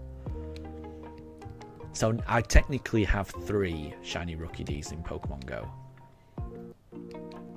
But there's something about Community Day that makes it really special. I love Community Days. I really do.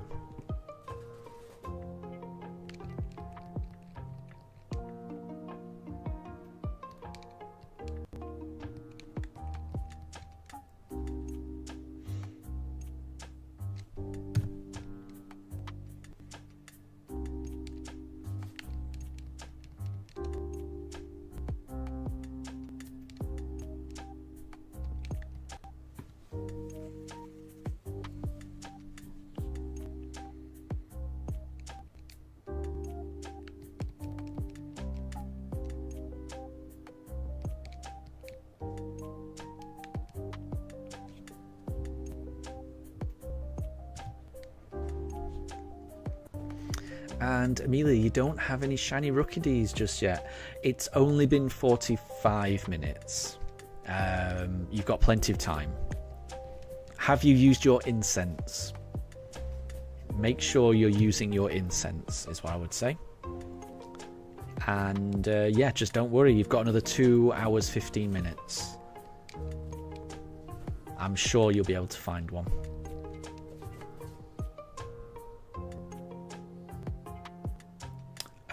And Bulbaking, the next one is for the baby. I didn't realise that.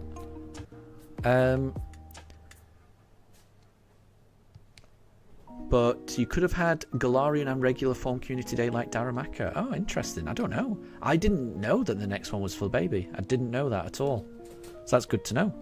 I'll have to look up when that is. And you are using your incense. Good, good, good, good. Then I'm sure it's just a matter of time. It's just a matter of time. And if you are able to go for a little bit of a walk around some of the, you know, Pokestop, if you're able to just walk around your neighborhood,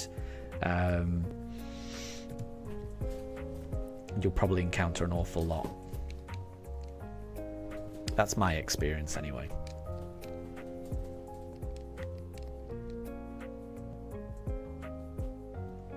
There's a particular route I can take my dogs for a WALK, which goes past. There's like 7 Pokestops, all clustered very, very close together. So on community days, I like to take that particular route. I don't take the dogs there every time, but there's a particular route I take my dogs on community day. It's quite nice.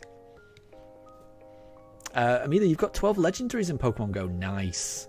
Those are difficult to get. I don't have. I used to have quite a lot of legendaries because where we used to live, my wife and I were part of quite an active Pokemon Go community who would like message each other and say, "Oh, there's a raid here. We'll meet at this time," and we'd all go down. But ever since we moved to the place we've been in for the past 3.5 years, we don't have that same community of friends. So I don't think we've really done a legendary raid for a very long time. I used to do legendary raids all the time, but yeah, now not so much. Bubble King, your guess for October is either Timpole. Nice. I'd be happy with that. Or any other 3-stage from Unova. Yeah. I like the way you think.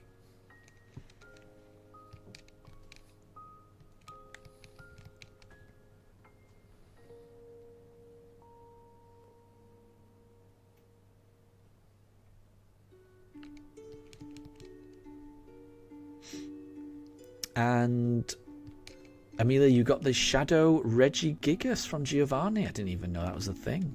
Nice. Yeah, every now and again they do like a rocket takeover, don't they?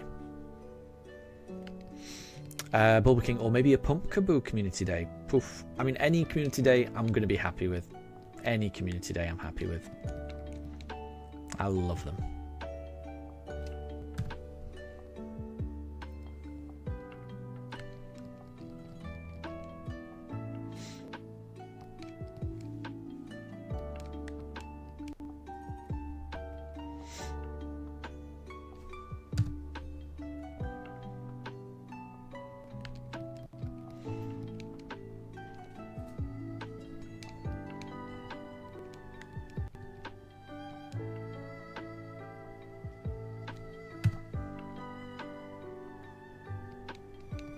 Oops, I've thrown a safari ball.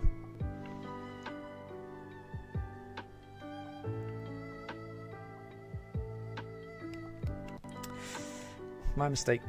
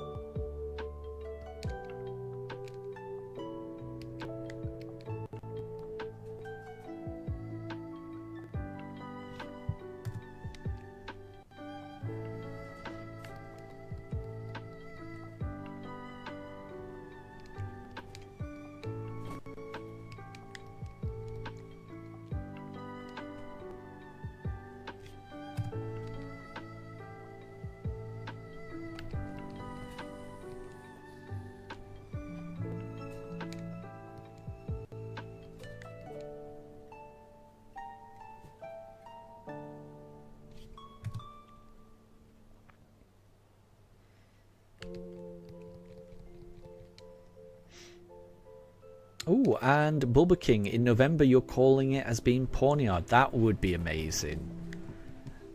Yeah, Pawniard, Bisharp, and King Gambit are pretty amazing shinies. Be very happy with that. So I definitely hope you're right there. Oh, apologies. My Pokemon Go has just crashed. I'm just going to reload it.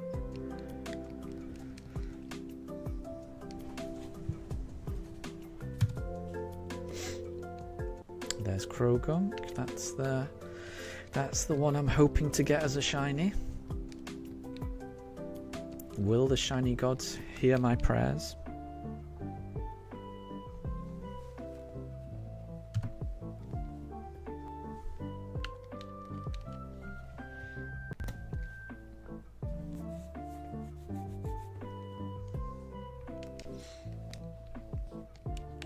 And Pranjul, good to see you. What are we talking about? We're talking about Pokemon Go and the community days that they have in Pokemon Go.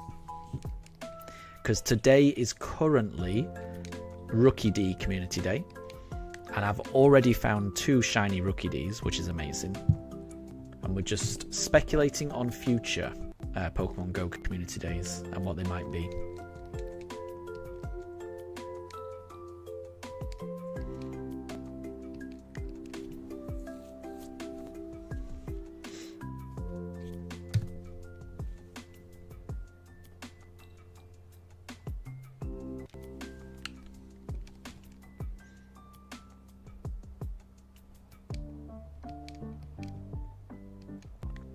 And Pranjul, you're going to keep appearing randomly when you take a break from studying? No problem at all. I mean, studying is really important, definitely. That has to be #1 priority. So I hope that goes well. Hope the studying goes well.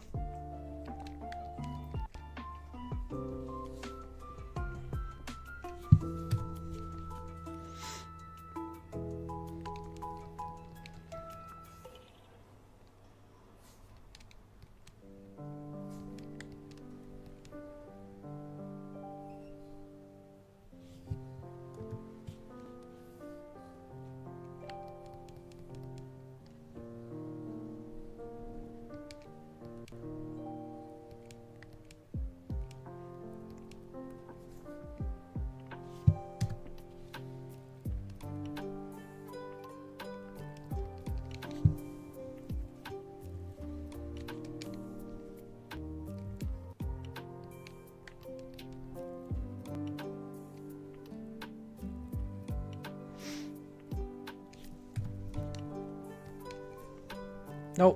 Oh, I thought I threw a Pokeball then. Anna, if we get any shinies, if you get any spare shinies you'd like, fair enough, fair enough. Although I like to have extra shinies, honestly, in Pokemon Go. I like to get as many as I can. And Amelia, you've got 3 shinies in the Pokemon trading card game. That's nice. Is that TCG Pocket? Or is that actual in real life?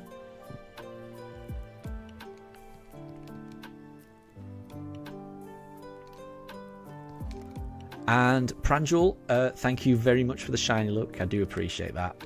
And no problem, we'll catch you later. Catch you later. Good luck with the studying.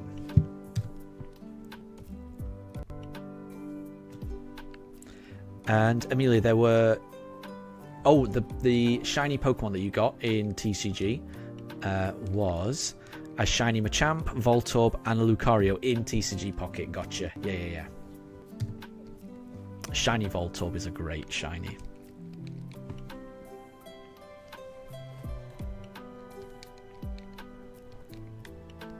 Oops. There you go.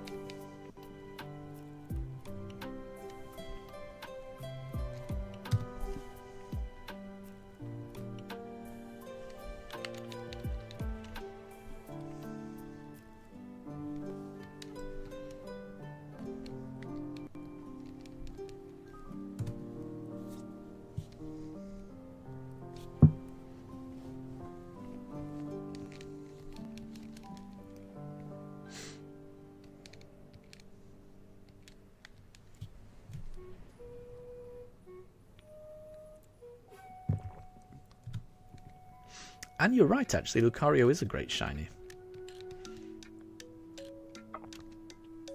And I do like Machop and Machamp. When I was doing the underground hunt, I was encountering Machop and Machamp because I do think they're great shinies as well. So I think it's a good collection of shinies you've got.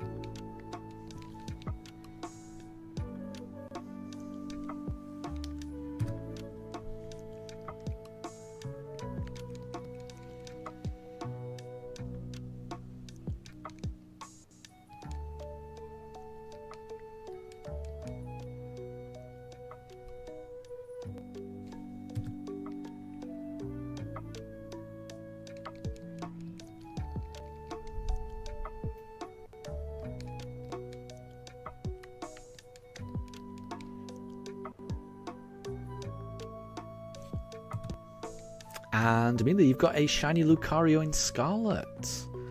And Brilliant Diamond, nice. Shiny Lucario is, well, shiny Riolu and shiny Lucario, they're both amazing. They are both amazing.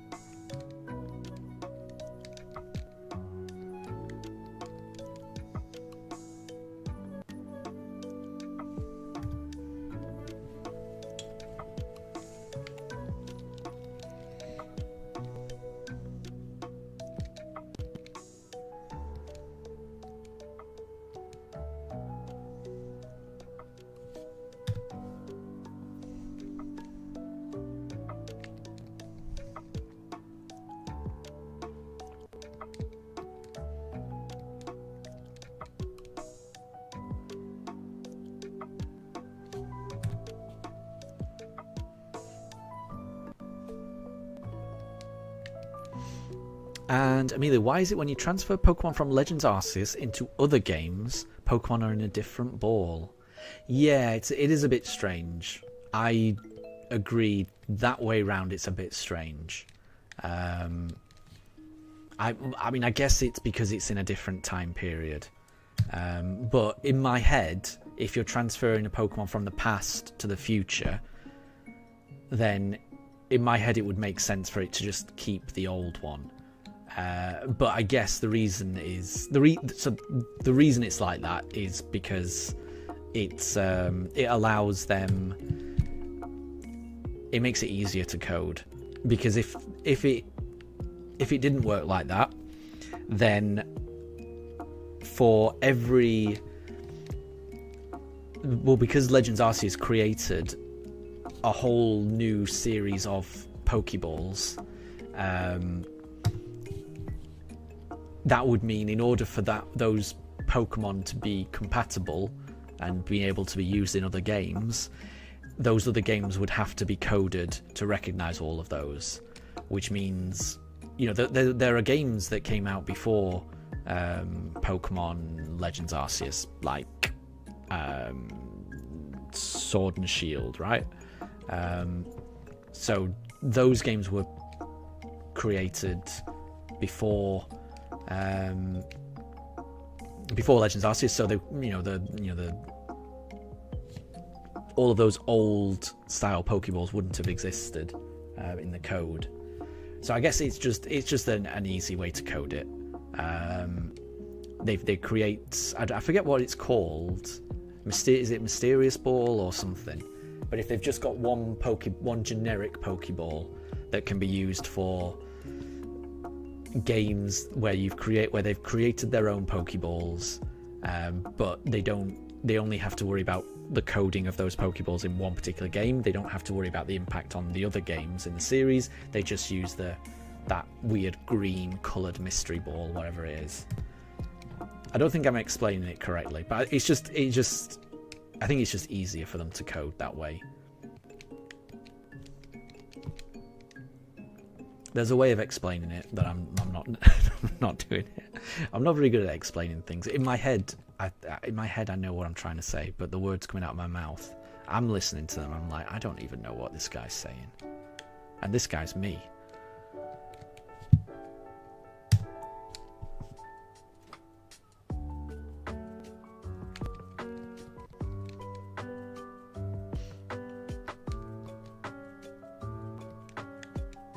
And Wolf, welcome to stream. I hope you're doing well. Welcome to our Great Marsh shiny hunt.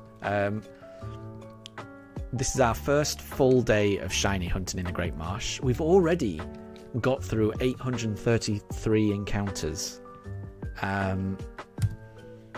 which is amazing. So this is a hunt where we're going to get through a lot of encounters, but because we're in the Safari Zone, when we find the shiny, there is no guarantee that we're going to be able to keep the shiny. It could run away. So this hunt could have a few heartbreaks in it. You never know.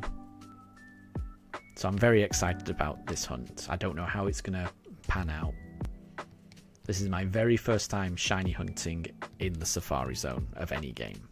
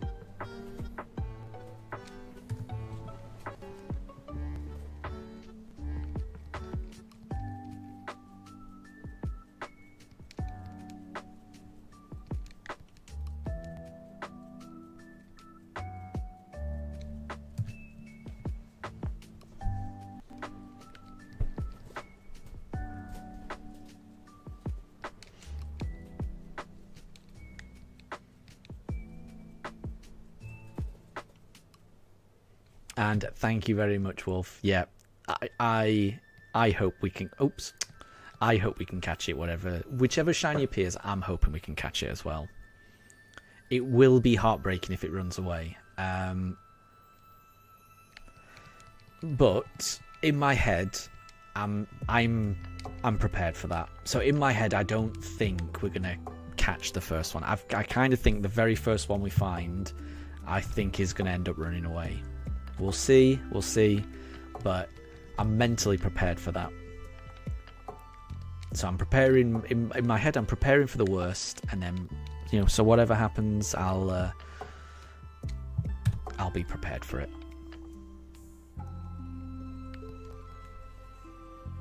But because the encounters are so fast, I really don't mind. We're getting through these encounters so fast. It's a great feeling.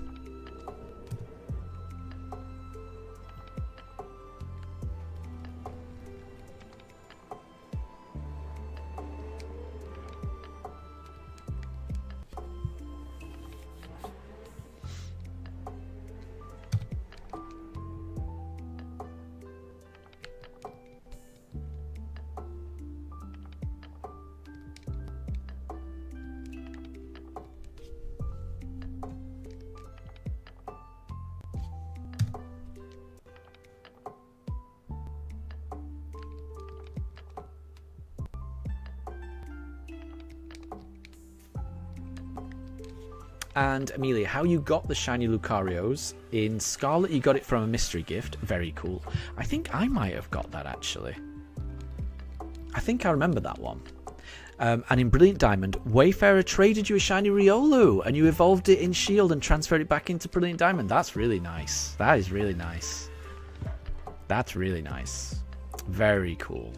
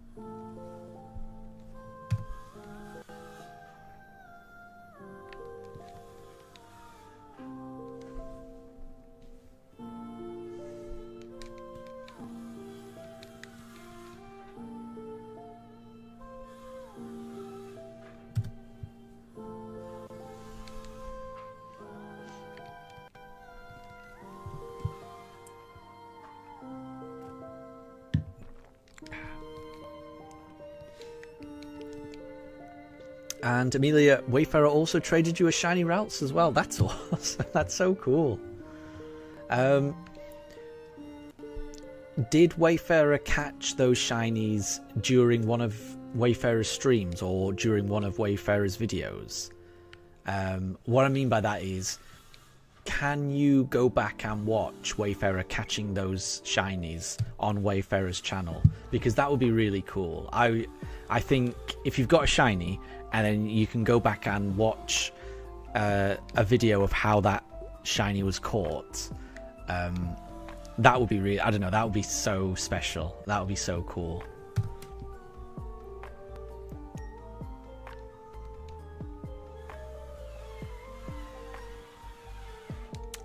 Wolf on TikTok.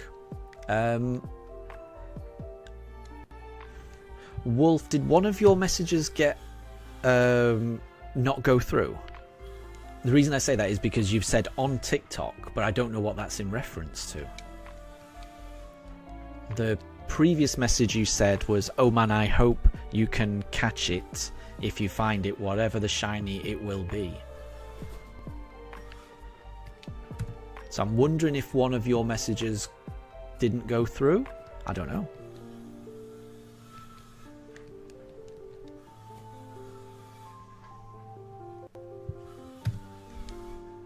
And Amelia, Wayfarer caught them in Arceus. Nice, nice.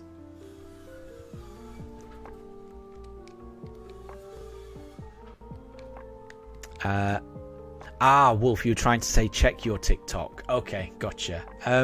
I won't be able to do that at the moment. Oh, you've done a recent video on TCG Pocket. Gotcha. I will try and check that out after the stream. I'm getting through encounters very, very fast on the Safari Zone, so I will not be able to watch any videos or anything like that. Oh, darn it.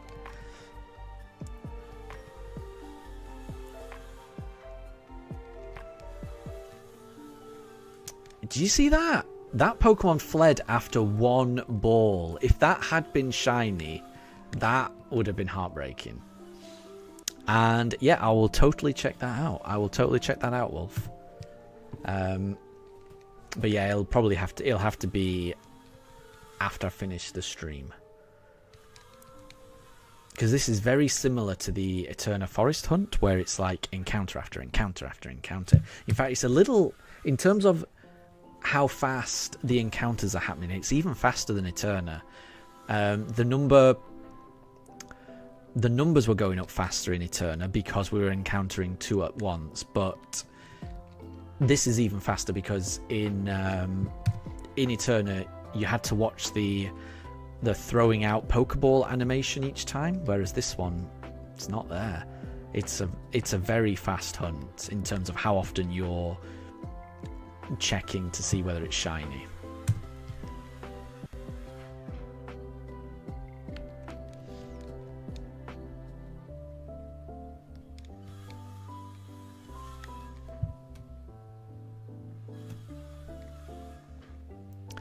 And Amelia, you remember in Wayfarer's Shield, shiny only run, Wayfarer's Pokemon have Pokerus. Yeah, I remember that as well.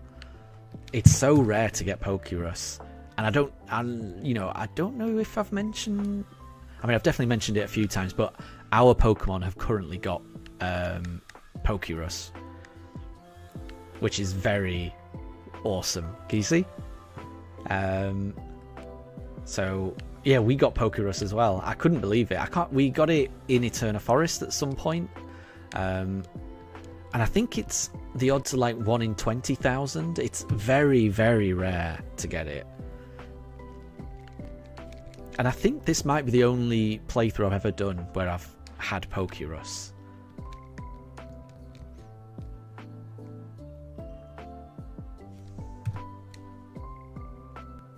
But I mean, I guess it makes sense that you're more likely to encounter Pokerus on a shiny only run because you're having to do so many encounters. And I think Pokerus might be, each time you have an encounter, there's a chance of it happening. So you're very unlikely to get it on a normal playthrough, but in a shiny only playthrough where you're encountering things way more often than you would do in a normal playthrough, I guess the odds of it happening are a little increased. Maybe that's why. I don't know. Wolf, you feel like if we get the Azurill, it will be good against Cynthia's Garchomp? It would. I'm hoping for the Krogunk, because I think it'll have nice fighting moves, and I feel like we need some good fighting coverage. But I would also be happy with anything, really. I'm kind of hoping we don't get Budew, but I mean, even if we get Budew, I'll still be happy. I'll be happy with anything, honestly. I will be happy with anything.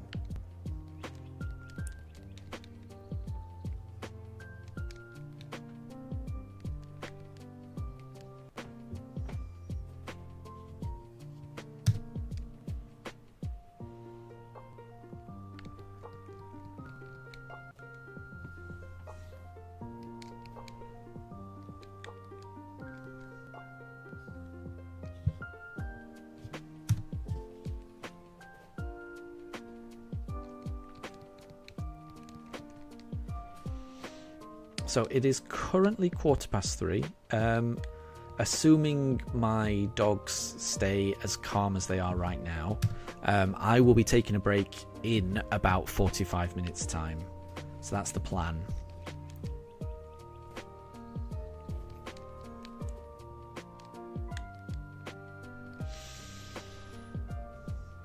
And I'm hoping we can find a shiny before then. You never know. The next encounter could always be shiny. Oh, and Wolf, is this going to be our 5th team member? It will be. It will be. It's happened so fast. 2.5 weeks ago we had 0 team members, and now we're going for our 5th. I just can't get my head around that.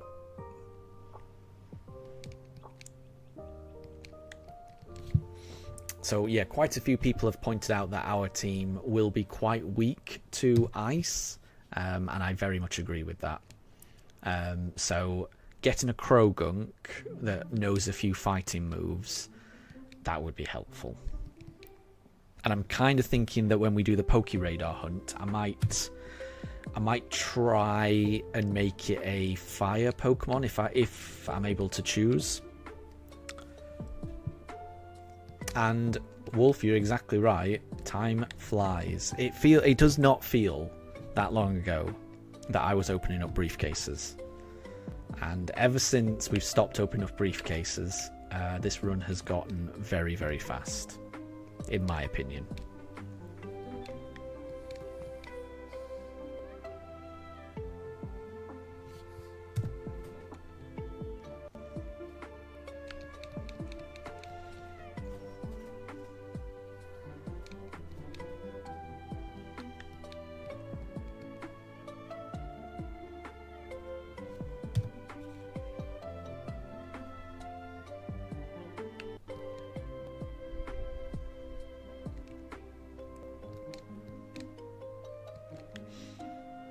And Amelia, in Wayfarer's 100 hours shiny hunting in Dynamax Adventures, you got to see Wayfarer's shiny Raikou, Entei, and Suicune reactions, and the other shinies that he found. Yeah, it was really good, that. I love Dynamax Adventures. I do want to do some Dynamax Adventure hunting. But that's going to be quite a while away. So at the moment, my plan is we're going to do this run. I want to do a run in Legends ZA, not necessarily a shiny run, I want to play it when it first comes out. I want to do a shiny only run in Let's Go Pikachu, but then after that, part of me wants to do Dynamax Adventures, and at the moment, and this might be a ridiculous idea, but at the moment what I'm thinking of doing in Dynamax Adventures is getting everything. Just basically doing Dynamax Adventures until I've caught every single shiny legendary. However, that could take years. But it's the type of thing that I think I'd have fun doing. and people could join in, and at the moment that's what I'm thinking I'm going to do. Because Dynamax Adventures is so fun. I watched Wayfarer's streams a lot as he was doing the 100 hours in Dynamax Adventures, and it just looks so fun. It just looks so much fun. And there's something about shiny legendaries that it just hits different. You know, seeing a shiny legendary is it's so good. But yeah, I really enjoyed those videos and those streams.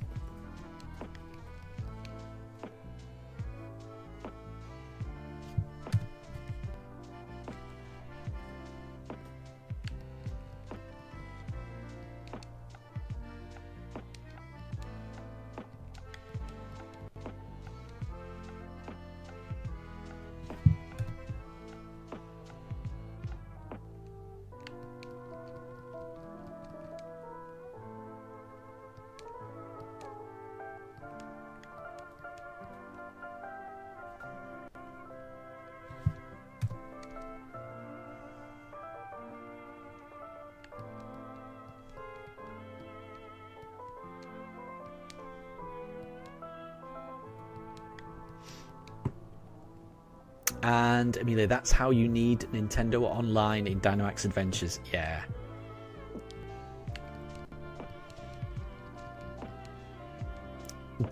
Nintendo, yeah, the online access for Dynamax Adventures, it really helps. Because trying to do Dynamax Adventures on your own with the NPCs, it's not easy. I feel like Pokemon intentionally made the NPCs that help you on your Dynamax Adventure run. I think they intentionally made them terrible to encourage people to do it online. You can't rely on the computer NPCs to do anything.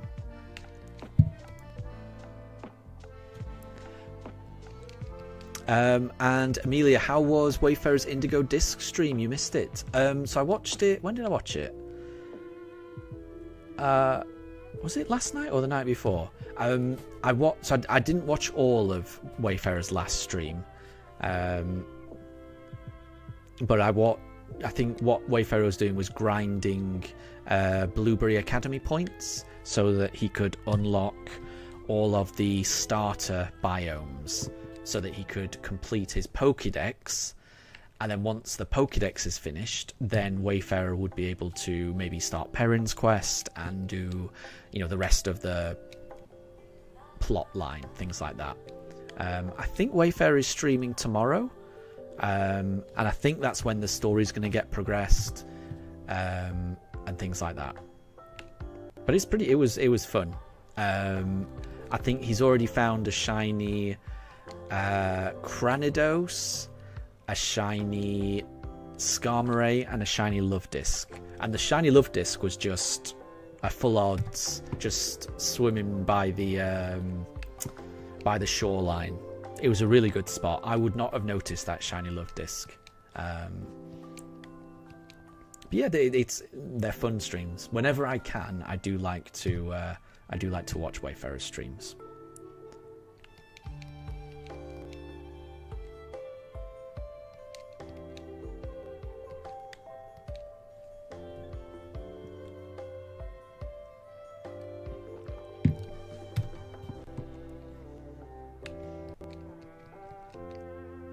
So if you've missed the previous ones, I wouldn't worry, because it feels like tomorrow's one is where the story really starts.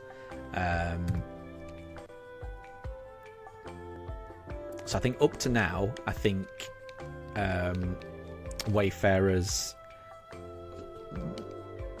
Indigo Disc streams, it's been kind of like filling out the Pokédex. It's mainly been filling out the Pokédex and unlocking the starters to fill out the Pokédex. So I feel like tomorrow's one is where it really starts. Did he unlock BBP? Blueberry? Is that Blueberry points? If so, yes. Because people were joining and grinding out points together it was either I can't remember whether it was Friday or Thursday's stream. I can't remember. But yeah, they were grinding BBQ points.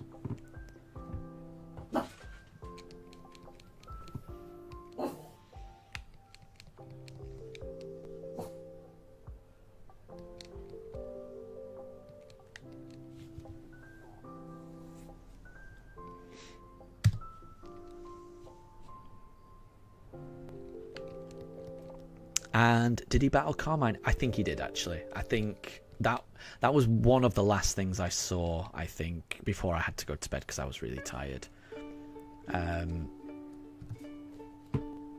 Yeah, Wayfarer streams a lot later than I do. It's so when I watch Wayfarer stream, it's usually like in bed. I just watch it on TV in bed because I'm usually in bed by the time I can watch Wayfarer streams.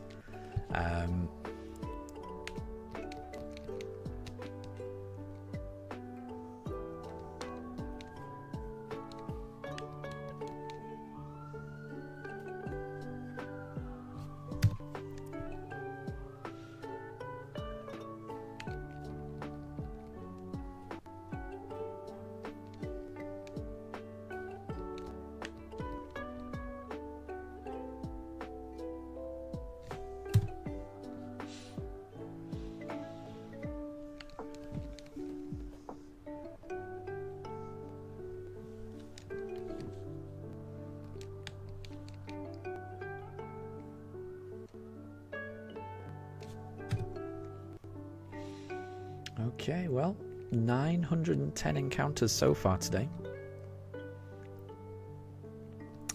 Did Wayfarers see Indigo Disc Kieran? I think so. Yeah, because after you battle Carmine, Kieran makes an appearance, doesn't he? But I think that's pretty much where he got to. But again, I didn't watch the very end of the stream, so I don't know if a lot of storyline got revealed after that point. But I've got a feeling Wayfarer was saving most of the storyline for tomorrow's stream.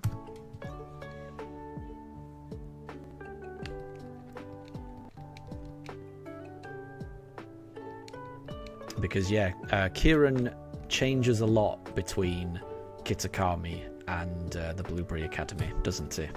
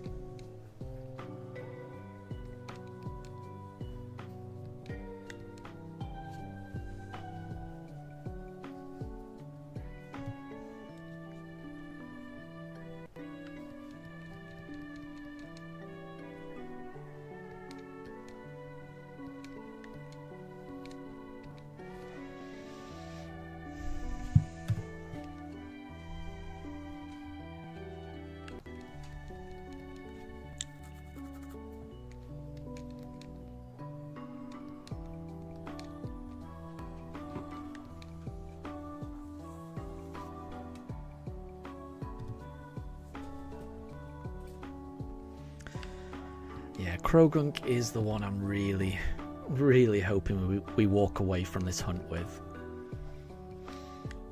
Really hoping that.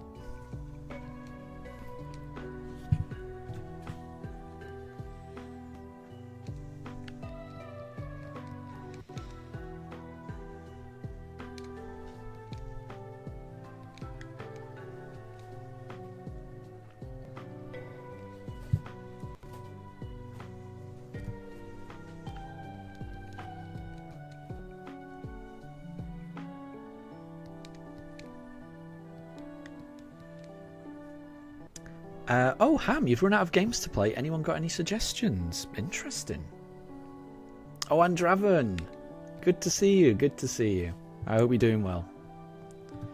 I honestly don't know. What type of games do you like playing, Ham? Other than Pokemon? Or are you looking for Pokemon games to play? Is it something new you want to play or something... I don't know. I must say I'm probably not great with recommendations because I tend to play the same games over and over again.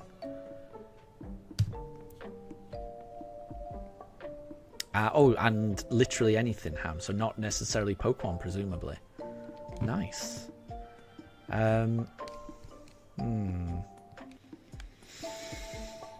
I mean, so I would say if you haven't played Breath of the Wild, in my opinion, Breath of the Wild is the best game of all time.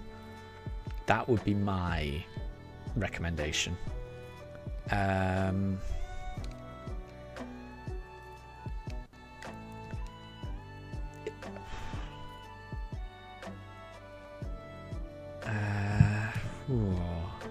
trying to think of another game that I think is just universally just good. I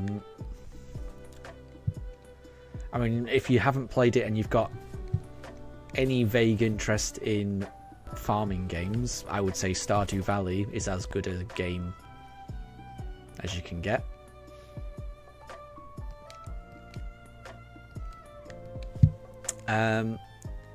Draven, you're doing good. You got to work tonight, but you're still doing good. Good. I hope work goes well.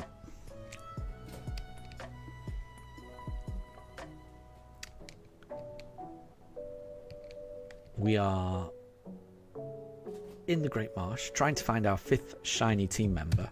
And it's going really well. In terms of how fast we're getting through these encounters, I'm very happy with this hunt so far. Ah, Ham, you tried Stardew Valley, but it wasn't for you. Fair enough, fair enough. Yeah, I don't know then. Because actually, so what I am drawn to is fairly calm, sometimes turn-based, chill games. So I really enjoyed Paper Mario, The Thousand Year Door. I'd never played a Paper Mario game prior to that, and I thought that was wonderful. I was really surprised by the humour in Thousand Year Door. It was a lot funnier and a lot more intelligent than I would have expected from a Mario game.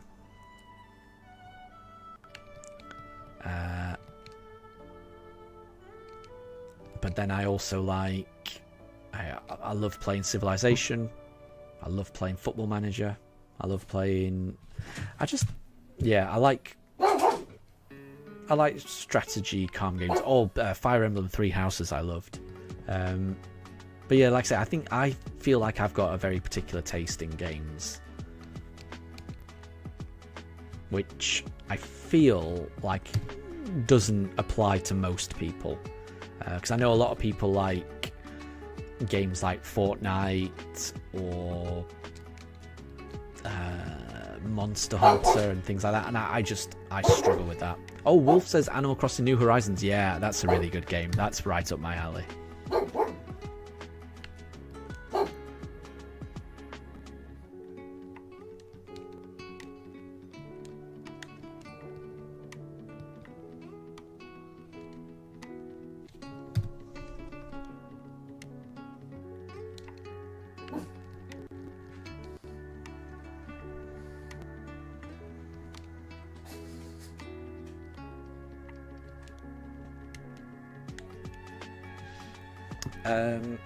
Anna, do play JWE series. What?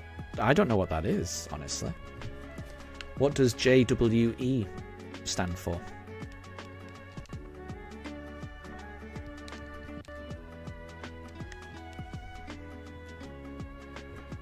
Oh. And Ham does play the JWE games. Yeah, apologies. I really don't know. What does JWE stand for? I feel like I should know this, but it means nothing to me.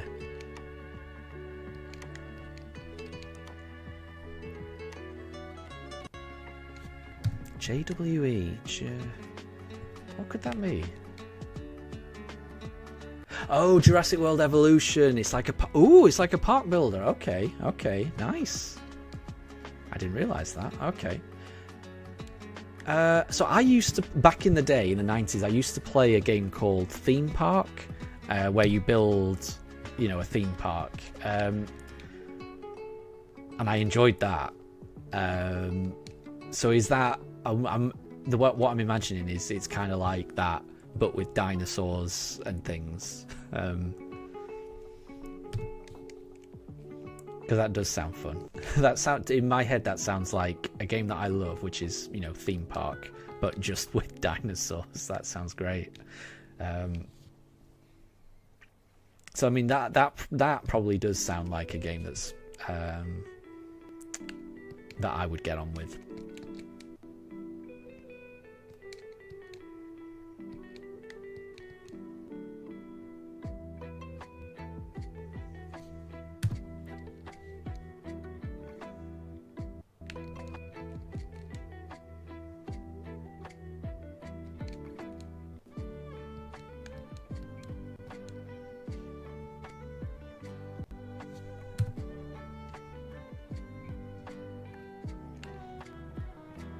Oh, and Wolf Jurassic World Evolution is on Switch as well. That's good to know. And it's a zoo tycoon and plant zoo type. Nice, okay. I'll have to check that out then. I'll see if I can. I'll have a look actually for that. I would say if it's got a physical release, if it's on a cartridge, then I'm pretty sure I'm going to buy that. I'm going to have a look on eBay and see if I can find it. If it's a download game, then I'm not 100% certain if I'll do it. I'm a bit weird. I really like having games on a cartridge. I don't know what it is. There's something wrong with me. Anna says that it sucks on Switch. Oh, well, maybe it runs better on Switch too. Maybe. I'll still, like I say, what I'll do is I'll have a look, and if I can get it on a physical cartridge, then I will get it, because I like the idea of it. But like I say, if it's a digital download, then I'll probably pass. You wouldn't say it's a calm game. Dinosaurs breaking out, and yeah, no. So I do like calm games, but it's not the only type of game I play. Like I said, I did used to like, playing Theme Park, and I used to play Command and Conquer and Age of Empires. But I'm sure there is an element of building a nice looking park as well.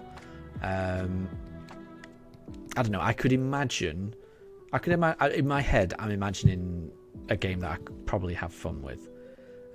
But I will have a look to see if it is something I might enjoy before I buy it. And Draven, you're working on a Cynthia team on Pokemon Shield, and you beat Sword with a one-hit team. Oh my gosh.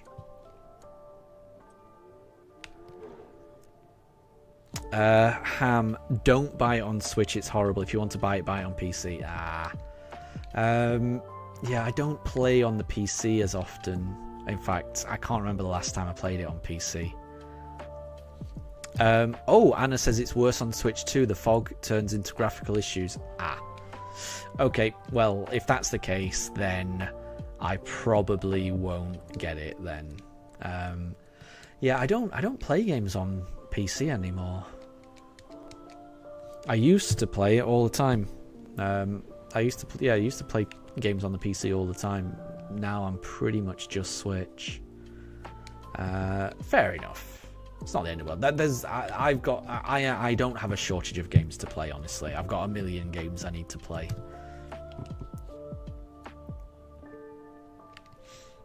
And Ham, you wouldn't suggest buying Jurassic World Evolution 2 now because the third installment is coming out in a month or so. Interesting. Well, maybe the third installment might run better, maybe. what I'll do is it's a series I'll keep an eye on. I'll keep an eye on it. But yeah, if it doesn't run very well, then there's probably no point in me getting it.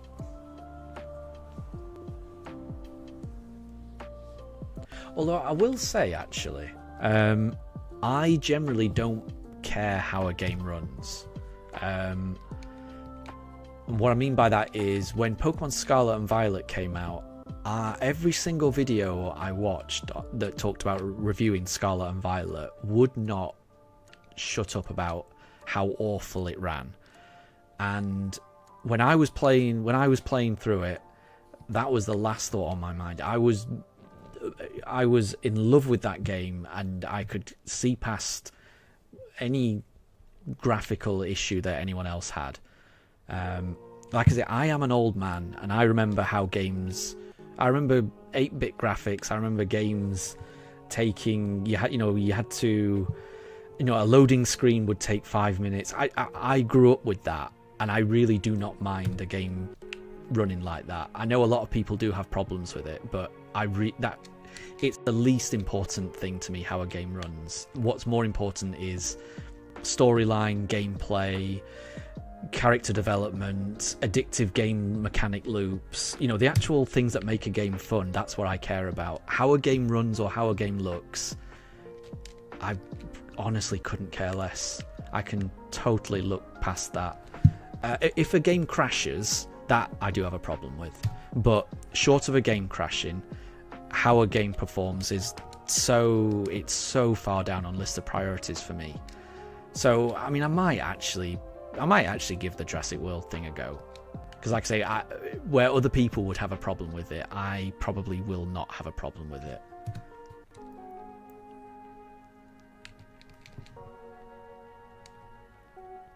Ooh, and Wolf, you just got a shiny Magnemite in Pokemon Quest. That's a really good shiny. I was trying to get a shiny Magnemite in my underground hunt. I was trying to encounter all the Magnemites I could. Magnemite is a gorgeous shiny. So massive congratulations.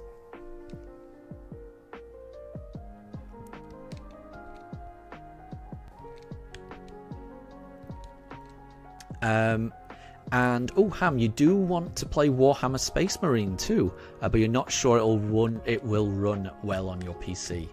Yeah, that. I'm not sure.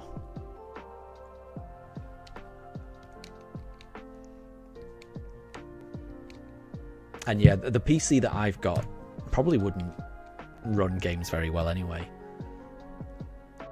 Back in the day when I was younger, I used to buy. Oops. I'm running out of I'm running out of Safari balls because I keep accidentally clicking on it. Yeah, my PC's rubbish, so it probably wouldn't be able to run games any better than the Switch 2 anyway. Right, I'm gonna run out because we're not getting low. No, we're fine actually. 22 Pokeballs is fine. Pranjul, what do you think of the Mega Howlucha for Legend ZA? I think it looks cool. I mean, it's just a mask, isn't it? There's not much difference. But, I saw a meme posted on Reddit showing the difference between Howlucha and Mega Howlucha. And underneath it had the picture of the green Power Ranger and the green Power Ranger with the little gold. I don't even know what you'd call it, but the gold thing that goes over his shoulders, and it looks like that, which I don't have a problem with. I don't have a problem with it at all. I think it looks fine.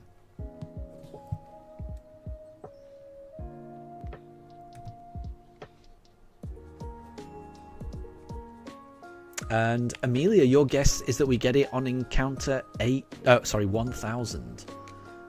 I'd be very happy with that. We're very close to that. Very close to that.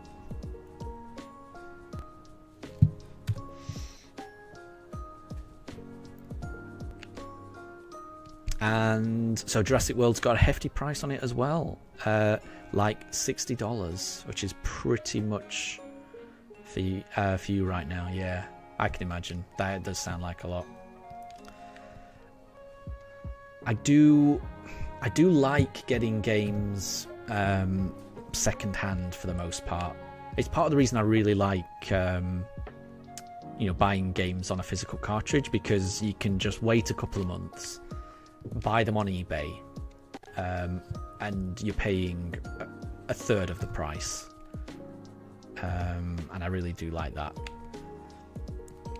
There are some games that I will pre-order though, and that's usually to do with like if there's a pre-order bonus that I really want, then I'll pre-order. But short of that, I do like just waiting. Like I do want to play Donkey Kong Bonanza, but I'm happy to wait for that to, I'll probably pick that up next year, and it'll be way cheaper. And I'm happy to be patient for things like that. Oh, and how you talk? Oh, and that's for Space Marines with the hefty price. Gotcha. I see.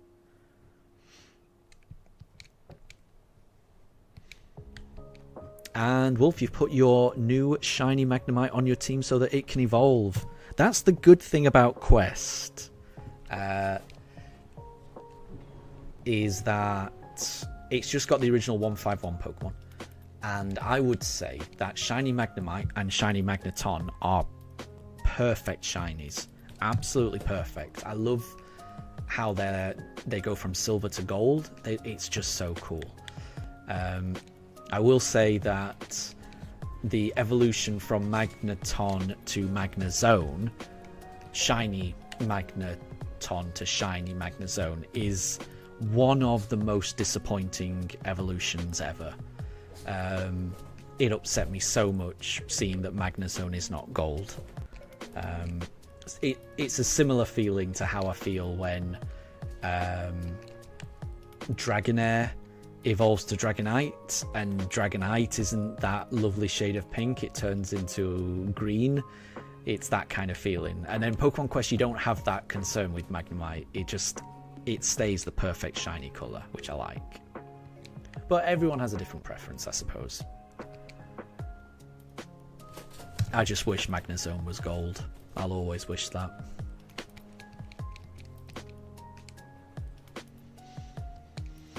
Okay, so it is 3:45 in the UK. In 15 minutes, I will have to take a break to take my dogs for a WALK. Oh, actually, Daruk is starting to whimper. Oh no. So we may have to take the break earlier. We'll see. Wolf, in Quest it doesn't evolve into Magnezone because you believe Magnezone didn't exist. Exactly, that's what I mean. So in Pokemon, getting a shiny Magnemite in Pokemon Quest, in my mind, that's like the perfect game to get it in, because it can only evolve up to a Magneton, so it stays that perfect gold. That's in my head anyway. I've never actually seen how shiny Magnemite and shiny Magneton look in Pokemon Quest, but I would imagine they're amazing. Okay, so my dogs are starting to get restless.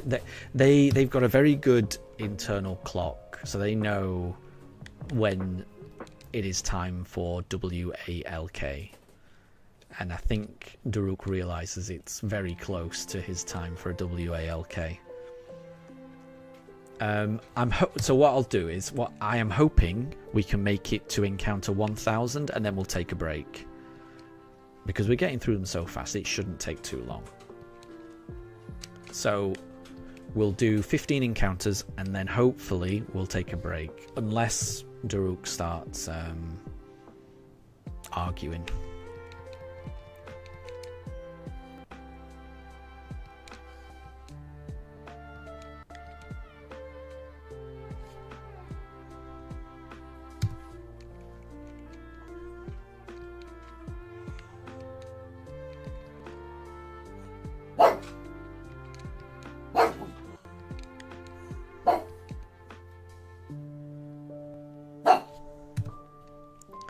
He is starting to argue. But oh no! Oh, another Safari Ball used. Ay. That's the second Wooper that has fled after one ball. That is worrying. If we end up with a shiny Wooper, I'm going to be very nervous. Because I don't think we're going to catch it. This is the thing. When we do find our shiny, I don't think we're going to catch the first one. I think the first shiny we find is going to flee. So I just want everyone to be prepared for that. I'm prepared for it. I don't know if you guys are prepared for that heartbreak.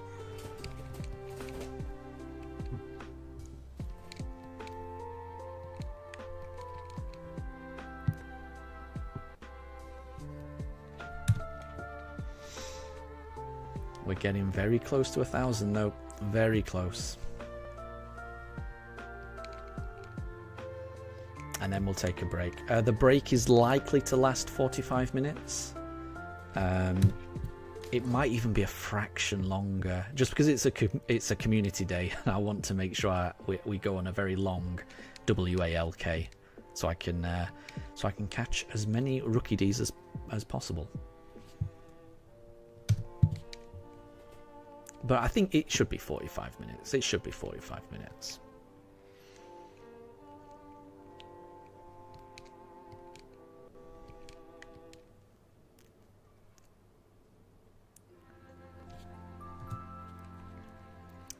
And Tempest, imagine if it only breaks out on the third shake. Oh, yeah. I mean, look, I'm not saying it's not going to be heartbreaking, but I'm mentally prepared for it.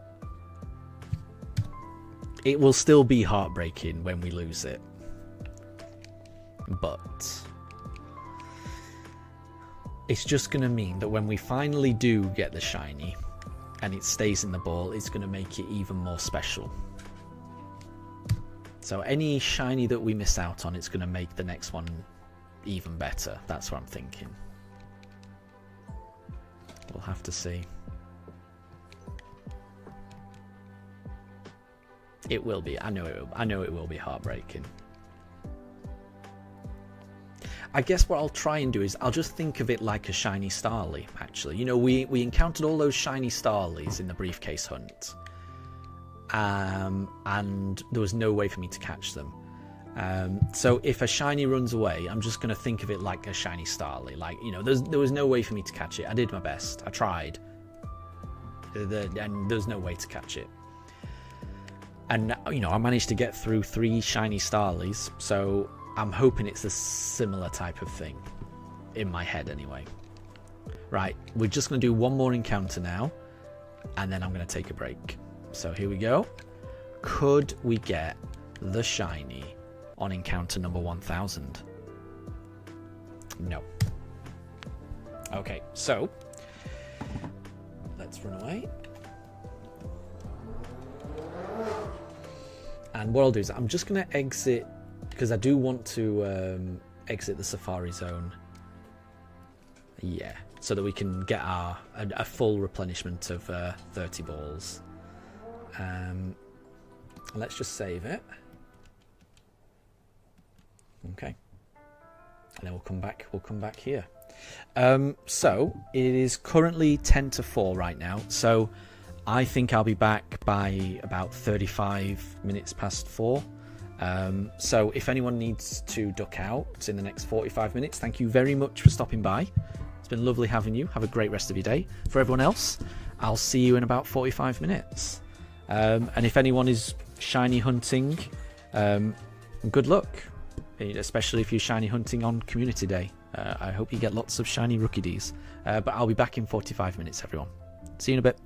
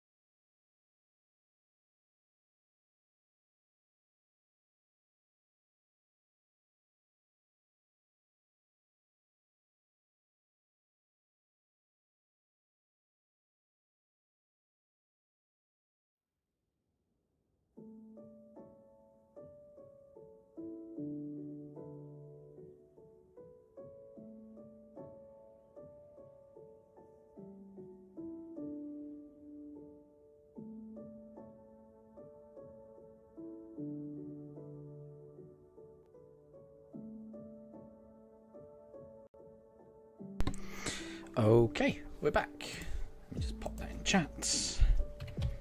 There we go.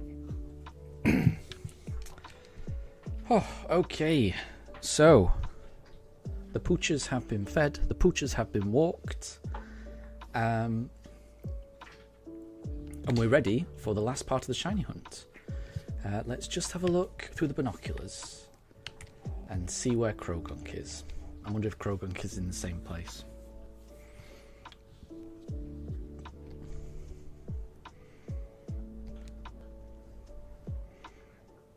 Krogunk is there. Ooh, where is that?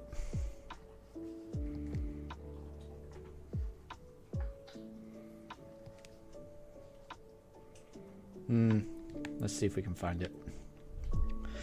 Oh, and Wolf, it looks like you got a shiny Aerodactyl in quest. You're on a roll.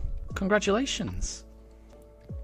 Maybe you'll try and go for a shiny Lapras. I hope so. Well, best of luck if you do.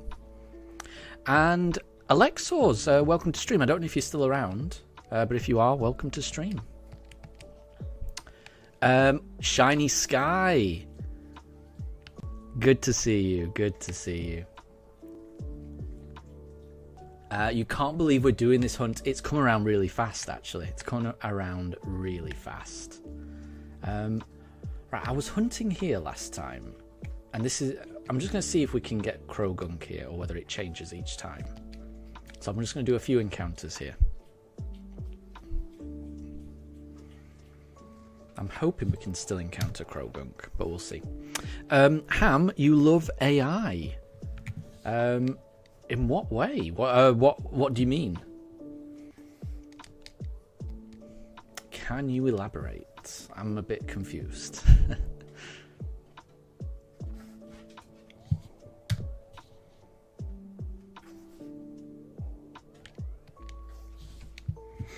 But I managed to get quite a few shiny Rookidee on my on the walk with the pooches. How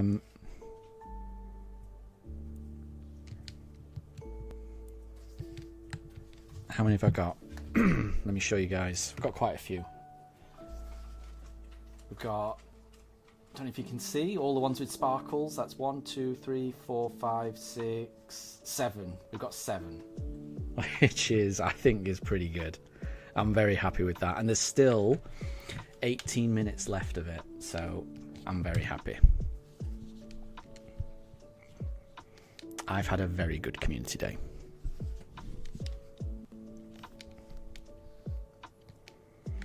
Right, we'll do... I'm gonna do 30... Oh, there we go. Yeah, Krogunk is still here.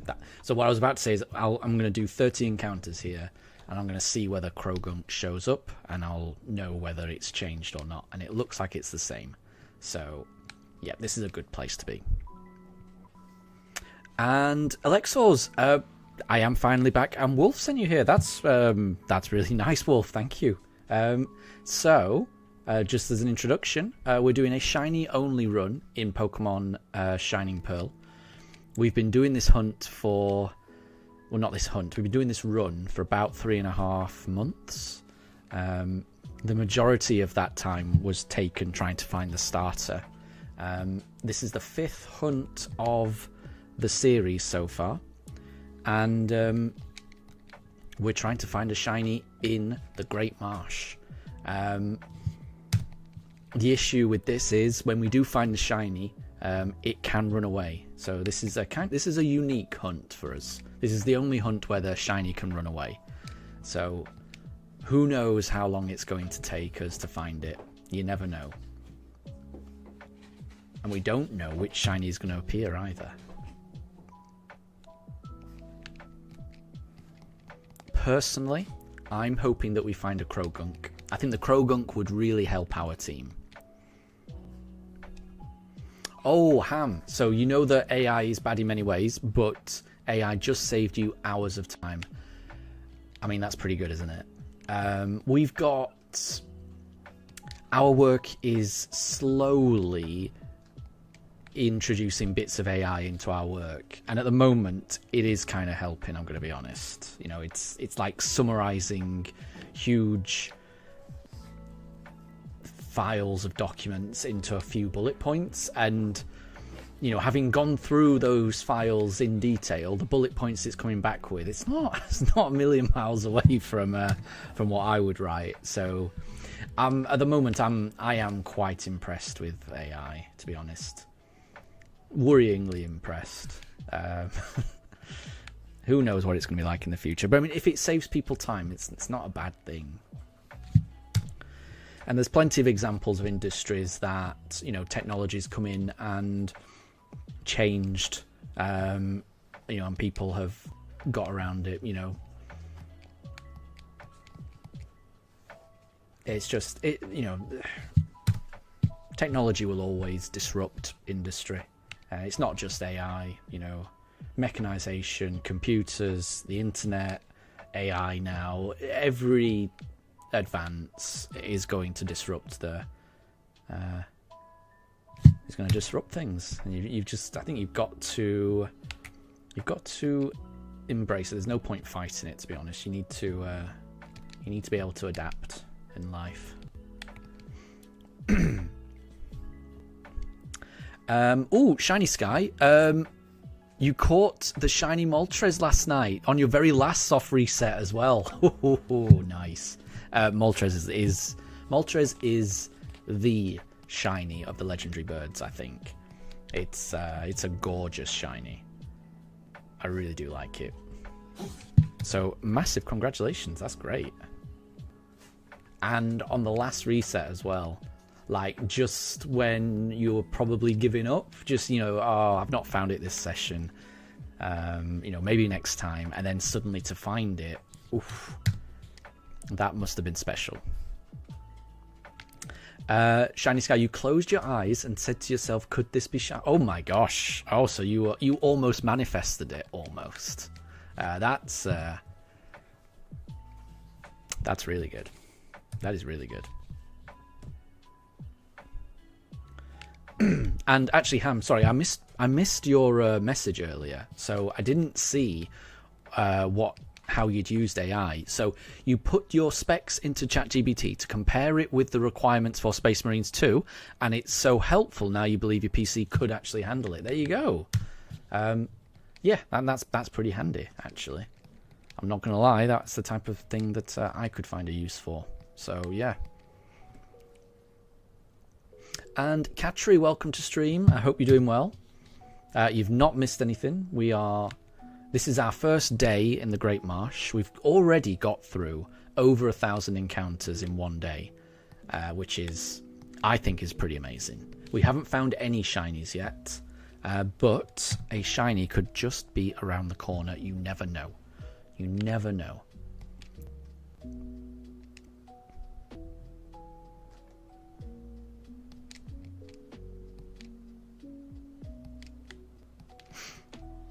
And Alexos, you're trying to complete your shield Pokédex. Very nice.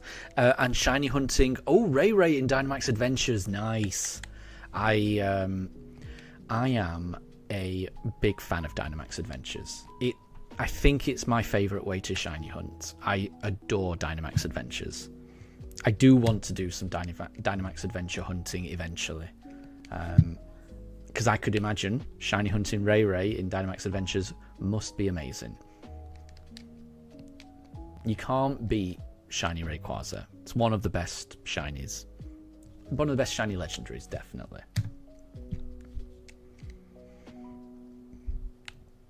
I would say, Alexos, though, if you are shiny hunting Ray in Dynamax Adventures, do you mentioned that you're trying to complete your shield Pokédex. Does that mean you don't have the shiny charm yet? Because if not, it might be worth... Oh, and yes, you need the charm again since you... Yeah, that's what I mean. I think it's worth completing the Pokédex first and then doing the Dynamax Adventures. Because then your odds go from what is it, 1 in 400 down to 1 in 100. It's some games that, well, in this game the shiny charm is rubbish and not really worth it. Sword and Shield, it's definitely worth it. Definitely worth it.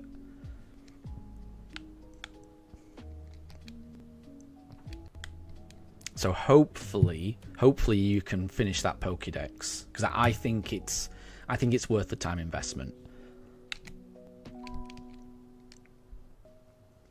And Katri, you missed 2 shinies. Oh, we have got them really fast, actually, I will say. Yeah, the Togepi and the Rhyhorn we got very fast. I mean, so 2.5 weeks ago, we didn't have any shinies. So, I mean, the last 4 shinies we've caught really fast, in my opinion. And who knows when the next one's going to appear. And, oh, Alexos, you do catch some Pokemon you need in adventures and trade and transfer from Goat. Nice. That's the best way to do it. That is the best way to do it.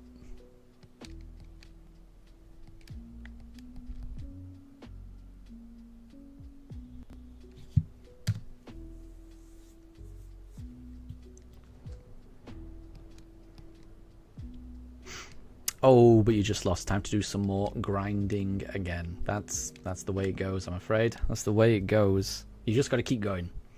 You've just got to keep going.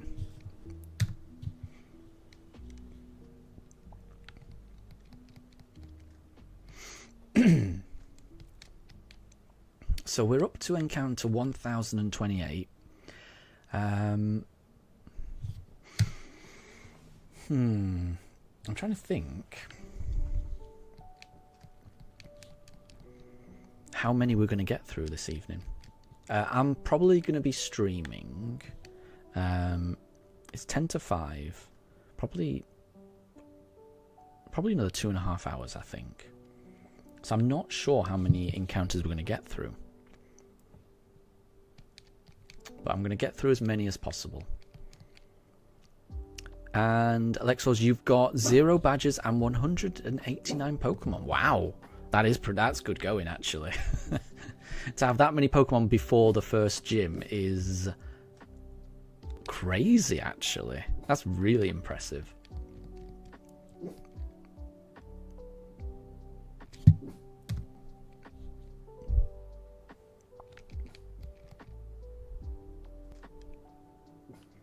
Oh, and that's nice, Wolf. You helped Alex with his dex yesterday. That's nice, because, yeah, helping out with the dex is... that will really help. That will really help with the playthrough. You're trying to make a Galarian team, since your last team on your original playthrough was bad. Okay, fair enough. But a Galarian team sounds fun.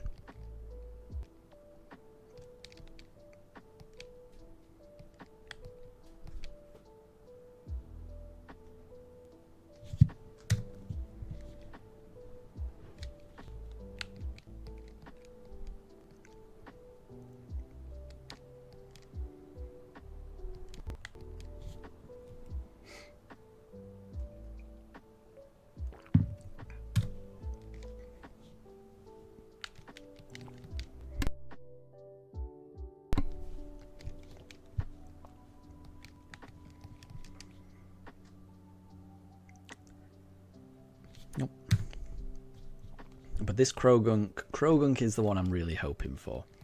It's quite a low encounter, so we're not going to find too many of them, but I really hope, when we find the shiny, I really hope it's Krogunk.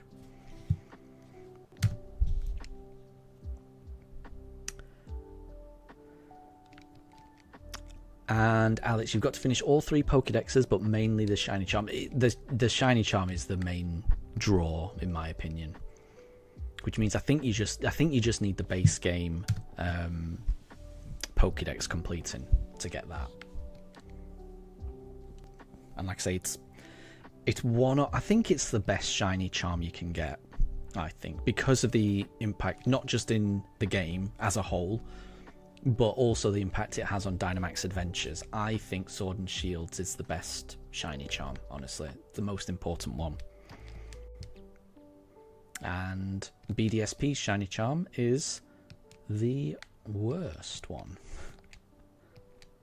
because I am convinced it's not coded correctly, in my opinion. I can't imagine they intended BDSP's Shiny Charm to be as bad as it is. I can't. It just doesn't make sense to me. So I do think they've made an error with it.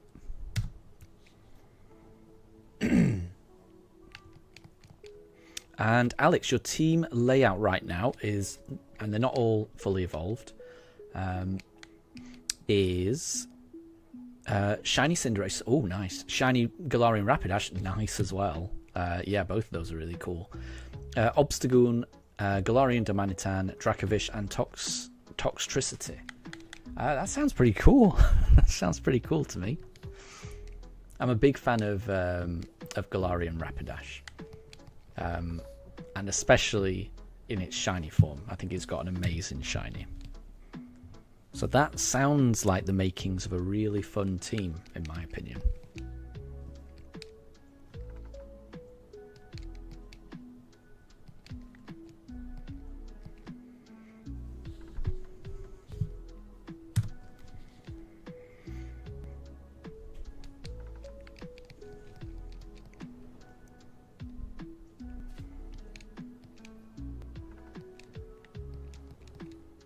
Oh, and you transferred it from Pokemon Go. Nice. I do love doing that. I do love doing that. Speaking of Pokemon Go, have you... Well, I actually don't know which time zone you're in, but if you do play Pokemon Go, today is Rookie D Community Day. I have 7 shiny Rookie Ds in Pokemon Go today. So if you are able to, if you're in the UK, there's only 5 minutes left of Community Day. But if you're elsewhere, if you're in America, then your Community Day will be soon. I don't know when. In about 5-6 hours or so. But I do love Pokemon Go Community Days.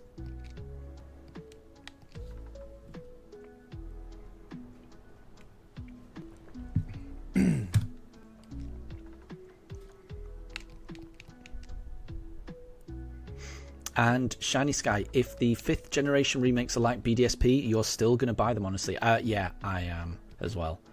I will buy any Pokemon game. And I know people don't like... I know there's a lot of criticism about BDSP. And there's definitely... Oops, I didn't mean to say that twice. There's definitely improvements they could have made to these games. But... yeah, there's definitely choices they made in these games that... they could have made different choices, and I probably would have preferred it. But these are still... I'm still glad they exist. I still enjoy them. And there's still a lot that they do right as well. I mean, the amount of Pokemon that you can shiny hunt in these games is really impressive. A lot of Pokemon games restrict what you can shiny hunt. Certain legendaries are shiny locked, certain things are shiny locked, and this game does a good job of, no, actually, we're not going to lock anything. You can shiny hunt whatever you want. We'll leave it up to you, which I really enjoy. And it does make some improvements over the originals. The way it handles HMs, I think is pretty good. I like what they did to the Underground as well. I kind of like that. And for me, the biggest thing is just being able to play these games on the Switch. I love playing Pokemon on the Switch. So, yeah. When the next generation remakes come out, I will be getting them. And Alex, you're in the US. Then Community Day will be... It will be at 2 p.m. your local time.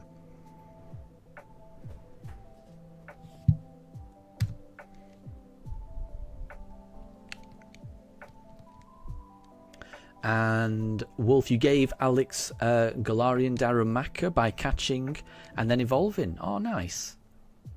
But then using a Ditto to breed for a lower level one. Yeah. Because if you get too high, it's difficult for someone else to use given obedience issues, right? Yeah, that makes sense.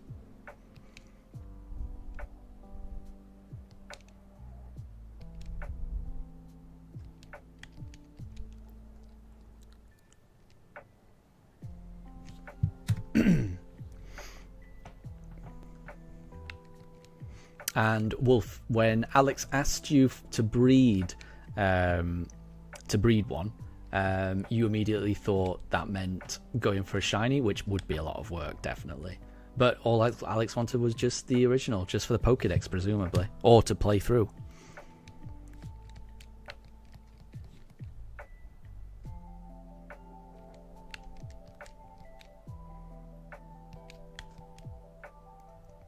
And Alex, you've got your daily incense on standby, and you're going to go to the pool, so it should work a lot. Nice. If you've got a normal incense, so not even a daily one, you might... I might be wrong, but I think if you use a normal incense, they last for 3 hours, rather than however they normally last for. And I don't know whether that's the same for the daily one. On Community Day, I always use a normal incense. If a daily incense lasts for the whole time, then that might be worth it. But I would say if you've got a spare incense, just normal one. Oh, you ran out of them. Okay, gotcha. Then it does. Then the daily one is the best. I only ever use incense on Community Days, so I've always got some spare.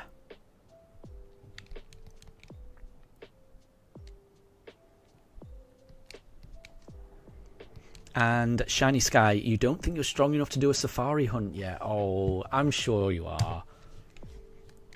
Anyone is. You just have to mentally prepare yourself just to know that just because a shiny appears doesn't mean that you've found it, if you know what I mean. You have to think of it as when it appears, it's not yours yet. It's only yours once it stays in the Pokeball, and you just have to be prepared to wave shinies goodbye if they don't want to stay in the Pokeball, because there's nothing you can do.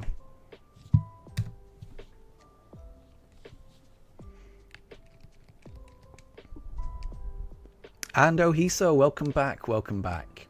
And you did not miss anything.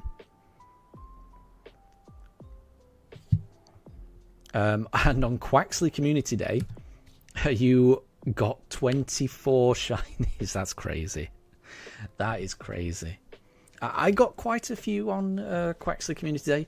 The only problem is I forgot to evolve my Quaxleys on Community Day. And I kind of wanted a couple, with the special move. So I'm a bit annoyed I forgot to evolve them. I've got more than enough. I had more than enough candies to do it. I just forgot to evolve it.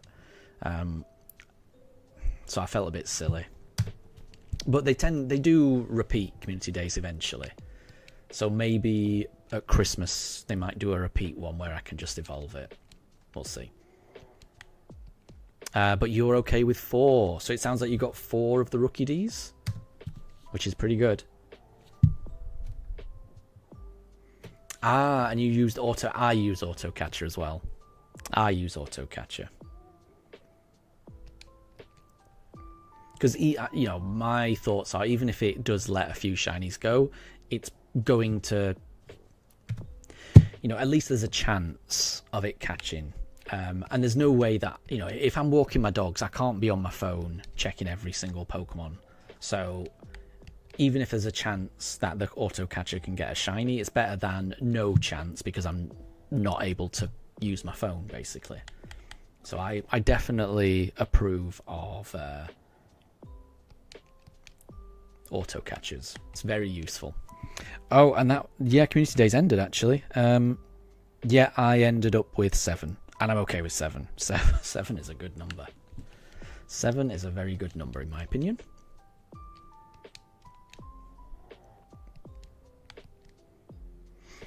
And I might evolve one. I'll evolve my biggest one.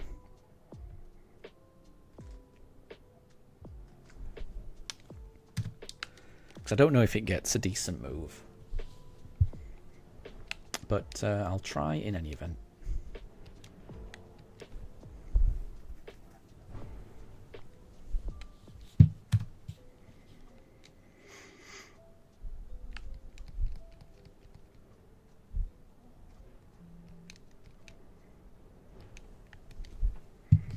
Okay, you guys can watch me evolve. This is my biggest one. It's actually pretty big actually.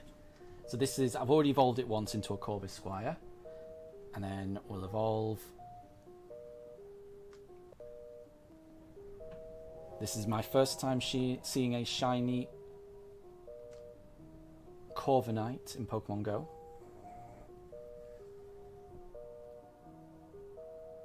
Ah. That looks really cool. It looks way cooler in Pokemon Go. I love it. I love it. Nice. I'm very happy with that. And what move has it got? Air Cutter. It's a flying type move. Fair enough. Fair enough.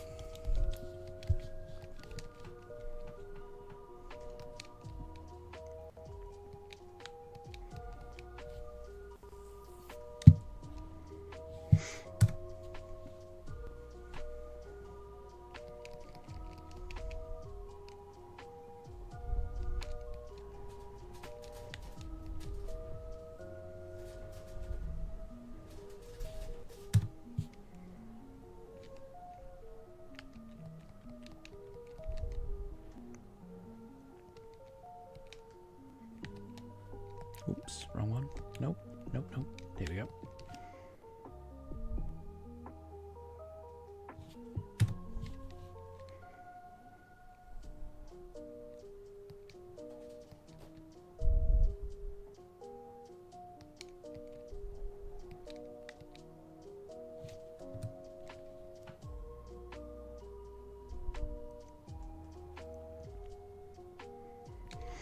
And welcome back, Bulba King.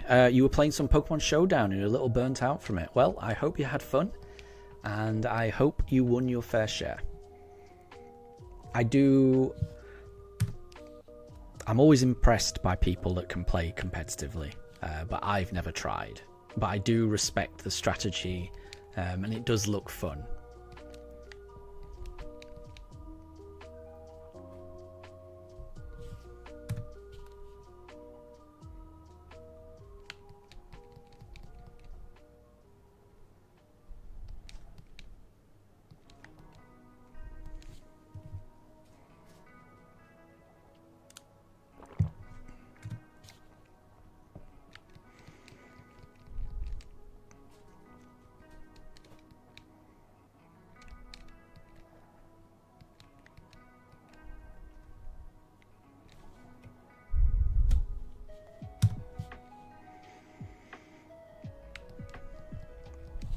And you haven't missed a thing, Bulba King, just so you know.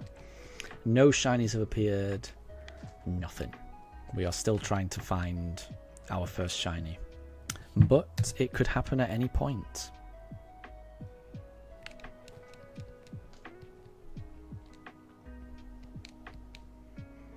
And Wolf, what game is Pokemon Showdown on? I think, am I right in thinking it's like a PC game or website type game?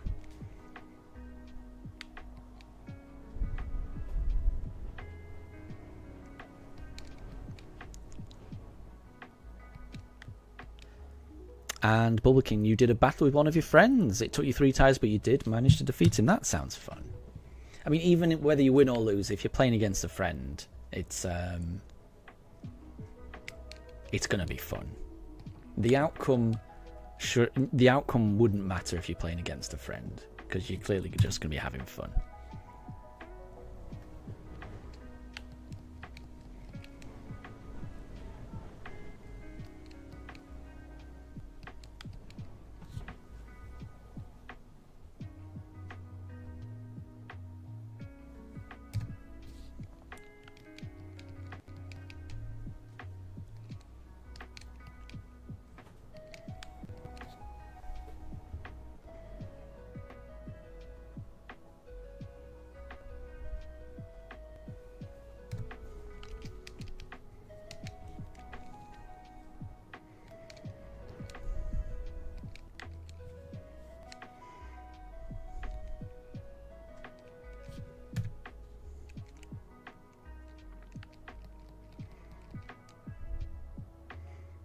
And Blaze, welcome to stream.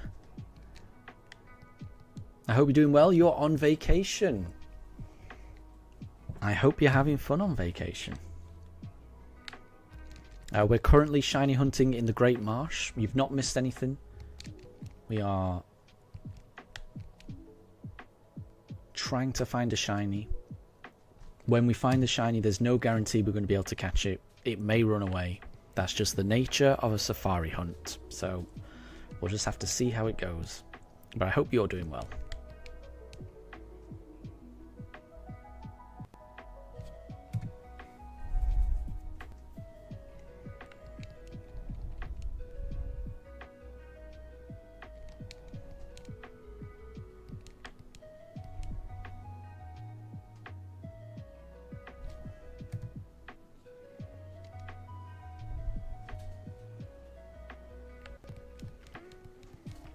Your brother's here as well, and thank you very much for the congratulations. We got very lucky with Togepi. We got very lucky with Rhyhorn as well. Both of the last two hunts, I've been so lucky. Massively under odds. And I'm hoping that trend continues. I hope we get an under odds Great Marsh shiny. You never know. The last two have been under odds. Oh, and thank you. The plushie setup we've got.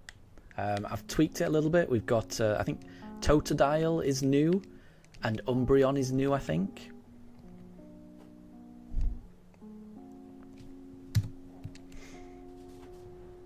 I do like Umbreon and Espeon. And Eevee's there as well, actually. It's very evolution heavy. Those are all of my evolutions that I've got.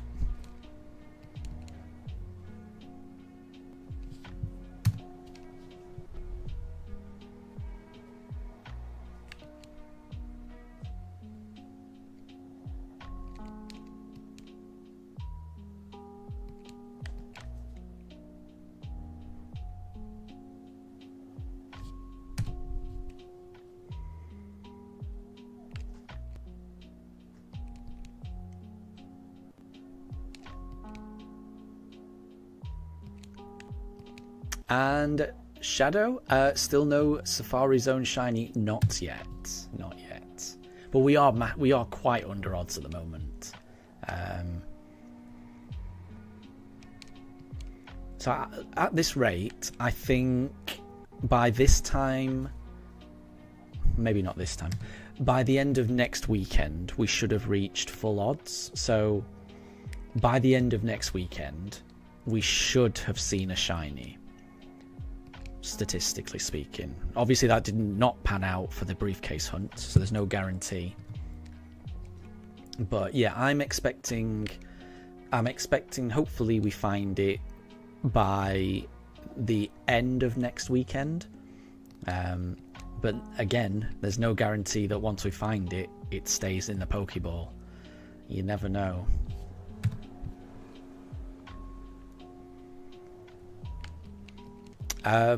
Yeah, and Blaze, we found Tempest the Rhyhorn as well, which is pretty cool. Again, massively under odds. Tempest the Rhyhorn and Yoshi the Togepi were both very, very under odds, so it's pretty cool.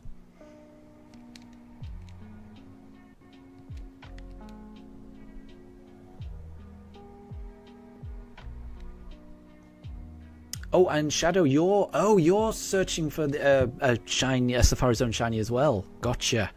And you're close to 4 times over odds. Wow. Okay, that is harsh. Which game are you playing that in?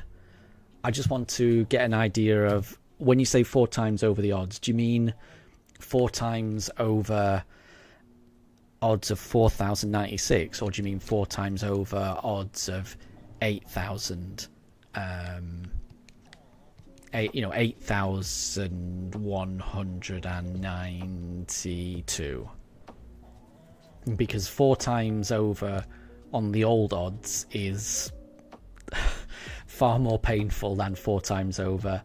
Ah, you're doing it on Soul Silver Leaf Green. Okay, that sounds really painful. That is determination. Yeah, that is determination. Because that is a lot more painful than 4 times over the odds, say, for this game. That is definitely determination. You definitely deserve it. Can I just ask, have you not encountered any? Or have you encountered some, but they've run away?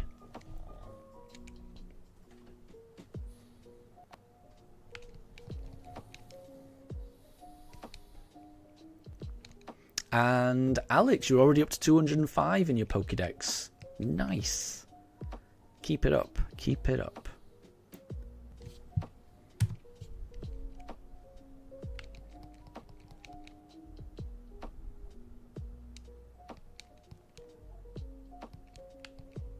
Oops, wrong one.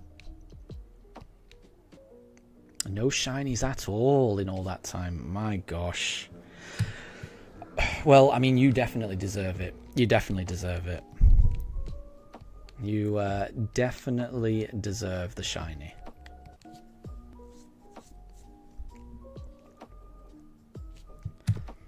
Oh, and Blaze, you're doing a Who's That Pokemon? Fair enough. Bear with me 1 second. I will read it out.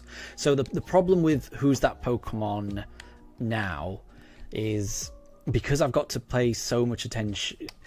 I'm having to concentrate on like the encounter. Oh damn it! Didn't mean to do that. The encounters are coming like every few seconds, whereas in the briefcase simulator, I only had to pay attention like once or twice, and then there'd be like a whole minute of waiting for the encounter to load, waiting for the game to reset, waiting for the text to go through, waiting for it. So there was a lot of like waiting around, so I could kind of pay attention to chat an awful lot because there was a lot of downtime between each encounter.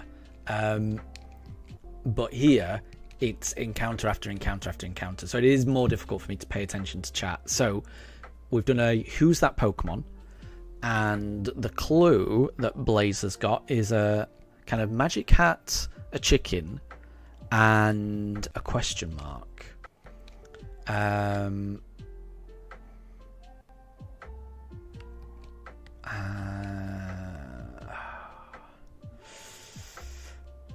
not sure, honestly.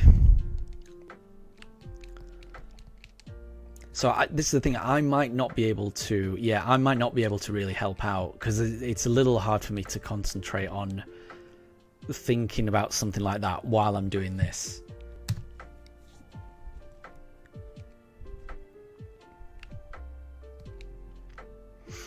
But yeah, I can't think of an answer for that, honestly. Magic, chicken, question. Magic. No, I don't know.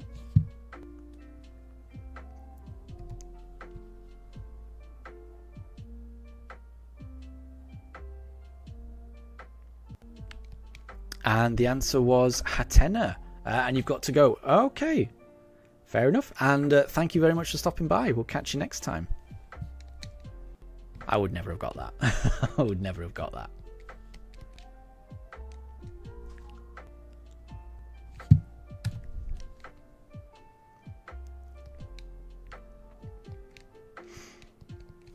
So yeah, I will struggle with doing Who's That Pokemon now. It was a lot easier to do Who's That Pokemon during the briefcase hunt, just because there was so much downtime between each encounter. Yeah, at the moment, it's like every encounter. It feels like there's only a gap of like 30 seconds between each encounter, and every part of that 30 seconds, I'm having to click a different button.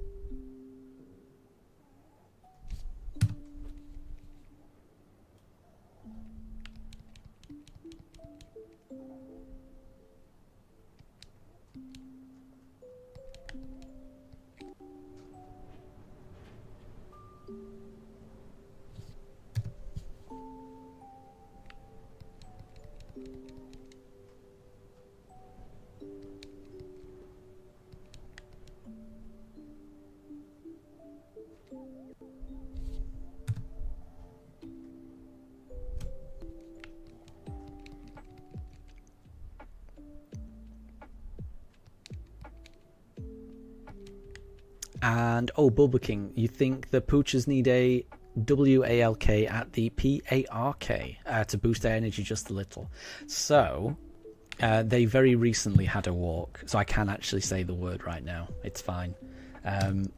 So, about an hour ago, I took them for a walk. So it's very difficult for me to say that word if they're about to go on a walk.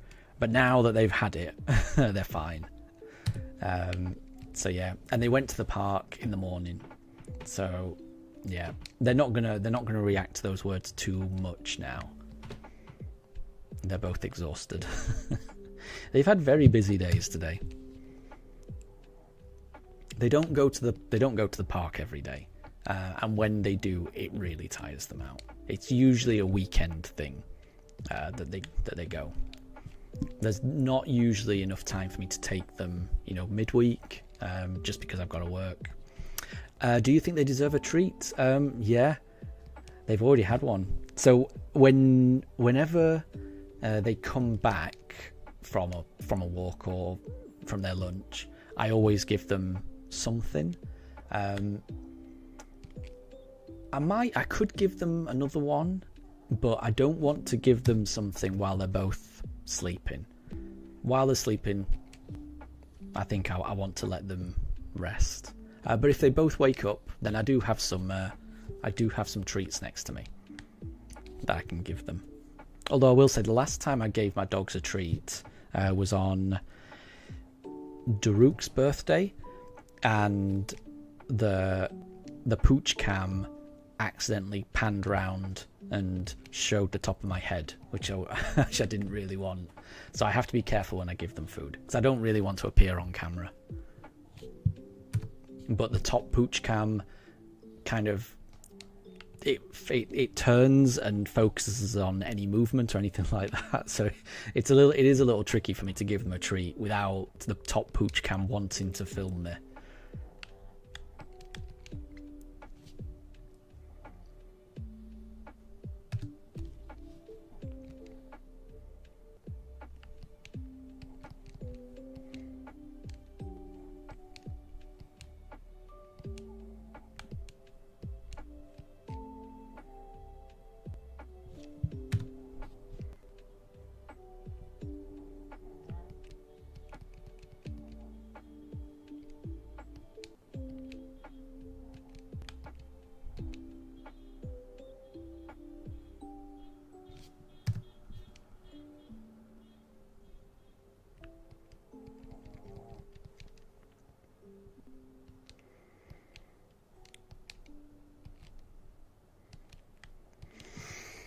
So I'm hoping, and I don't think we will, but I'm hoping that we can get up to encounter 1,500 before the end of the stream. But I'm at the moment I'm thinking we might not make it. I'm probably going to be streaming for another 2 hours, I reckon. So I think it's a little bit too many to hope for, but we're going to get through as many encounters as possible. And I really hope we can find a shiny. Even if we don't catch it, I would just love to see a shiny.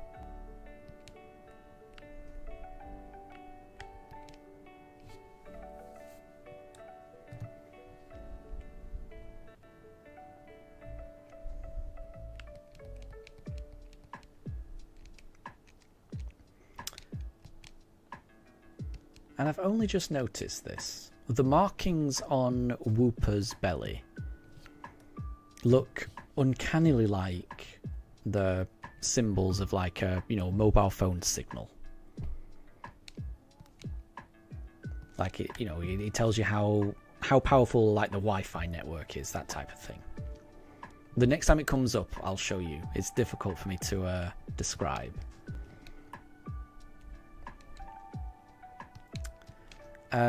Oh, Bulba King, are there any rodents that haven't turned into Pokemon yet? Yes or no? What about a capybara?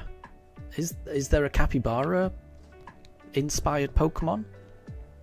I can't think of one.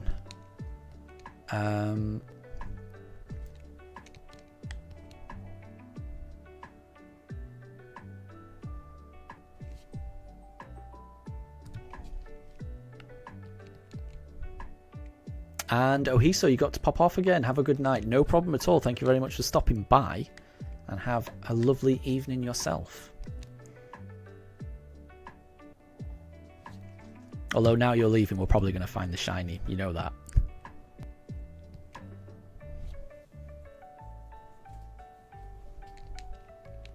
Wolf, you don't think there are any capybara ones? Yeah, I don't think there are either, right?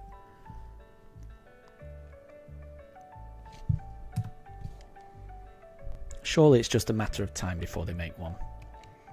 What about chipmunk Pokemon? Ooh, yeah, possibly. Yeah, there's probably quite a few, I reckon. I mean, what I mean by that is there's probably quite a few rodents that they haven't done. Because, yeah, now I'm thinking about it, I can't think of a chipmunk type Pokemon.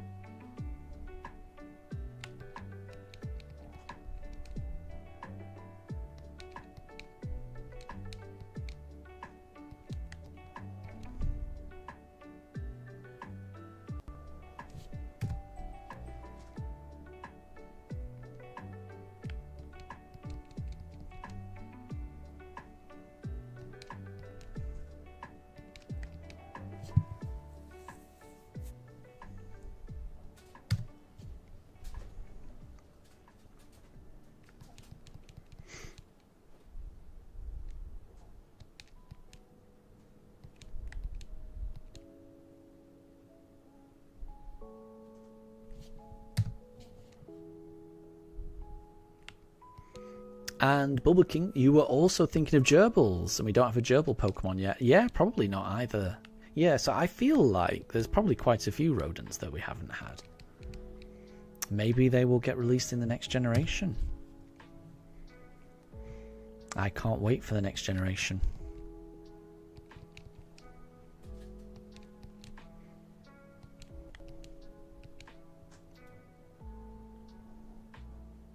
Yeah, look, I mean, whenever I see Wooper and his markings on its belly, to me that looks like a Wi-Fi signal. Maybe it's just me.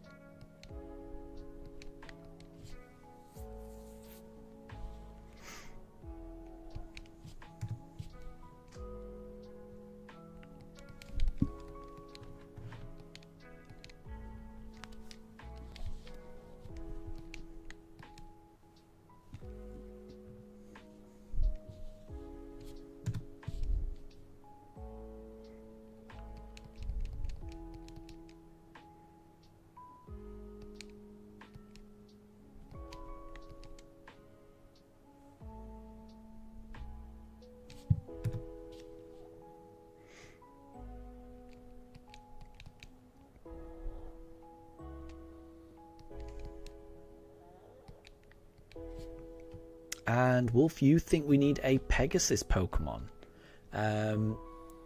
Gen 10 will be the perfect time to give a Pegasus Pokemon because the region is leaked to be Greece. Ooh, that would be quite fitting then, right?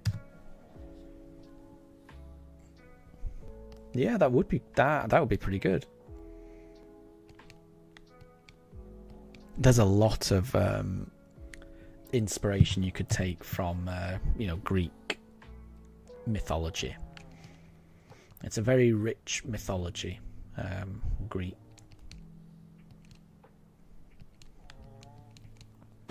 And Bulbaking, you made a chipmunk Pokemon. It was an Army Electric Chipmunk. Interesting. And you called it Chipcorn. To Acornia to Surgicorn. Very cool.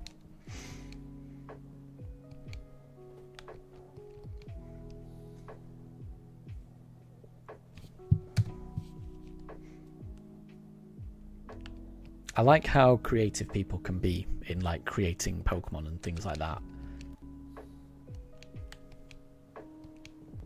And I also like how creative people can be in like, creating the ROM hack type things. Pokemon fans tend to be very creative, I find.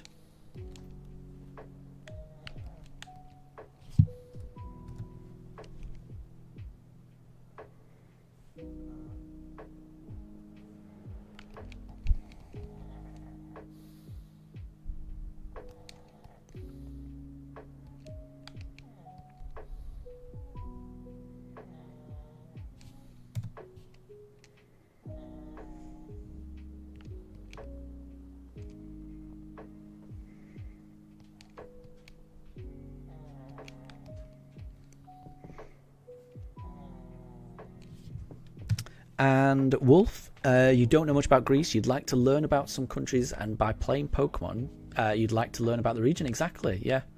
I think that's a nice way for them to do it, for you to get a feel. And Draven, which one am I hoping shines? So there's one clear favourite that I've got, and it's the reason that I'm stood here rather than anywhere else in the Great Marsh. And it's because I'm hoping we can get a Krogunk. Now, Krogunk apparently is a daily spawn, which means I don't think it's guaranteed to be here tomorrow.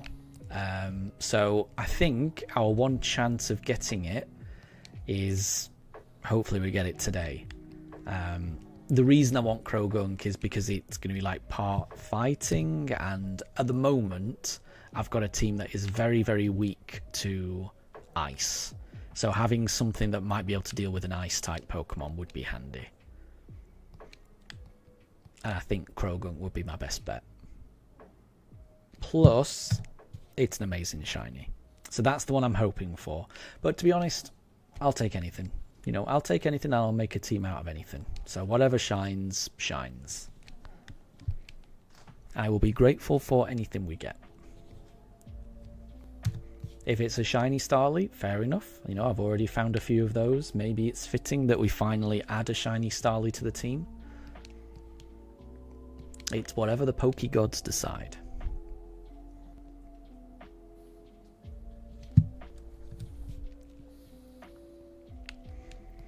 And Bulbaking, so the chipmunk Pokemon you made was your fan-made game, and you were not able to make it. Because your artist bailed on you. That's a shame. And you're heading out, no problem at all. Thank you very much for stopping by, Bulbaking. I hope you have a wonderful rest of your day, and I'll catch you next time.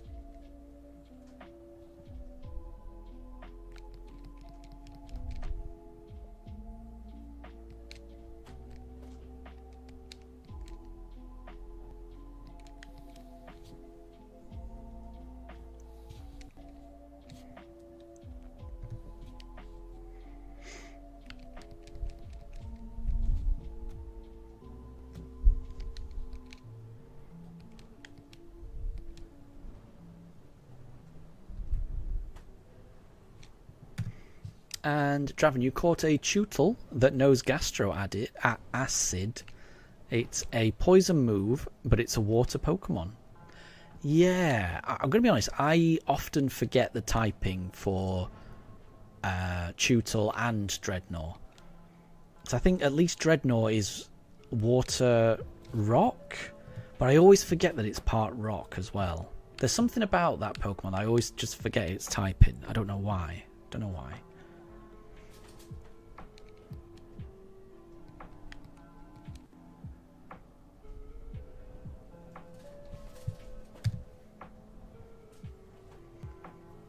I think it's because its shell just looks like a shell rather than a rock, and we've had lots of different turtle Pokemon previously that have had shells that just look like shells, and none of them have been rock.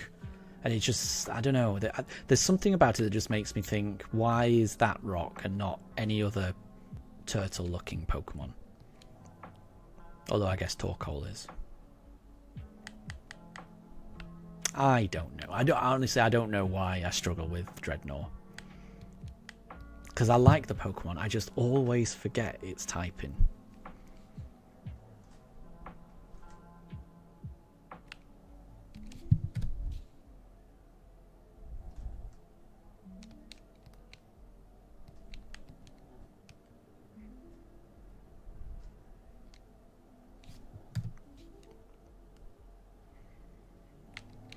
Oh, and that's a good point, Wolf. Yeah, when I saw...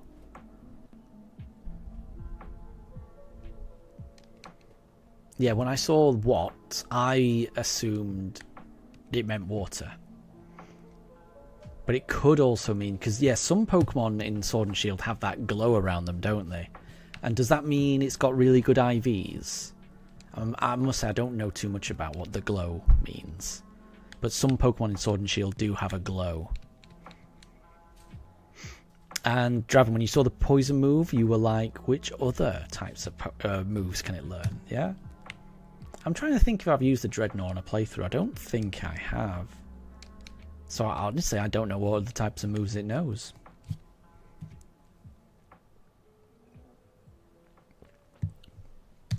One of these days, I'll have to use one.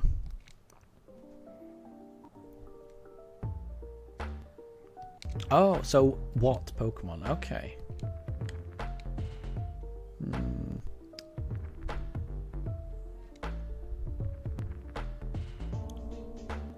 Oh, it's like an aura. Okay, gotcha.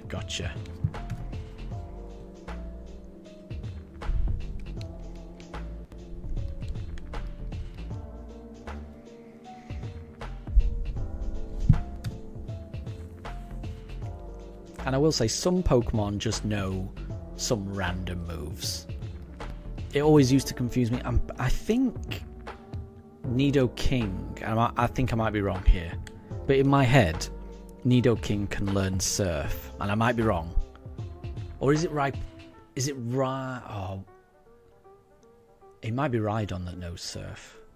But some Pokemon, which in my head definitely should not be able to surf, can surf. And I can't remember which one it is. In my head, it's either Nidoking or it's Rhydon. So I think there's just some weird Pokemon that know some weird moves. And Amelia, welcome back. I hope you're doing well. You haven't missed anything.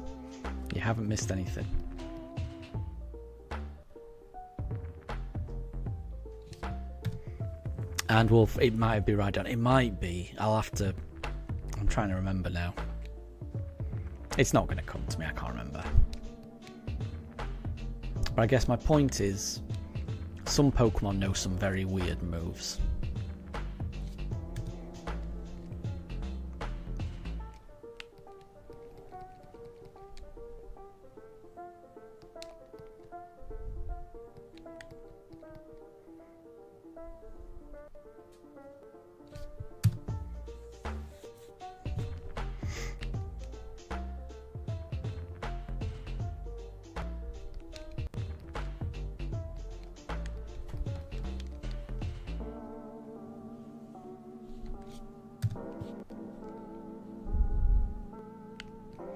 Oh, and Shiny Sky, apparently Hydreigon can learn Surf. I didn't realise that. I definitely didn't know that. So that would definitely surprise me. And Amelia, your guess is that we get it on encounter 1200. Ooh, imagine. That's only 7 encounters away. That would be so good.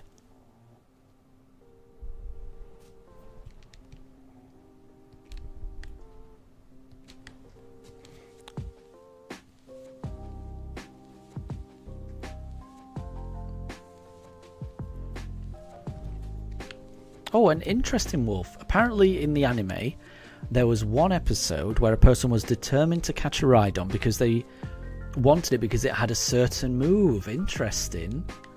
Only by TM, and it was Surf. But if I haven't seen the episode, you won't spoil it. Yeah, don't tell me, because I have not seen that episode. I've not seen that episode yet. I think I'm currently on season 4. It's about episode 20-ish, something like that. They still haven't reached Ecruteak City in Johto yet. They've been heading to Ecruteak for a long time. I've got a feeling they must be pretty close, but they haven't reached Ecruteak yet.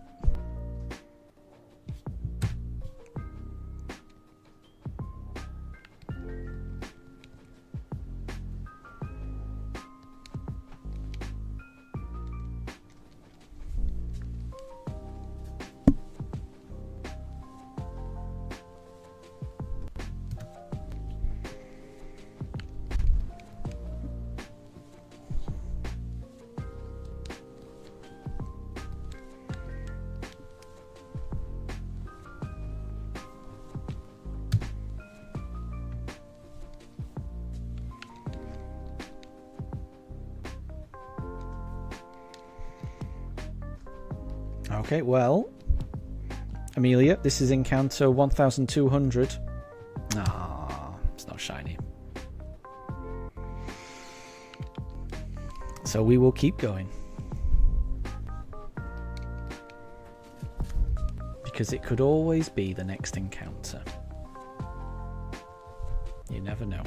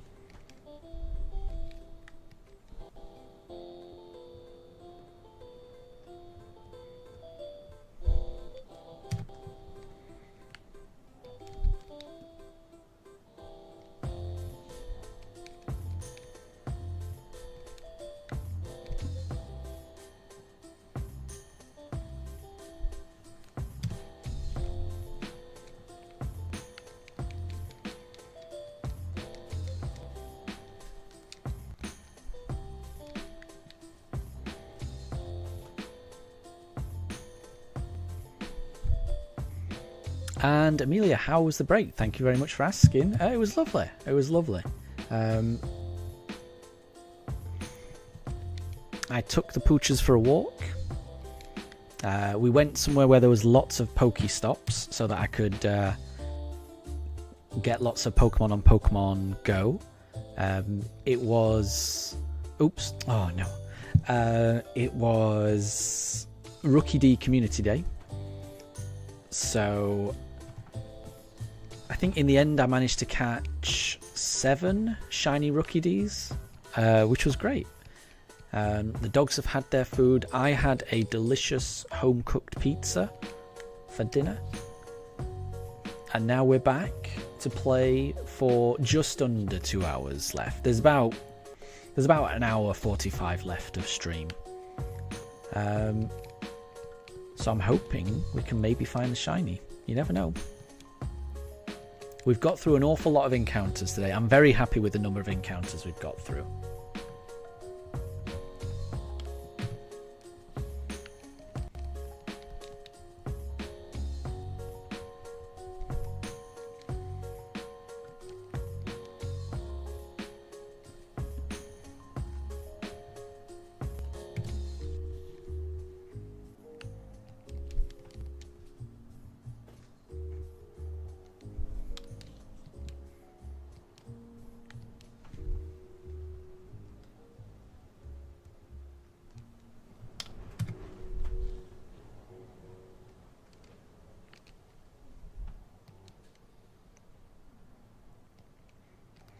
And yeah, I did not know that Hydreigon can learn Surf in Scarlet and Violet or in any game. That is news to me. So that's definitely an interesting fact. I like that.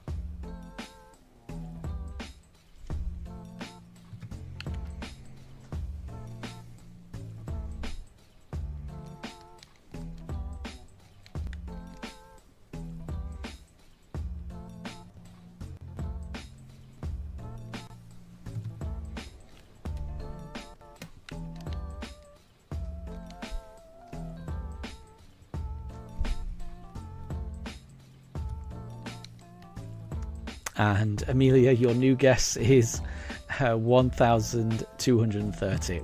Again, I always hope you're right. I always hope you're right.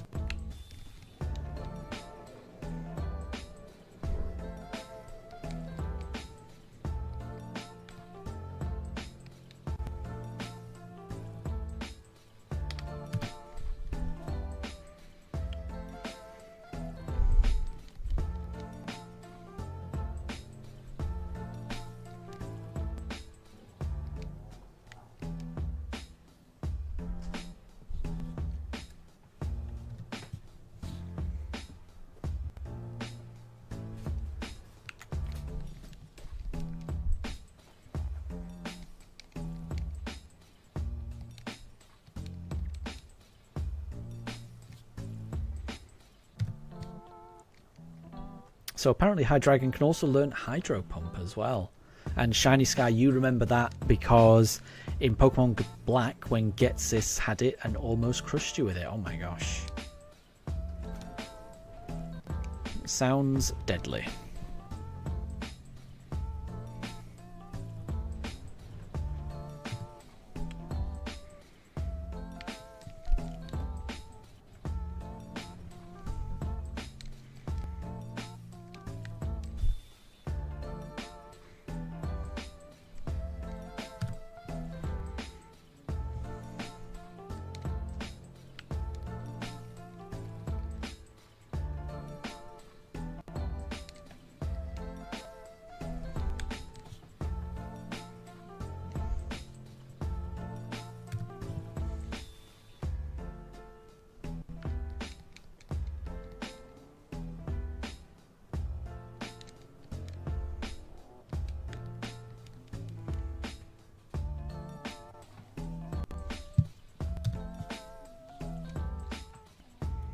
And apparently you have to learn it through a TM. That's not bad. That's not bad at all. I like it.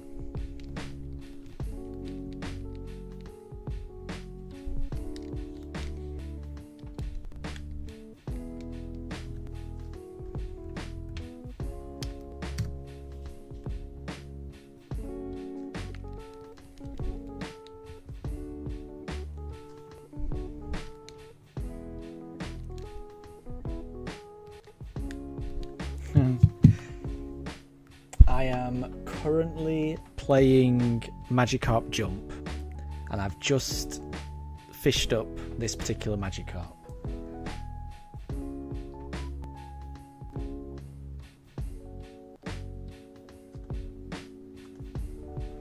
Which is a shiny Magikarp, which I'm pretty happy about. I'm doing really well for shinies, other than the Safari one that I want. So I've got loads of shiny Rookie Ds in Pokemon Go. I've just got a shiny Magikarp in Magikarp Jump, but still no Great Marsh shiny. But surely these are signs. These are signs that the shiny's got to be close.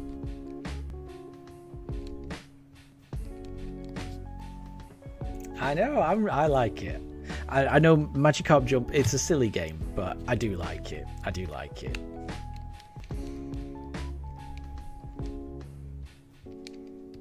I think it's fun.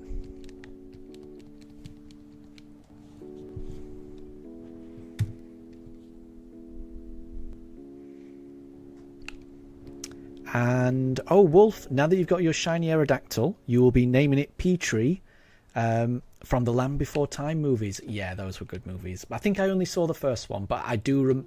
the name Petrie does ring a bell, so I'm pretty sure Petrie's from the first one. Because, yeah, that name rings a bell.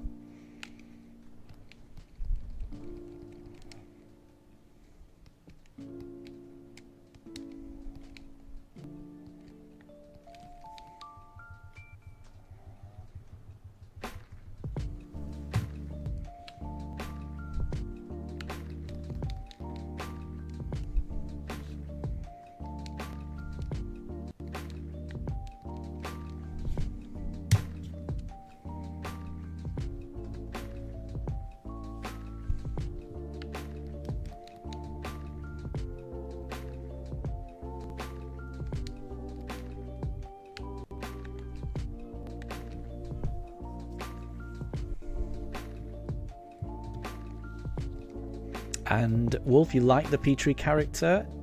It's really cute. Yeah. It has been so long since I've seen those movies, though. I watched them when I was a kid and haven't seen them since. So I've got a feeling it was probably about 35 years ago that I saw them. And again, I think I only saw the first one.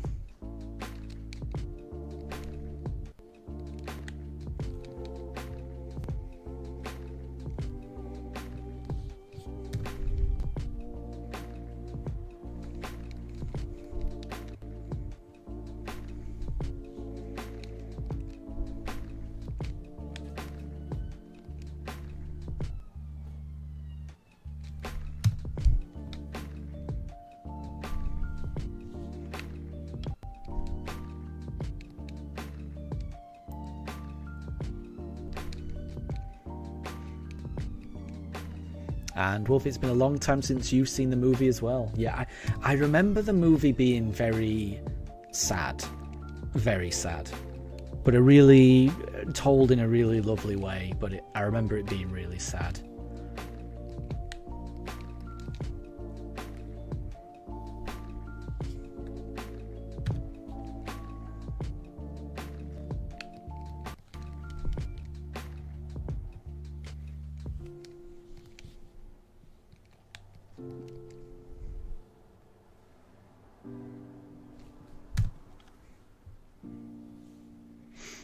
And Amelia, you hear another siren. I wasn't even paying attention there. I didn't hear it, but I almost certainly it was there. Like I say, we live right next door to a hospital, so there are sirens all the time, all the time.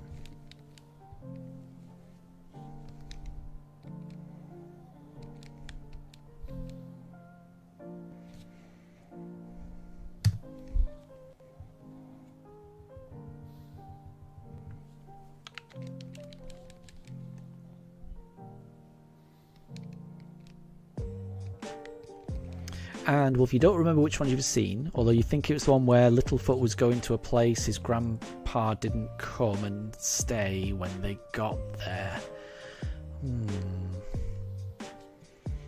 Yeah.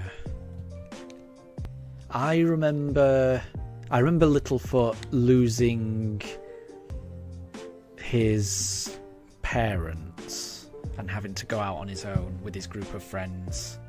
It's been so long. I might even be. I'm almost certainly remembering it wrong, but yeah, I remember it being really sad. When I say sad, I just mean like the setup of just like, you know, being a kid and losing your parents. Or I can't remember whether he just lost his mum or whether he lost his parents. Not sure. I'm pretty sure that movie came out around the time when, like, my parents were splitting up. Again, I can't remember if I'm around. Again, this is like 35 years ago or something. But I remember like the Littlefoot character not having his mum, and then that had pretty much happened to me as well. I remember it being quite an emotional movie for me.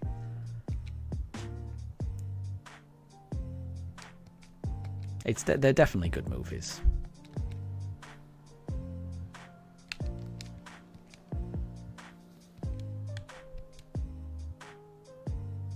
Oh, you had to go and go to the Great Valley without her. That rings a bell. That rings a bell. I feel like I'm gonna have to watch these movies again because I remember them being really good.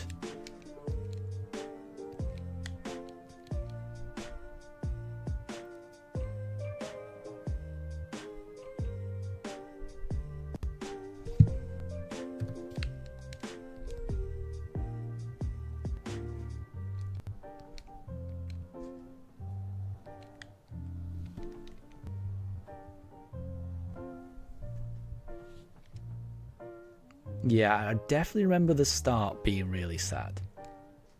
No! Sorry, I keep throwing the ball instead of running away. Well, I hope this is good practice for actually catching the shiny when it appears. And then along the way, Littlefoot found new friends. Yeah, that rings a bell. No. Oh, I'm pressing all the wrong buttons. There we go.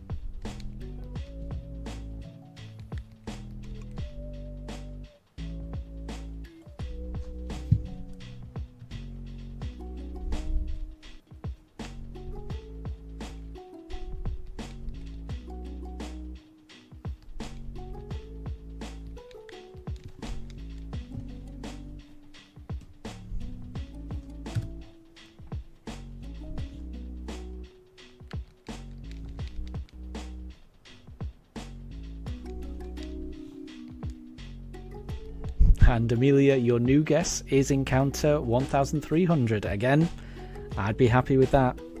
I'd be very happy with that.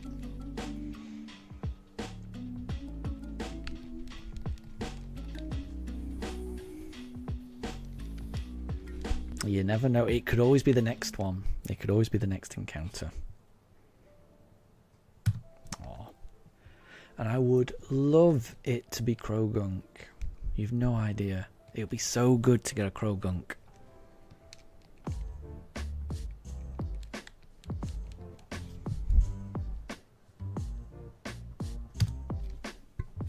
No, I mean, it would be so good to get a shiny Krogunk. I don't just want a Krogunk.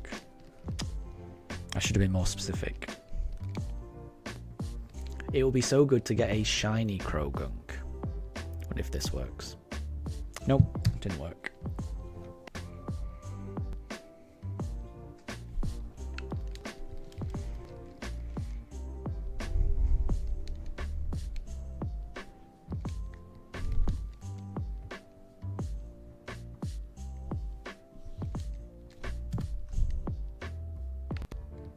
Oops. Ay, ay, ay. Keep throwing Pokeballs.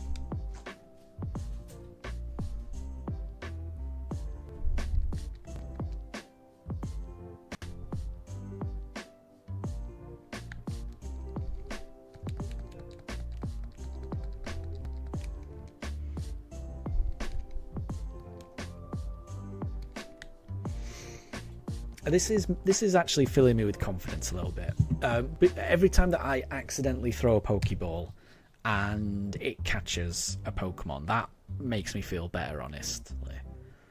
Just makes me feel like if that were shiny, we'd have got it. I've only had one Pokemon run away on the first ball as well, so that makes me think like you're gonna get one attempt, or you're gonna at least get 2 attempts. I've only really had that one Wooper that ran away after one ball.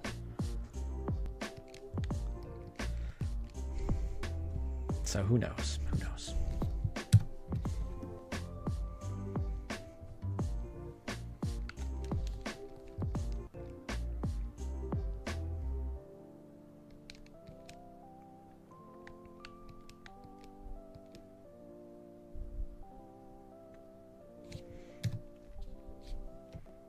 And Wolf, you don't remember if you've ever had a shiny Aerodactyl before, so you're happy that you've got one in Quest? Exactly. Shiny Aerodactyl's pretty cool. I think it's pink, isn't it? It's a pretty cool shiny.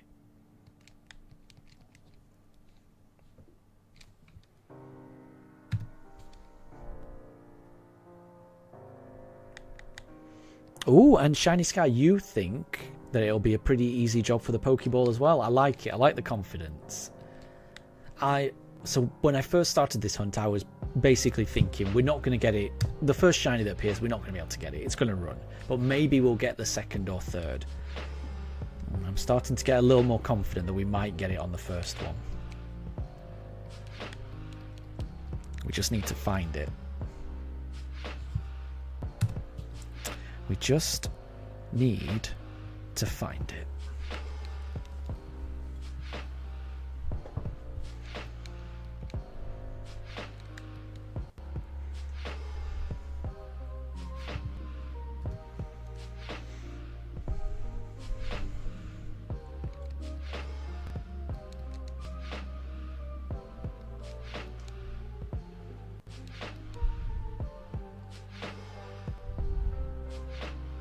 And Amelia, in your Pokemon Scarlet Shiny Only run, your character is wearing the Autumn Indigo Disc uniform. I can't remember how that uniform looks. Can't remember.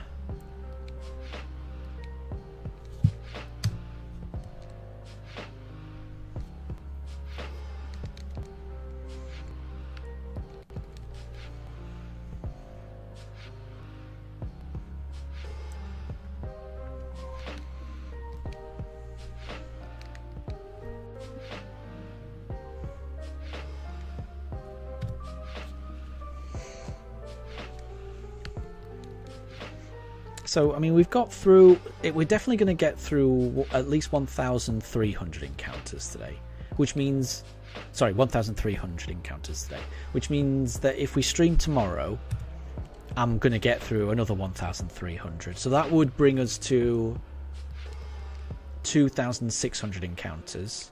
So, yeah, by this time next week, we should be reaching full odds. So, we're getting through the encounters so fast. I really think we're going to get the shiny sooner or later.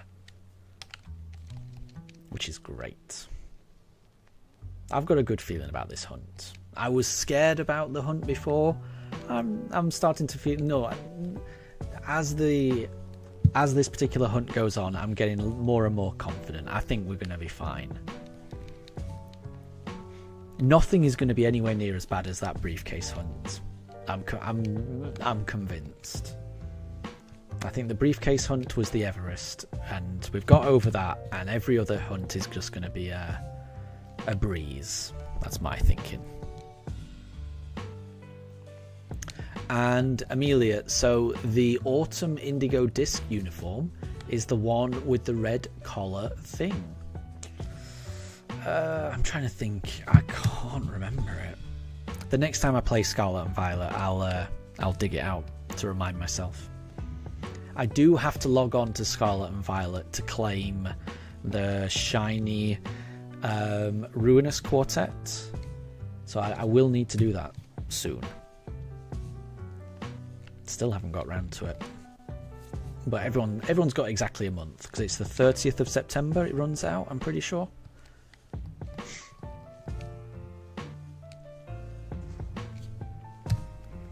So that's plenty of time. I'm sure I'll be able to get them all.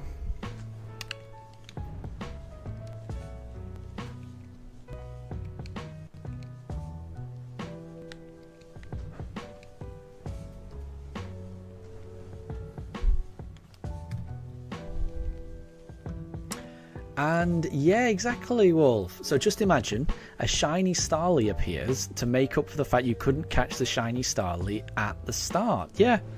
What if that happens? I would be happy with that. I think that would be a nice...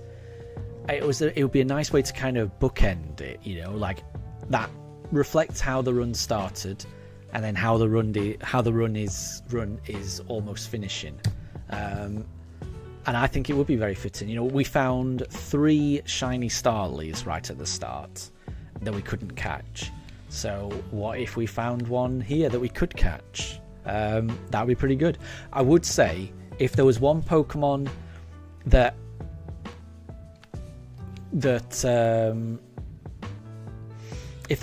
I wouldn't be that mad about running away, it probably would be the Starly, because I honestly think that would be quite funny to have encountered 3 shiny Starlies at the start, then to encounter another one in the Safari Zone and to not be able to catch it because it ran away. That I think that might be pretty funny. Whether you catch it or whether you don't catch it, I think it would be funny either way, honestly. So it would be nice to see a Starly. I agree. Oh, and Alex, you're all the way up to 212 on your Pokédex. Good work. Keep it up. Keep it up. You're making good progress.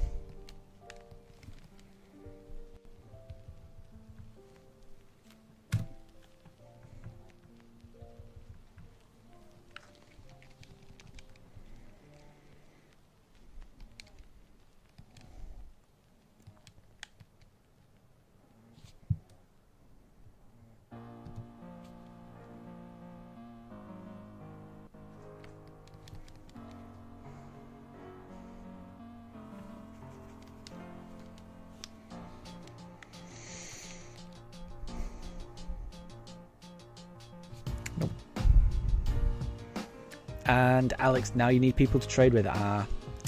Sadly, I don't have a Switch with me,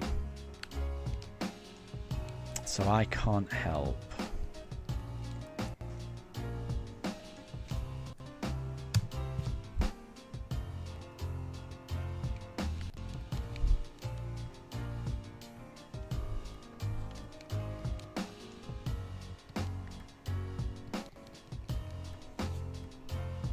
Oh, I've got low battery.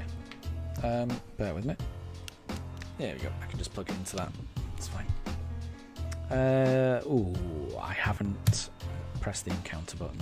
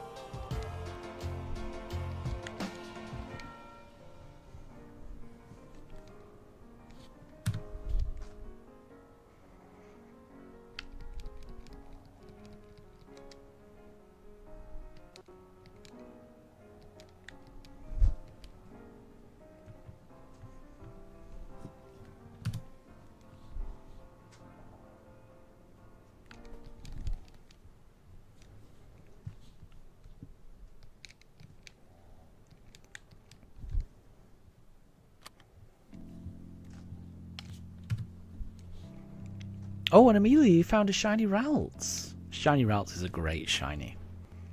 It's a great shiny. Is it a male or a female? Because I'm just wondering whether you want to turn it into a Gallade or a Gardevoir.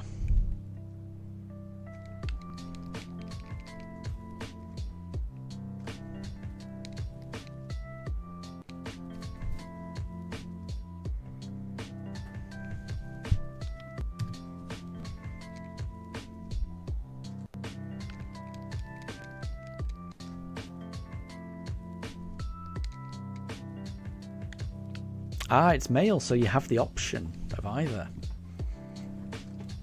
I think they both look good. I think they both look good as shinies.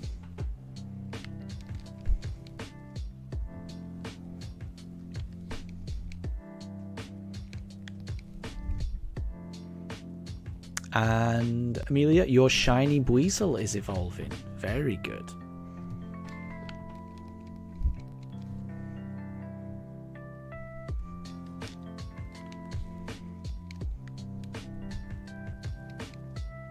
You're on a roll, Amelia. You're on a roll.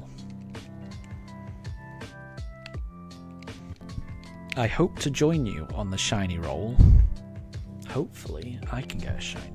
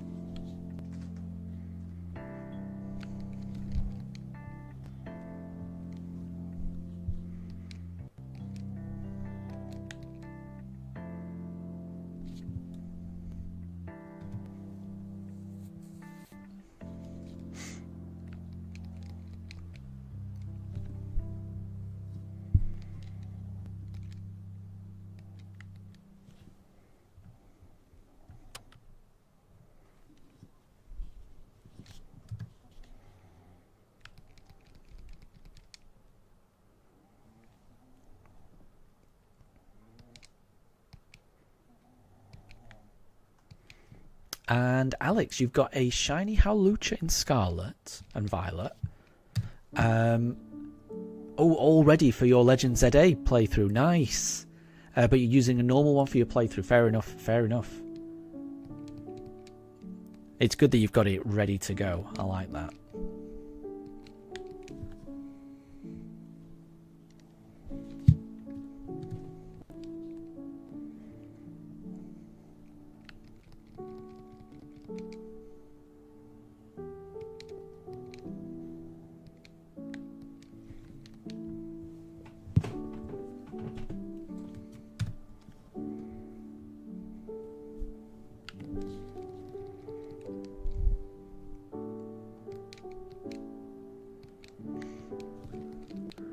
So we're going to be streaming for another hour or so.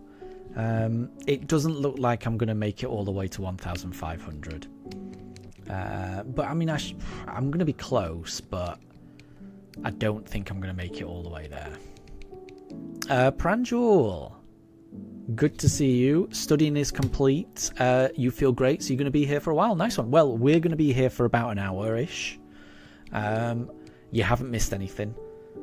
We are still trying to find the first shiny in the Great Marsh. But it could happen at any moment. Nobody knows when it's going to be.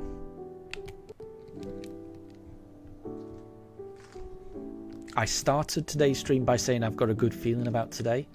And the last few times I've said that, we've found a shiny. So I've still got a good feeling about today. We've still got a lot of encounters left. I'm really hoping we find it today.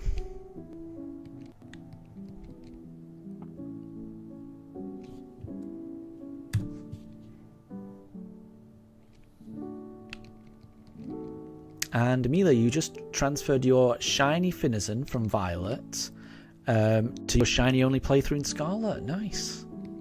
That will be fun. I love Finizen and Palafin. I think they're great. I think they're great.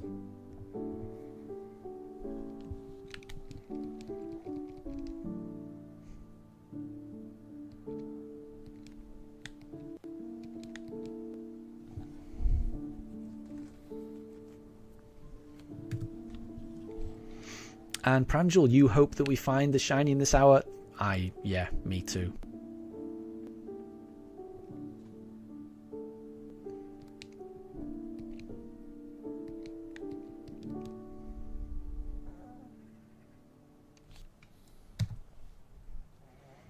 Oh, and Wolf, you were thinking of Finneon. I do get confused between Finneon and Finizen. Yeah, I know what you mean. I get confused the same way. I get confused the exact same way. They're very similar. I always think that Finneon and Luminion should be evolutions as well, because they end in Eon. Like every other evolution ends in Eon. I find Finneon and Luminion to be confusing for so many reasons. One, I always think those names should be evolutions. And two, yeah, I do get confused between Finneon and Finizen. So, I know what you mean. I definitely know what you mean.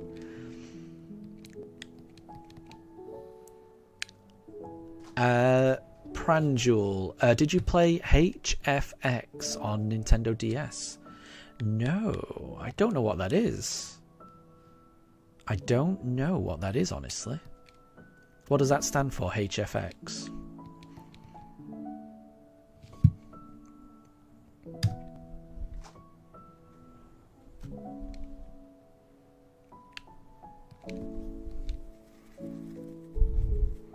Ooh, and Shiny Sky, you've almost reached 40 Pokemon for the Pokeradar chain. Nice.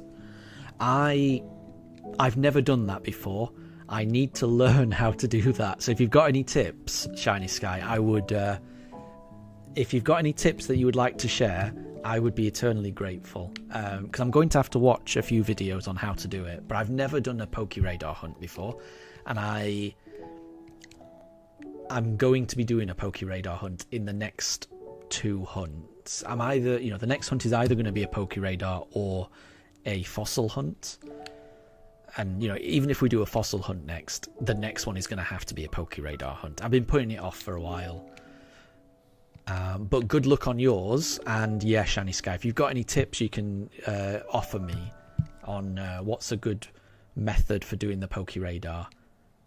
Because I will look at what are the mechanics, so you don't have to tell me the mechanics. It's more just tips of the trade, things like that. Things that make a successful Pokeradar hunt.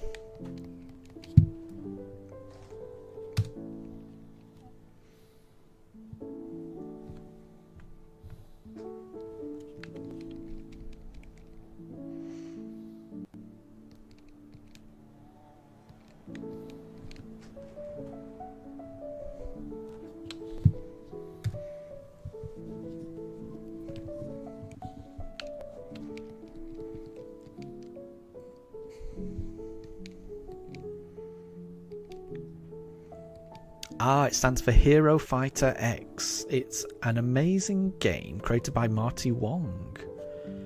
Oh, I don't know. If you've played Little Fighter 2 or anywhere you would really... I've never heard of either of them. I must say, I think I don't tend to play fighting games that often. So it might not be one for me.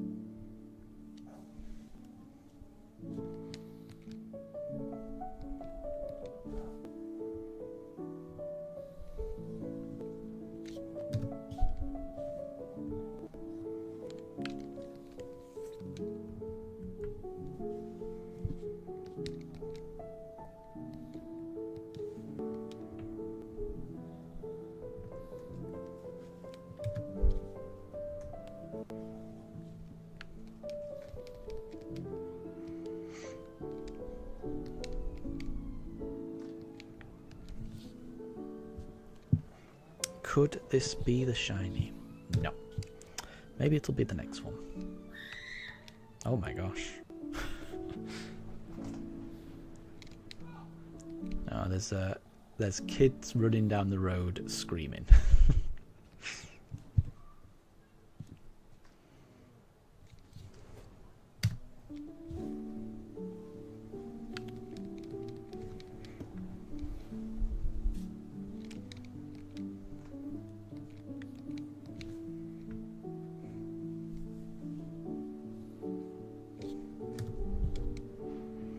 Oh, interesting. Right, okay. So, Shiny Sky, you have to use repels, and the only thing you have to pay attention is that the Pokemon is always the fourth piece of grass away from your position and catch it every time.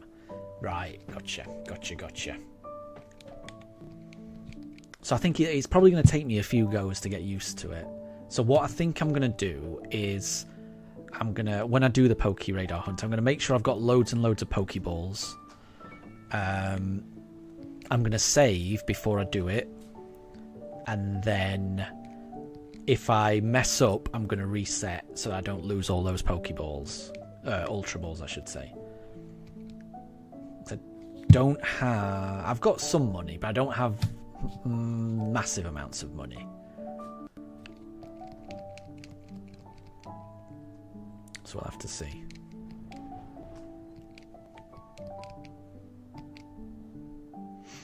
But that helps. That definitely helps to know that repels are key. So thank you for that. That's the kind of tip I was hoping to get. So thank you. It'll be a learning experience for me. And I hope yours goes well.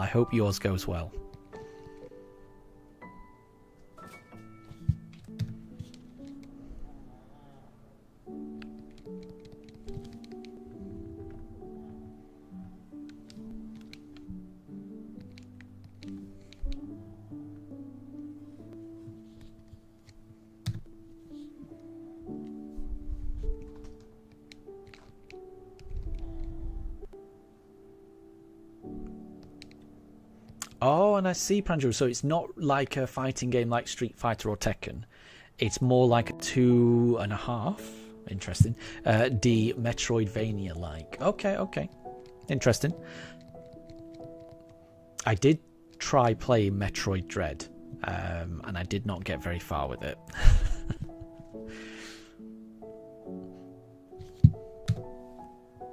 But I always feel like I need to go back to Metroid Dread and try it again.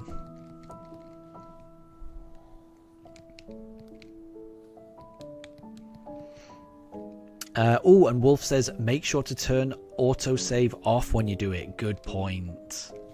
I like these tips. Thank you. Good point. Yeah. Thank you. Because, yeah. If I've got autosave on and then you encounter something that's just going to mess it all up. Yeah, that's a good point. So I will turn autosave off for that portion of the run. These are all really good tips. I mean, I appreciate this, guys. I really appreciate this.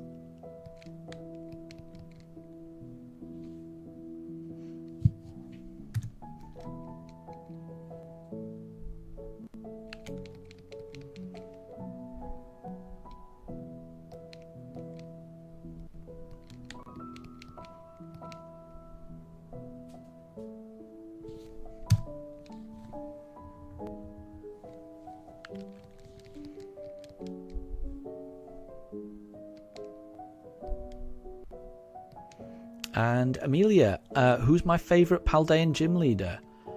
Ooh, I'm gonna be I'm gonna be a bit of a cop out and say 2, because I do really like 2 of them, honestly.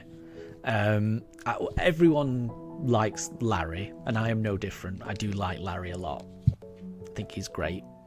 But I think the one I would place just above Larry is Rhyme. I love the fight with Rhyme. I love how chaotic it is. Like, you know, these random boosts going off one side and then the other, one side then the other. I love the Grievard kind of just chilling on top of the speaker, you know, just jamming out. I love the fact that it's a double battle as well. I much prefer double battles to single battles. I find them far more strategic, far more interesting than a normal battle. And I just think it's a great battle. It's the only fight that actually takes place in what feels like almost like a stadium. It feels almost like how the old fights felt in Sword and Shield, which I really loved. So I mean, I would say Rhyme, but Larry would be a close second for me. Wolf, you would say Iono because she's a streamer, and Amelia says the same. Iono is pretty cool, not gonna lie. Iono's definitely cool. But nothing's going to take away my Rhyme. I think Rhyme's great. And I like that Rhyme has a relationship to the academy as well. Like her sister is a teacher. It's great. It's nice. I like it. In fact, the more I'm thinking about it, it's not even close. Rhyme is definitely the best for me. And then it's Larry.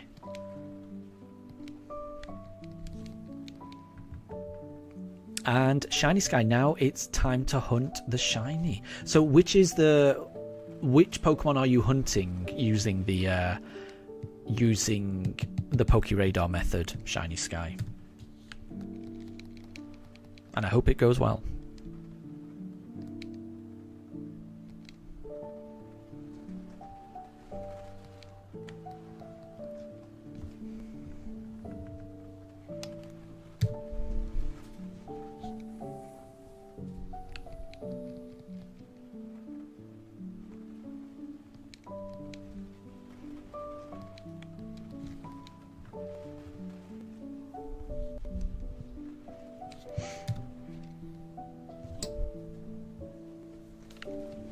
And Pranjal, you think that every electric type gym leader has something shocking with them? Interesting. It would make sense. Pun intended. Yeah. It does make sense.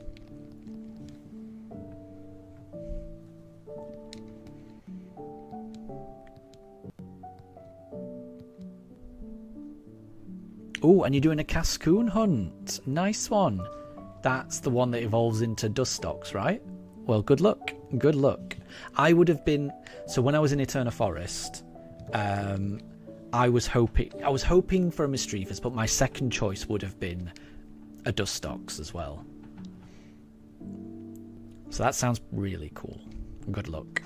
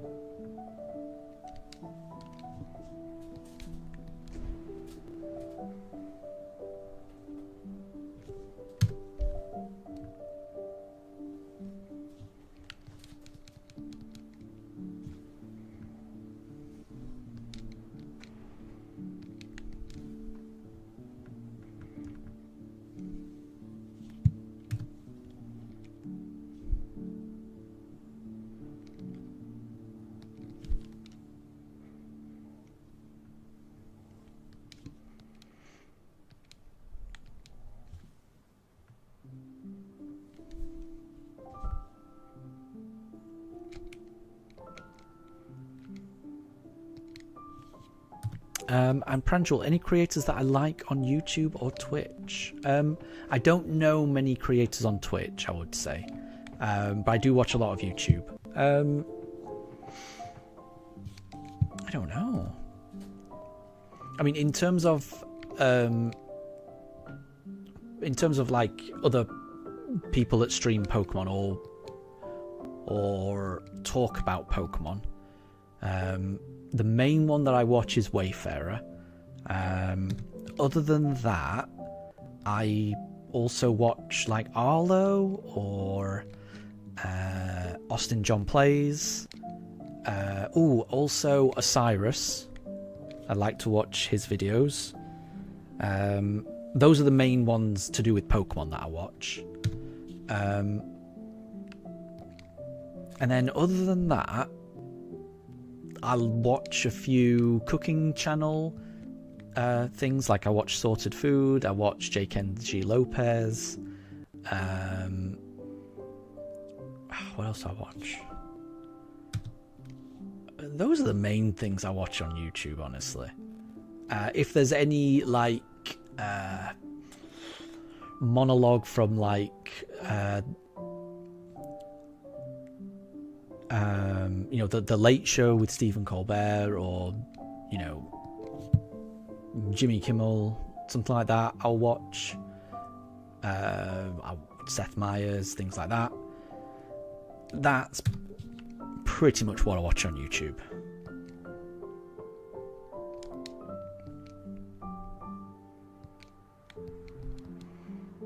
And Amelia, good luck fighting Iono. I hope it goes well.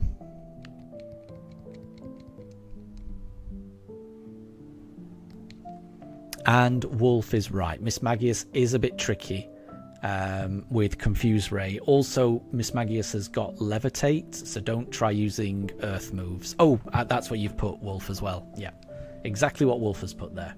I didn't notice that.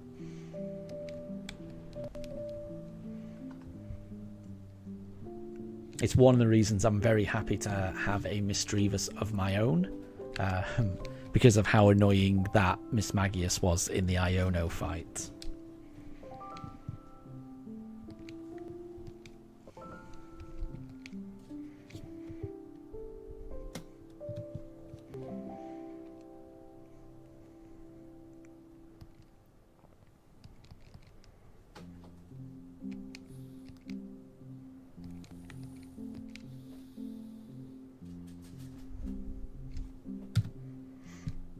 Oh, I also really like Video Game Donkey as well. Forgot about that guy.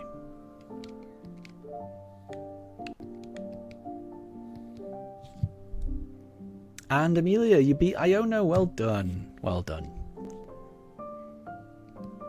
Nope. Oh, I used the Pokeball. Oh, yeah. Oh my gosh, Wolf, you've got a shiny Farfetch'd. Is that 3 shinies today you've got in Quest? It was a Magnemite, an Aerodactyl, and now a Farfetch'd, right?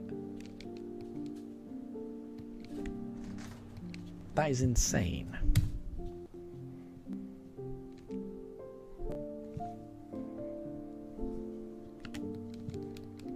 And Amelia, Ralts is evolving into a Curlier. Very cool. Very cool.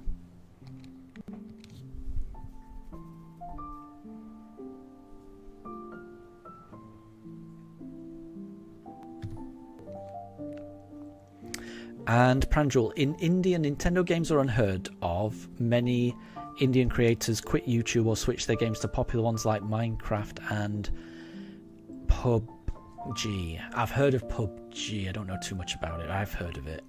It's sad. That is a shame. That is a shame.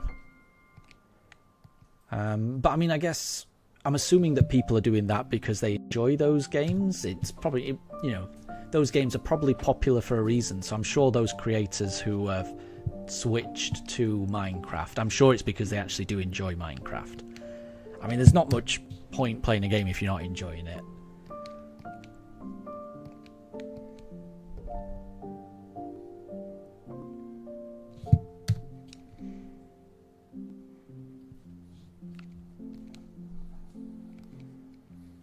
I would say if you're enjoying playing a game, that's the one you should stream, because there'll be other people who think the same way as you.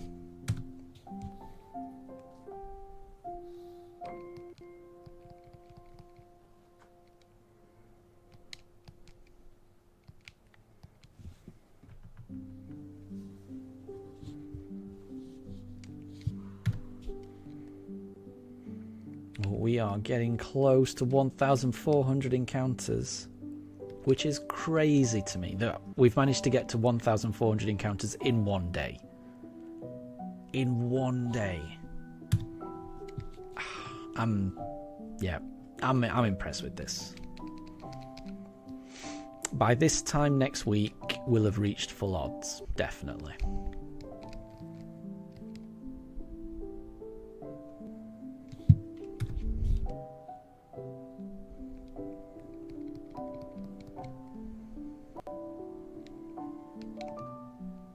Oh, and Amelia, you're using a Dawnstone on the Curlier already. Nice.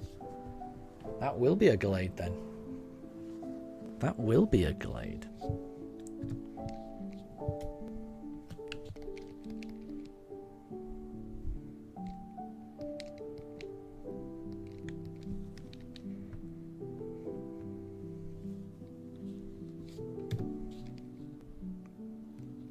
And you've now got a shiny Glade. Very cool.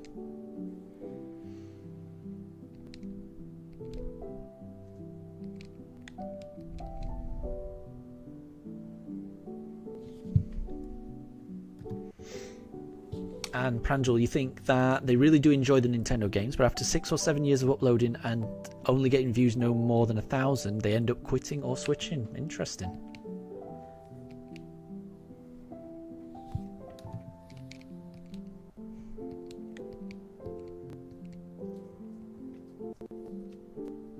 Yeah, I mean, I can imagine it kind of depends on why you're streaming. If you're streaming to try and make a living out of it, then I guess, yeah, you've got to stream the game that makes you the most money, I guess. But if you're just streaming because it's fun, then you'd go for the games that you enjoy playing, surely.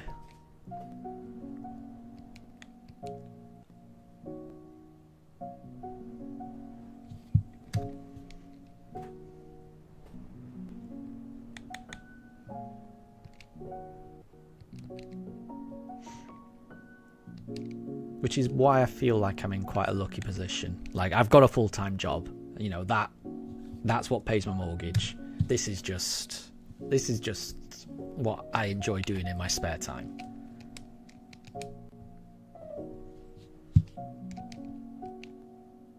But I guess for people that want to make a living out of it, then it's a little bit different. You've got to take it a bit more professionally.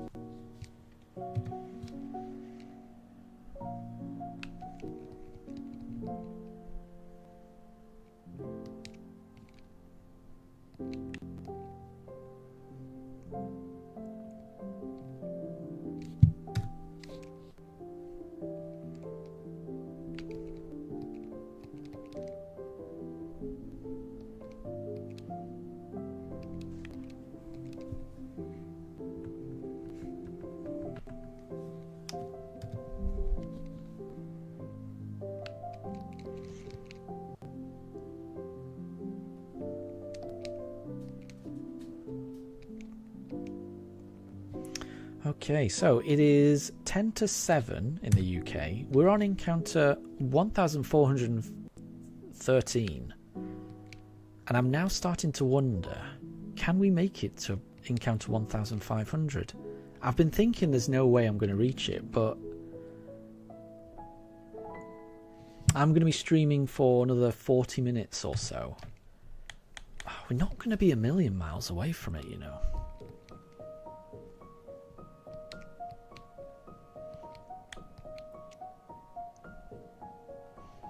I love this song.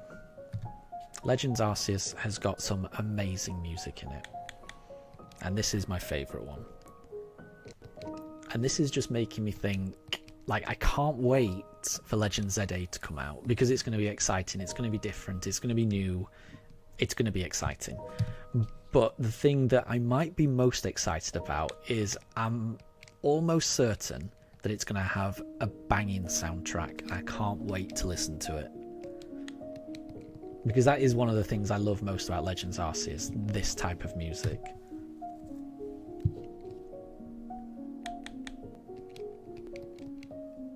Shiny Sky has got a shiny Cascoon. Well done, Shiny Sky. That's amazing. Well done.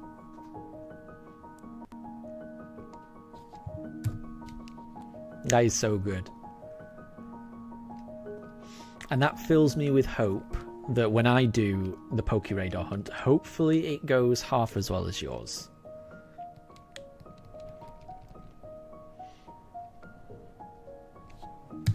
And Amelia Wayfarer loves Legends Arceus music as well. I'm pretty sure, yeah. I remember being in one of Wayfarer's streams where he asked what everyone's favourite soundtrack was, and I'm pretty sure he said his was Arceus as well. And I could not agree more. I do think it's really good. Which is making me think that Legends ZA is going to be really good as well. I hope so anyway.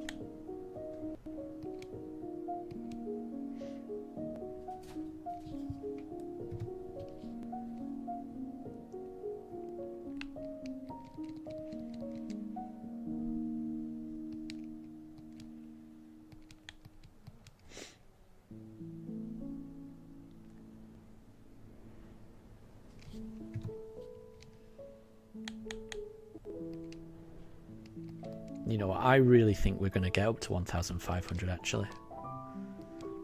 So I think I'm going to call it here. I reckon, well, we will end the stream when we get to encounter 1,500. I would have usually ended it at around 7:30. It's currently 7:10 now. But I think what I'm actually going to do is, however long it takes, we'll end the stream when we get to encounter 1,500. Because I don't... Yeah, we're definitely going to... We're going to make it. I'm sure we're going to make it. And then it's nice to end the stream on a nice round number. I like it anyway.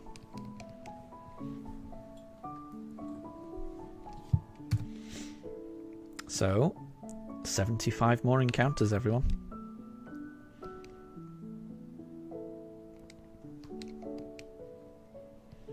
$75 more attempts to get Krogunk.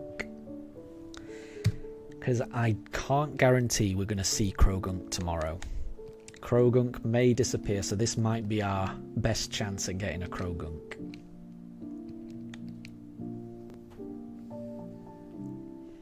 Because I don't know how the daily Pokemon thing, daily spawns work. We'll find out tomorrow, I guess.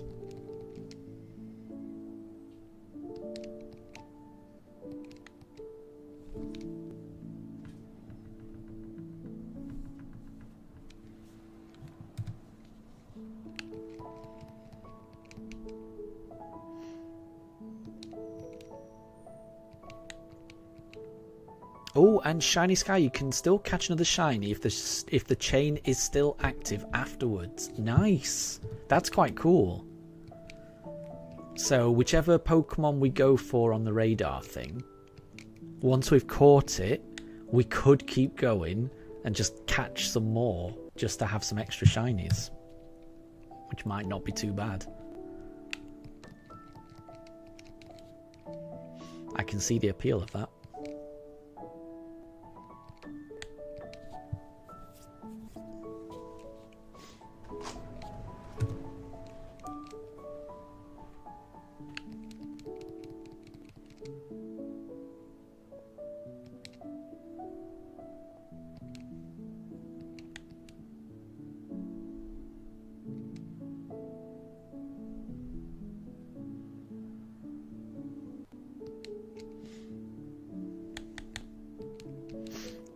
And Pranjul, why is it that everyone who plays Sinnoh for the first time sees Grass Knot as an amazing move when it's used by Gardenia, but when you try to teach it to someone, it's kind of trash? I guess it just depends on who you use it against, right? The heavier the Pokemon you're using it against, the better it is. I've seen competitive players use Grass Knot as kind of coverage against really heavy legendary Pokemon. But then it's obviously it's not going to do as good against a light opponent, right? I think that's the way it works, right? It's more effective the heavier the opponent is it's used against. Or am I getting it mixed up with something else? I often get things mixed up. I'm usually wrong, I must say.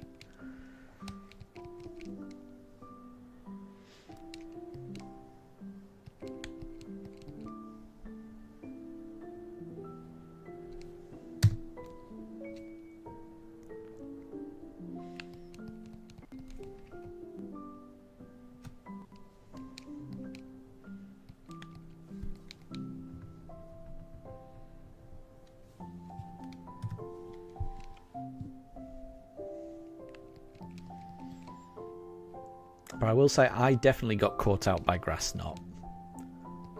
I think I had Tempest out when it happened, and Grass Knot, because Tempest is quite heavy and is 4 times weak to grass.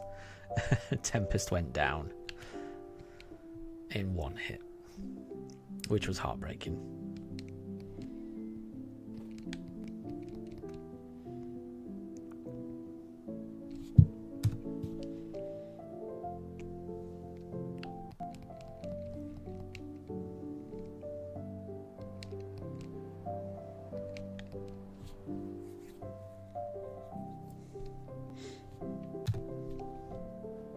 And Pranjul, did I hear about the new Zelda movie? I've heard a little bit about it. I've heard the director is the same director who did the Maze Runner movies. And I've seen the actors named as the leads of Zelda and Link, and I don't know either of them. So that's pretty much all I know. My only concern is who the executive producer is. I think it's Avi Arad, and I don't have the best opinion of that person. So that's my only concern is the involvement of Avi Arad, honestly. But I think the director and the actors all seem fine, and sometimes executive producers are quite hands-off, so that's fine. But yeah, I'm hopeful it's good. Part of me thinks that a Zelda movie might work better as an animated one. Pranjul says Tom Holland and Zendaya for Link and Zelda respectively. No. Yeah, that I'm assuming that's a joke because that's not who they are. I can't remember who they are. I think they're both 2 British actors who've been cast, but I can't remember their names. And Wolf says we need people who are not known yet. Yeah, they're definitely the actors who've been chosen are definitely not known. It's been announced, but they're not famous actors. They've only been in a couple of small roles, Netflix things, that type of thing. But yeah, they've gone for English actors. So it seems like they're following in the, when you do like when you do like a film that's kind of set in medieval times, they often choose like an English accent for some reason. Pranjul, it's a joke. Yeah, well, I do think Tom Holland was rumoured to be Link. But yeah, I'm glad they've not gone with a famous person. But I mean, to be honest, I think it could have worked with a famous person. Honestly, that's not really my main concern. Who they actually cast. If you've got the right script, and if you've got the right script and you've got the right way of telling the story, you can make it work with whichever actors you want. I'm not that bothered about the actors. What I'm bothered about is what is the storyline, what is the script, how do they tell that story. And again, that's where my concerns around who the executive producer is come from. So we'll see.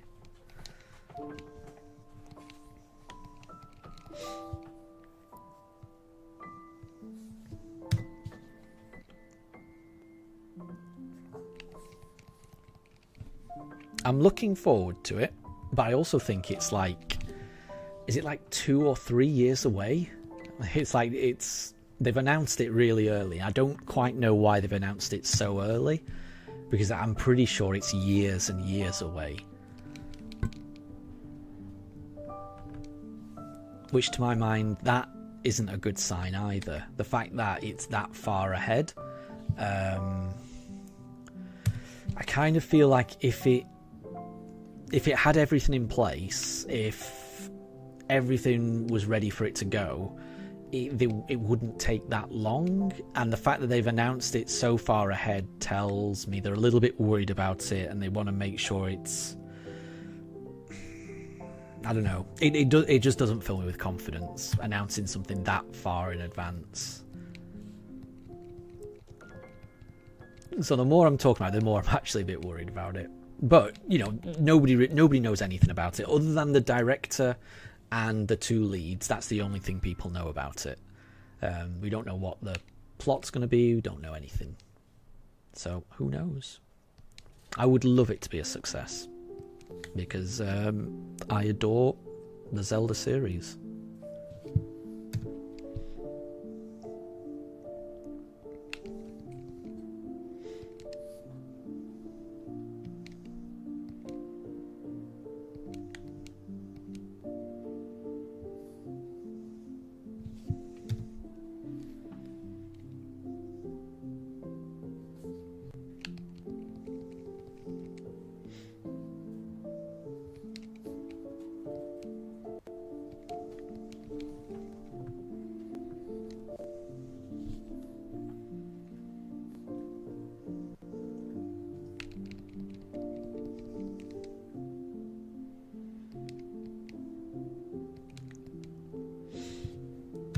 Okay, well, we've got 46 more attempts, everyone. We haven't found the shiny yet, but I've been very impressed by how many encounters we've got through.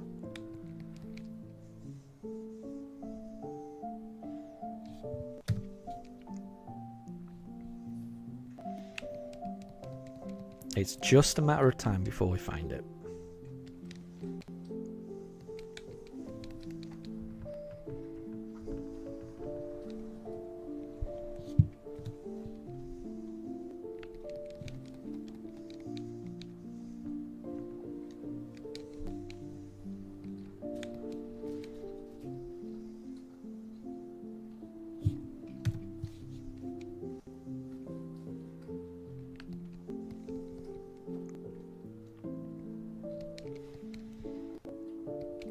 I mean, so, also, I forget how many streams we were in the Grand Underground for, but it was definitely more than one. And it took us 1,491 encounters in the Grand Underground to get the shiny. We are going to have got more than that number of encounters in one day here. So that, like, we were in the underground for quite a, you know, not a long time, but probably about 3 or 4 days it took to get that many number of random encounters. This hunt, we've been able to get that many encounters in one day, which I think is a really good sign. We're gonna find this shiny. We are.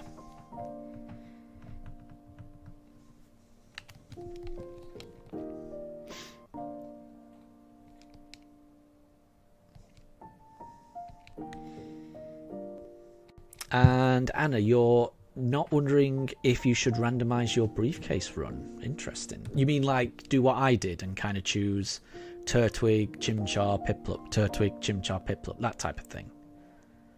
Because I would say just do whatever you think is most fun. You know, it's not going to affect the odds, so it's whatever you think is most fun. If you've got your heart set on a particular starter, then I would just stick with that. I only did it because I loved all three, and I also loved the randomness of not really knowing what I would get. But not everyone would want that, so for me, Anna, it's whichever starter you want the most. And if the answer is you like them all equally, then I would then ask, do you want something random, or would you rather just go for one and plan your team around that one? And if the answer is you like them all equally and you would prefer it to be random, then I think you've got your answer. But if that isn't the answer, then just stick with one.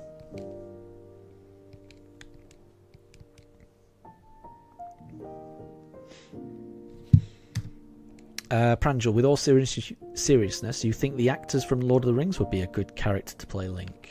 Which one? I think they're all a bit old by now.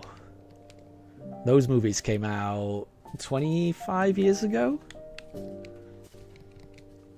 So what they've gone for the Zelda movies, they've gone for two actors that are very young. I think Link is about 14 years old, the actor. Maybe 15. And no, maybe not that young. I can't remember now, actually. The one they've gone for, Link, is very, very young. And Zelda is young as well, but not quite as young as Link. Which I think is about right. If you're going to tell a story of Link, and obviously there's been lots of different stories throughout the games of Zelda, but when you think of Link's journey, when I think of Link's journey, I think of a boy who discovers his destiny, goes out on an adventure on his own, gets swept up in goings on with the royal family, then has to save the princess. That's the kind of classic story beats of Zelda. There'll be other things involved, but that's the general thing. And when you've got someone going out on an adventure on their own, you kind of need a young actor, in my opinion, which is what they've done, which I guess that's a good sign in my eyes, actually. So yeah, I'm hopeful.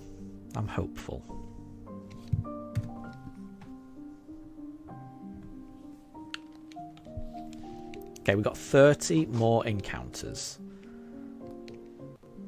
I wonder, is it possible that we get the shiny on encounter 1491, just like in the Grand Underground? How cool would that be? I would appreciate it.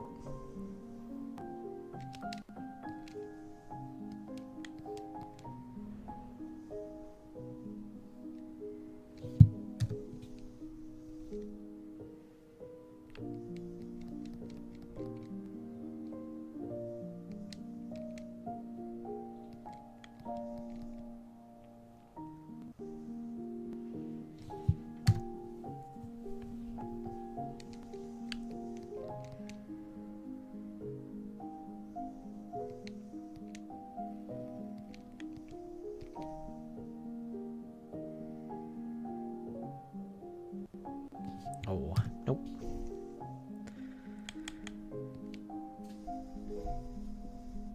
That's a very good point, actually, Pranjul. That's quite funny. So, Pranjul says, but as Link is a borderline mute, it will be very hard to play or won't seem like Link if he yapped the whole time. Yes, very true. That's very true. He is a silent protagonist in all of the games. Apart from when he's swinging a sword, he occasionally goes, meh, meh, meh. Or when he's climbing, he goes, eh. That's pretty much all I've ever heard Link say in the games. There once was, in the very early 90s, there was a Zelda cartoon where Link spoke normally, which wasn't a great cartoon, in all honesty. I don't think they're going to make him mute like in the games. That would be a bold storytelling choice, I'm going to be honest. Yeah, I don't know. I think he's just going to be a normal character. But I think it would be a very bold storytelling choice to make him mute as a homage to how he is in the games.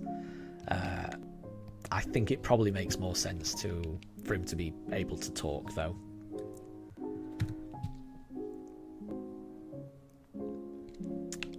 But yeah, Wolf says a ton of people don't want Link to talk because he doesn't talk in the games. That's true. I mean, the thing is, he does... I'm pretty sure the games allude to the fact that he's quiet, but he does talk.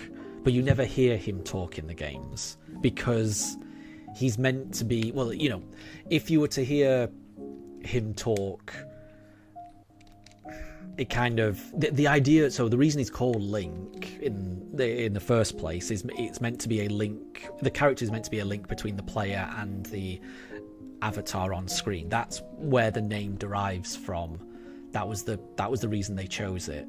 So the whole idea of the game is for you to put yourself in the shoe. Darn it! I didn't mean to throw that. Is for you to put yourself in the shoes of the protagonist. And if the protagonist was saying things or had a different accent to you, that might make it more difficult to do. That's the game reason why he doesn't speak. My understanding of all the lore around Zelda and Link is that, like from reading Zelda's diary in Breath of the Wild and things like that, he is quiet, but he does talk. Yeah, I don't know. I think it makes sense for him to be able to talk, honestly. But I'd be happy either way. Like I say, I think it would box you in artistically if you were writing a script if your main character was mute. And I think having a restriction like that could end up being very creatively fulfilling. Like the amount of hoops you'd have to go through to make your character understood and emotive would be quite a lot, and I could imagine it being quite unique. So there is a part of me that thinks that's quite a interesting way to try to attempt to tell a story. But I do think it's a bit overkill because, like I say, I don't actually think he is mute. He's mute in the games, as in what you experience as a player, but as a character that exists in the world, I don't think he is completely mute. If that makes sense.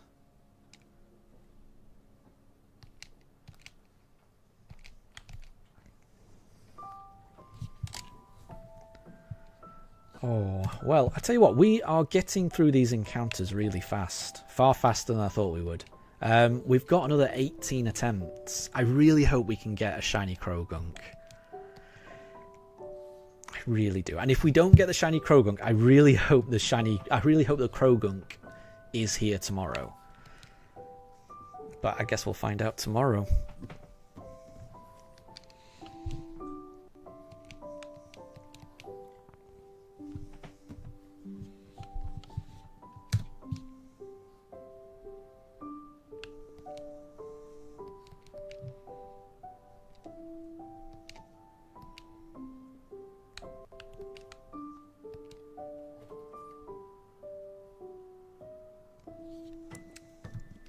Yeah, I'm going to miss that Krogunk. If he's gone tomorrow, I'm going to be sad. I'm going to be very sad if Krogunk isn't here tomorrow. Because he's such a good shiny. And he would be so good on this team.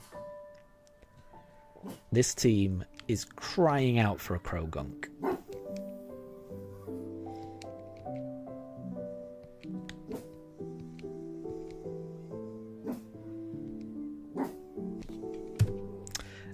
Pranjul, it has a high chance of being bad, as most of the live adaptations of games are just straight up not very good. With some exceptions. Exactly. You never know.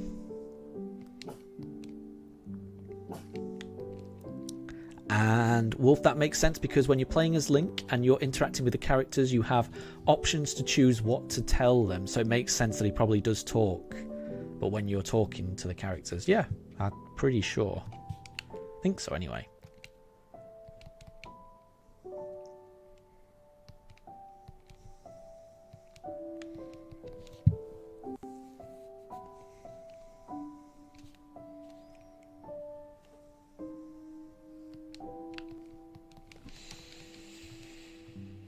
Okay, 12 more encounters, everyone. We're running out. We are running out of time. But to get through 1,500 encounters in one stream, I think is a very good achievement. And to me, that tells me that this hunt is not going to take that long. We're going to find the shiny. I really think we're going to find the shiny soon. And I think there's a good chance it stays in the Pokeball. And then all we've got to do is a fossil hunt, Pokeradar hunt. You know, there's a chance that those go well. And then there's just the last hunt, which might be Palkia. That could take a while. But that would be so worth it if we got it. I don't know. A part of me thinks there's a chance we might be able to finish up this run before Legends ZA. If you'd asked me that 2 weeks ago, I would have said impossible. But these past 2.5 weeks have just gone so well that it's got me believing that we might be able to get it done before Legends ZA. Oh, and Wolf, which fossil will we get? Hold on, I will show you. So I'm going to try and get some more fossils. But at the moment, the fossils I've got are... I've got 3 Cranidos fossils, the skull ones. I've got 3 Anorith fossils, which are the claw ones. And I've got 3 Helix fossils, which are the Omanyte fossils. But I'm hoping to get a few more. Either by...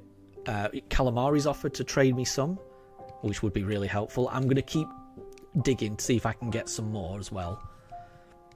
But that's not a bad start. You know, 9 isn't bad.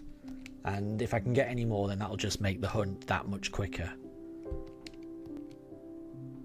So, you know, whichever fossil we get, it'll be random. I'm going to hand in all the fossils, and the first one that comes back shiny is going to join the team.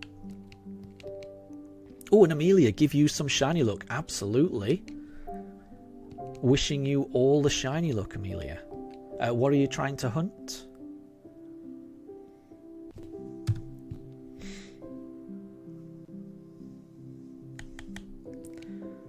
Okay, we've got 4 more encounters, everyone.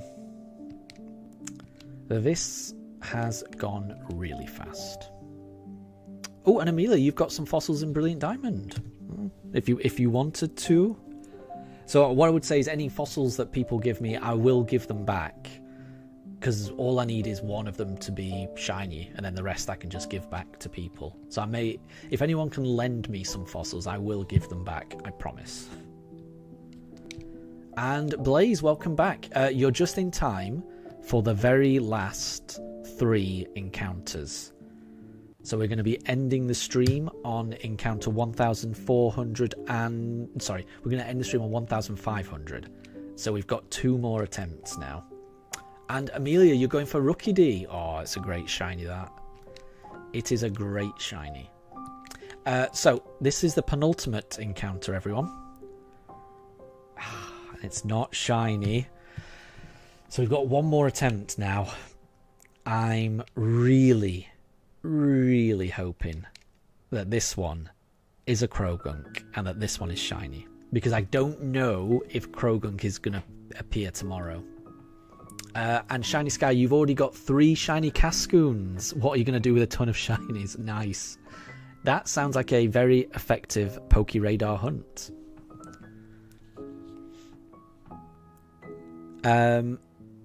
Pranjul, we've already got a rock type.